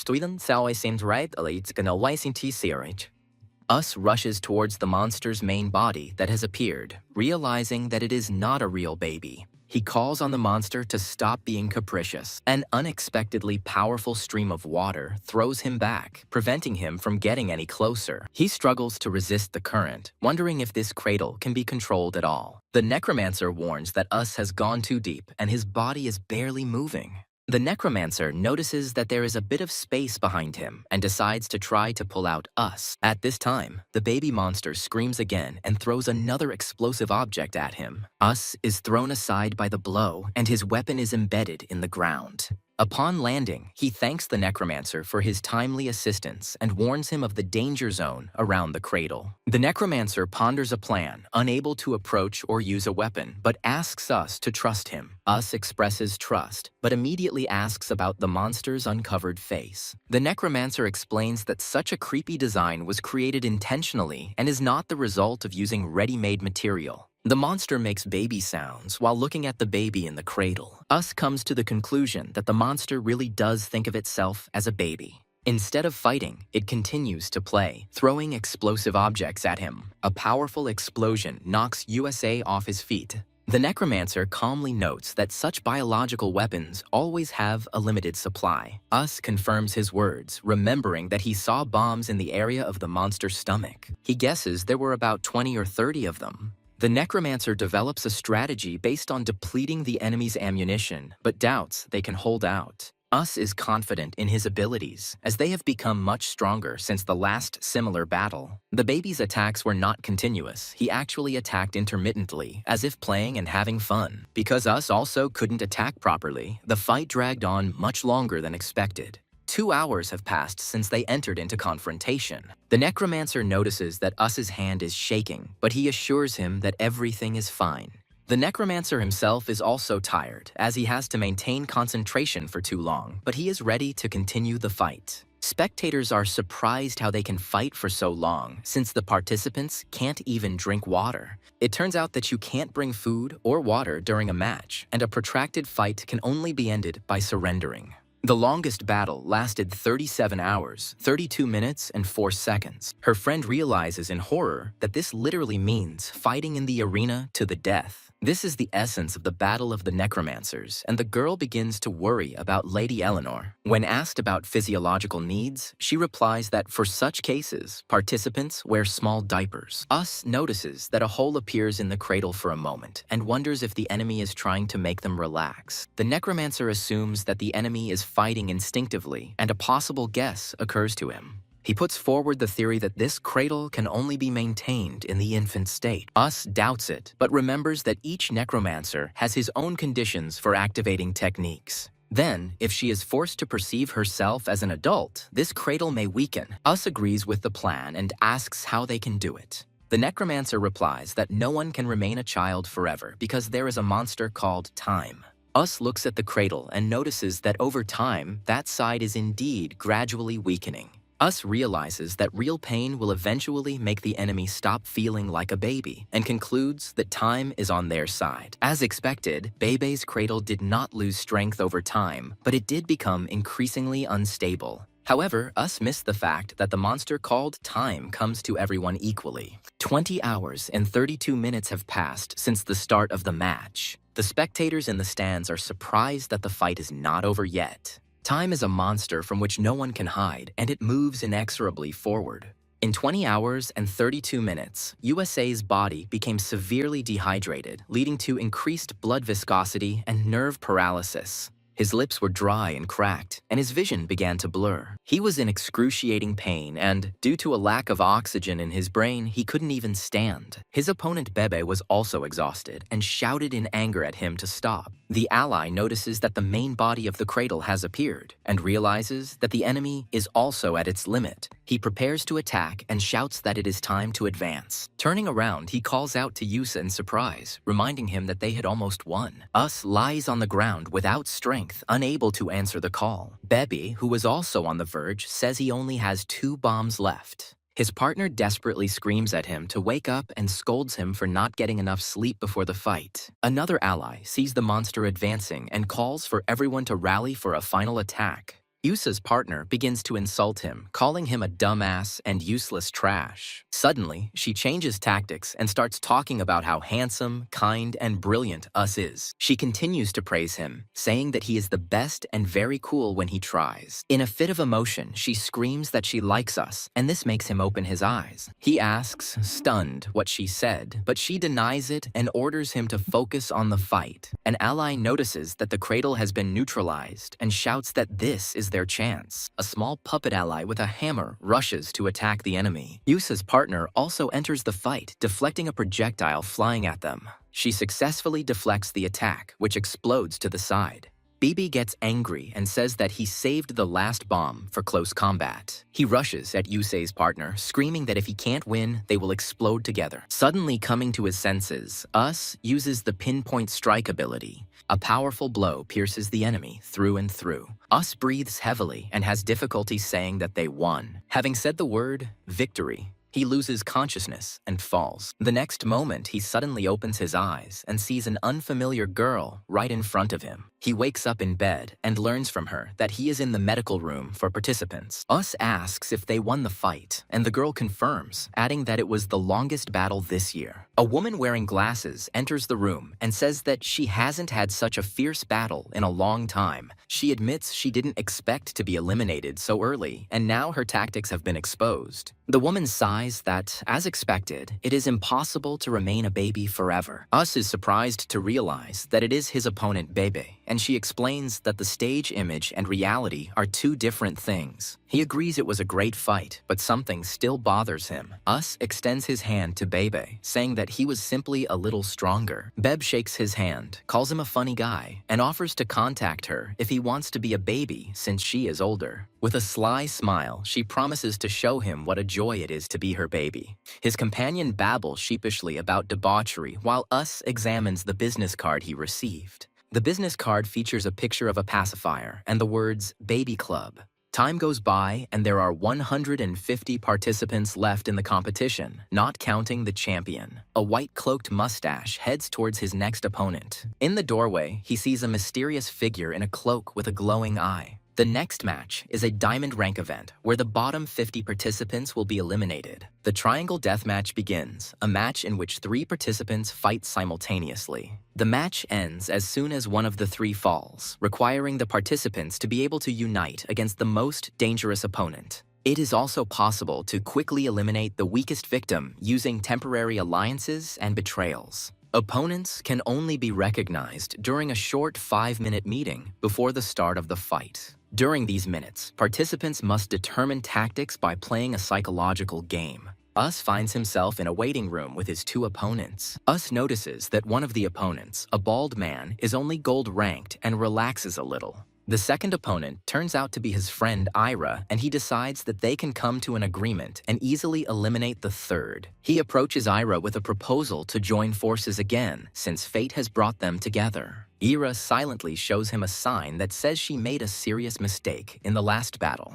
Us is surprised because he thinks she's been doing a great job so far. On the sign, he reads the phrase, "I did not eat your night." She explains that she doesn't know why the cat decided this, but now Whisker is the most serious threat to her plan. So this time, she is determined to absorb him. Us is stunned when Ira lets out a threatening meow. The third opponent, a muscular masked fighter, mistakenly thinks the threat was directed at him. Us confirms that she said so, but he himself does not understand the reason because they had a normal relationship. He assumes that Era wants to absorb him to copy his abilities. Or maybe she just considers him the most serious threat and wants to get rid of him beforehand. His new ally agrees that this is logical, but reminds him that they were once comrades. Us grimly concludes that in this fight, there will be only one winner. The masked fighter asks about the plan, and Us decides that since she challenged them, they need to act. He clenches his fist and says firmly that they will accept this challenge. He explains that Ira's night grows stronger by absorbing others, so it is to their advantage to stop his growth before the end. The host loudly welcomes everyone to the triangle deathmatch. Seeing a bald opponent, the masked fighter assumes that he specializes in close combat, where they will have an advantage. Suddenly, a huge black monster with sharp claws and teeth appears in the arena. The masked fighter realizes in horror that this is the same cat, of whose former form nothing remains. A masked mustache watches the monster and wonders how many nights it has already absorbed. He decides that there is no time to think, and they are still stronger in close combat. Us orders an immediate attack, giving the enemies no time to prepare, and the triangle deathmatch begins. The leader in the skull mask gives the order to attack right now. A warrior with pink hair and a red glove rushes towards the dark creature. She realizes with horror that the monster has become much faster and dodges its attack. The winged creature gathers energy and releases a powerful purple beam from its mouth. Watching the fight, Us is amazed at the destructive power of this monster. His partner in the horned mask says that one blow took off her shield and arm, and another blow like that will be the end for them. She sees that the monster is going on the attack again and suggests counterattacking. The partner is confident that during the attack it will be difficult for the enemy to react, and she will be able to put an end to this battle. Suddenly, the warrior is thrown aside, and her instincts, hardened in countless battles, tell her something important. She realizes that no matter what she does, it is impossible to defeat this creature. Looking at her enemy, she was absolutely sure of it. The dark monster changes shape again, its mouth distorted into a creepy grin. Suddenly, the creature turns into a cute black kitten and starts meowing. Us asks his partner to wait a bit while he thinks of something, announcing a change of plan. The warrior is confused and thinks that this is neither an ordinary knight nor a monster. She feels that it is something dark that dwells in the very depths of the abyss. She suggests they take advantage of the moment while he's relaxed, but Us counters that this time is different. Us asks if she thinks he's relaxed, and she admits that if she gets close to him, she'll definitely die. She clenches her fist and says that she has always trusted his decisions up until now, but in their current state, they cannot win. Us asks if her gut instinct kicked in, and she confirms that it did. Then he suggests avoiding contact with the creature as much as possible and ending the match by hunting the bald one. The warrior takes off, aiming at another enemy. The dark monster reacts instantly, its hand turning into sharp claws. The monster's claws catch up with the warrior at incredible speed and hit her in the face, chipping off a piece of her mask. Us asks if she's okay, and she replies that she was slightly grazed, but that it was the fastest projectile attack she's ever seen. Us thoughtfully says that he doesn't know what it was, but it seems to him that he has seen it somewhere before. He suggests that the monster is a mixture of many different elements and is capable of combining everything it has absorbed. Us realizes with horror that this means he continues to evolve. The monster is once again enveloped in purple lightning, preparing for another attack. The warrior screams that he is attacking again and tenses up to defend herself. A powerful blow sends her flying back, while their true target watches in the distance. She is about to finish this battle with one blow, but suddenly a new opponent in heavy armor lands in front of her. The armored enemy shoots golden beams, and the warrior screams at him to stop running and fight. Us swears because he thought that the bald one was so inconspicuous that it was easy to forget about him. He remembers how the bald man heard that Ira would hunt them, so he is not going to fight, but will only stall for time.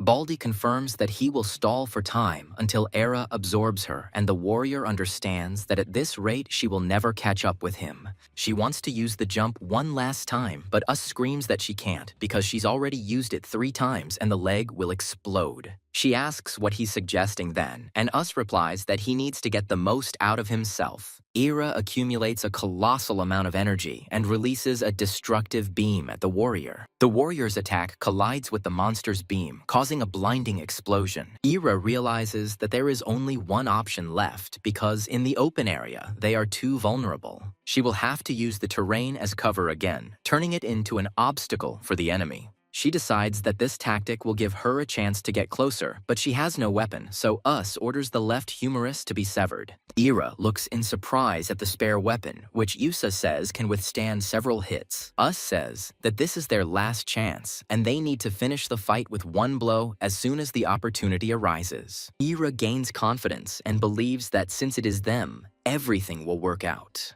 At this time, her opponent with huge stone hands prepares his attack, concentrating energy. Ira dodges the powerful blow and rushes to attack the enemy. She sees in horror that the enemy is preparing to deliver the final decisive blow. Suddenly, the monster says her real name, Eleanor. The monster, with a huge mouth, throws her back with a powerful blow. Upon landing, she screams in shock to Usu that the monster said her name. Us doesn't understand what they're talking about since the communicator only picks up their voices, but she insists that the cat called her by name. She seriously asks if it is possible that the same situation as theirs could happen, but then stops. Eleanor wonders how he could even know her name. Us urges her not to panic and to focus on the current battle so as not to make mistakes. Meanwhile, the monsters capture a high-ranking knight, although they could easily kill him. A man watching the fight realizes that Eleanor was the target and wonders who Ira really is. Eleanor sees that now the monster simply charges ahead, paying no attention to anything. Us guesses that their pinpoint strike was part of the enemy's plan to force them into close combat. She realizes that if the monster grabs her, she won't be able to do anything and will simply die. Eleanor decides to engage in battle face-to-face and turn the tide in her favor. She stands fearlessly before the huge, dark monster, ready to fight. Her leg erupts in blue flame as she prepares for a powerful lunge. Using her new power, she strikes straight into the monster's mouth. The spectators, in panic, shout that Madame Eleanor will die again and demand that the match be stopped. Another girl, with tears in her eyes, explains that only the participants themselves can stop the fight. Eleanor plunges her bone weapon deep into the monster's throat. Inside the monster, she sees its red core, which is its weak point. Us understands that this is the end, all his tactics have been figured out, and he has lost. Suddenly, the monster begins to convulse, and its body swells from the inside. He screams her name, realizing that she is still alive and can be saved if he surrenders. He thinks painfully, because if he gives up, then it will all be over for them. Suddenly, an announcement is made that the match is over and the fight must be stopped immediately. The referee announces that the match is over due to the refusal of the player Ivanov, who raised the white flag. Us looks at the arena in bewilderment and cannot understand why the bald man gave up. The monster's body disintegrates, revealing a wounded girl inside, who says that his luck has run out. The bald fighter is thrown with force from the mouth of the dying monster. Later, Us asks Ivanov why he intervened when he could have won by simply doing nothing. He replies that he fought to feel alive, but here, in his opinion, there are only dead people. Ivanov explains that, tired of pointless battles and not wanting to be a pawn, he put an end to everything of his own free will. Us leaves to the murmurs of the crowd, who discuss how the fighter actually lost and wasn't so special after all. As he expected, a creepy shadow creature appears next to him and taunts him, asking if he really thought he could win. Us creaks open the door, where he is greeted by an alarmed cry, and he sees with horror Madame Eleanor. He runs up to Eleanor in a panic, realizing that everything is much more serious than he expected. Us touches her leg, covered in rough stitches, with horror and looks at her in shock. When he asks if she can move, Eleanor replies that she managed to avoid critical damage. Us breathes a sigh of relief, realizing that the enemy's goal was not to kill Eleanor, but to absorb her. An agitated girl appears and says that Mrs. Eleanor is not an instrument, but a living person, but Us interrupts her, asking her not to dramatize. Eleanor calmly states that she was prepared for this because the essence of any battle is the same: kill or be killed. She looks forward with determination, declaring that she will take any risk to win the prize money. While Us stitches up her wounds, they discuss what the enemy might have said, knew her name, and said that there was almost no time left. Us hesitantly suggests that this case is similar to their own, recalling the strange things that happened in the battles of the Necromancers. He fears that if he reports this, Ira might be banned from participating, so he decides to stay away for now. Eleanor assumes that their opponent, Ira, thought everything through to the last detail and spoke to her deliberately. Us apologizes to her, blaming himself for the fact that his weakness put her in danger. He laments his weakness, but Eleanor asks him not to blame himself because she knows that he is doing everything possible. She smiles softly and tells him he's doing well. Us thinks about how his life has changed. He is no longer hungry. He is recognized on the streets, and for the first time, he has comrades. Suddenly, he feels excruciating pain in his chest. It feels like everything inside him is burning, and someone is squeezing his throat, and he doesn't understand why this is happening. Voices from the crowd calling him pathetic and a loser come to mind. The shadow monster appears behind him, again, whispering that many still consider him a non-entity. The monster mockingly calls him poor thing and says that only trash comes from trash. He screams that Us will never be able to hide his vile essence and disgusting stench. Us remembers his past self, determined to rise a little higher to become the best. He vowed to become someone no one could ignore and prove his worth to the world. He shouted that he would prove the world wrong, but the inner demon only asked whether such a worthless person would succeed. The monster's giant mouth looms over him, asking if he thinks too highly of himself. The girl wakes up and sees Yuasa sitting at the table, surrounded by stacks of books. She approaches him and asks him with concern if he slept all night, advising him not to overexert himself. Us, with an exhausted but determined look, replies that he is still not strong enough and cannot afford to relax. He explains that Eleanor's life depends on it, and he has found ways to improve the security system to make a big difference. Sitting at the table, he mentally addresses his inner demon, promising to prove him wrong. Meanwhile, another character reasons that out of 100 people, only a few remain, and the festival will soon end. The man in dark glasses, with his feet on the servant's back, asks if this is enough, to which the servant replies that it is absolutely not. The servant declares that he will offer to fight all 365 days of the year so that the world may enjoy the splendor of Master Plaus. Plaus angrily calls him a moron and asks him to stop talking nonsense, although he notes that he appreciates his efforts. He tosses the coin to another man, who happily thanks Mr. Plaus. Plows looks at the huge combat robot and notes with satisfaction that Plouse's assistant reports that Ice's next opponent is constructed from high-grade materials to counter him. Plouse is delighted with this news because he immediately noticed us and is looking forward to their meeting. He is gleefully anticipating the moment when us, having lost to him, will be hysterical, in tears and snot. Plouse goes out to the crowd who are chanting his name and demanding that us be destroyed, and asks them to shout even louder. He demands more praise, while the audience shouts at Usu to try harder and not to screw up again. The spectators notice that the Knight of the Whiskers has changed somehow, and at that moment, a dark figure in horned armor appears in the arena.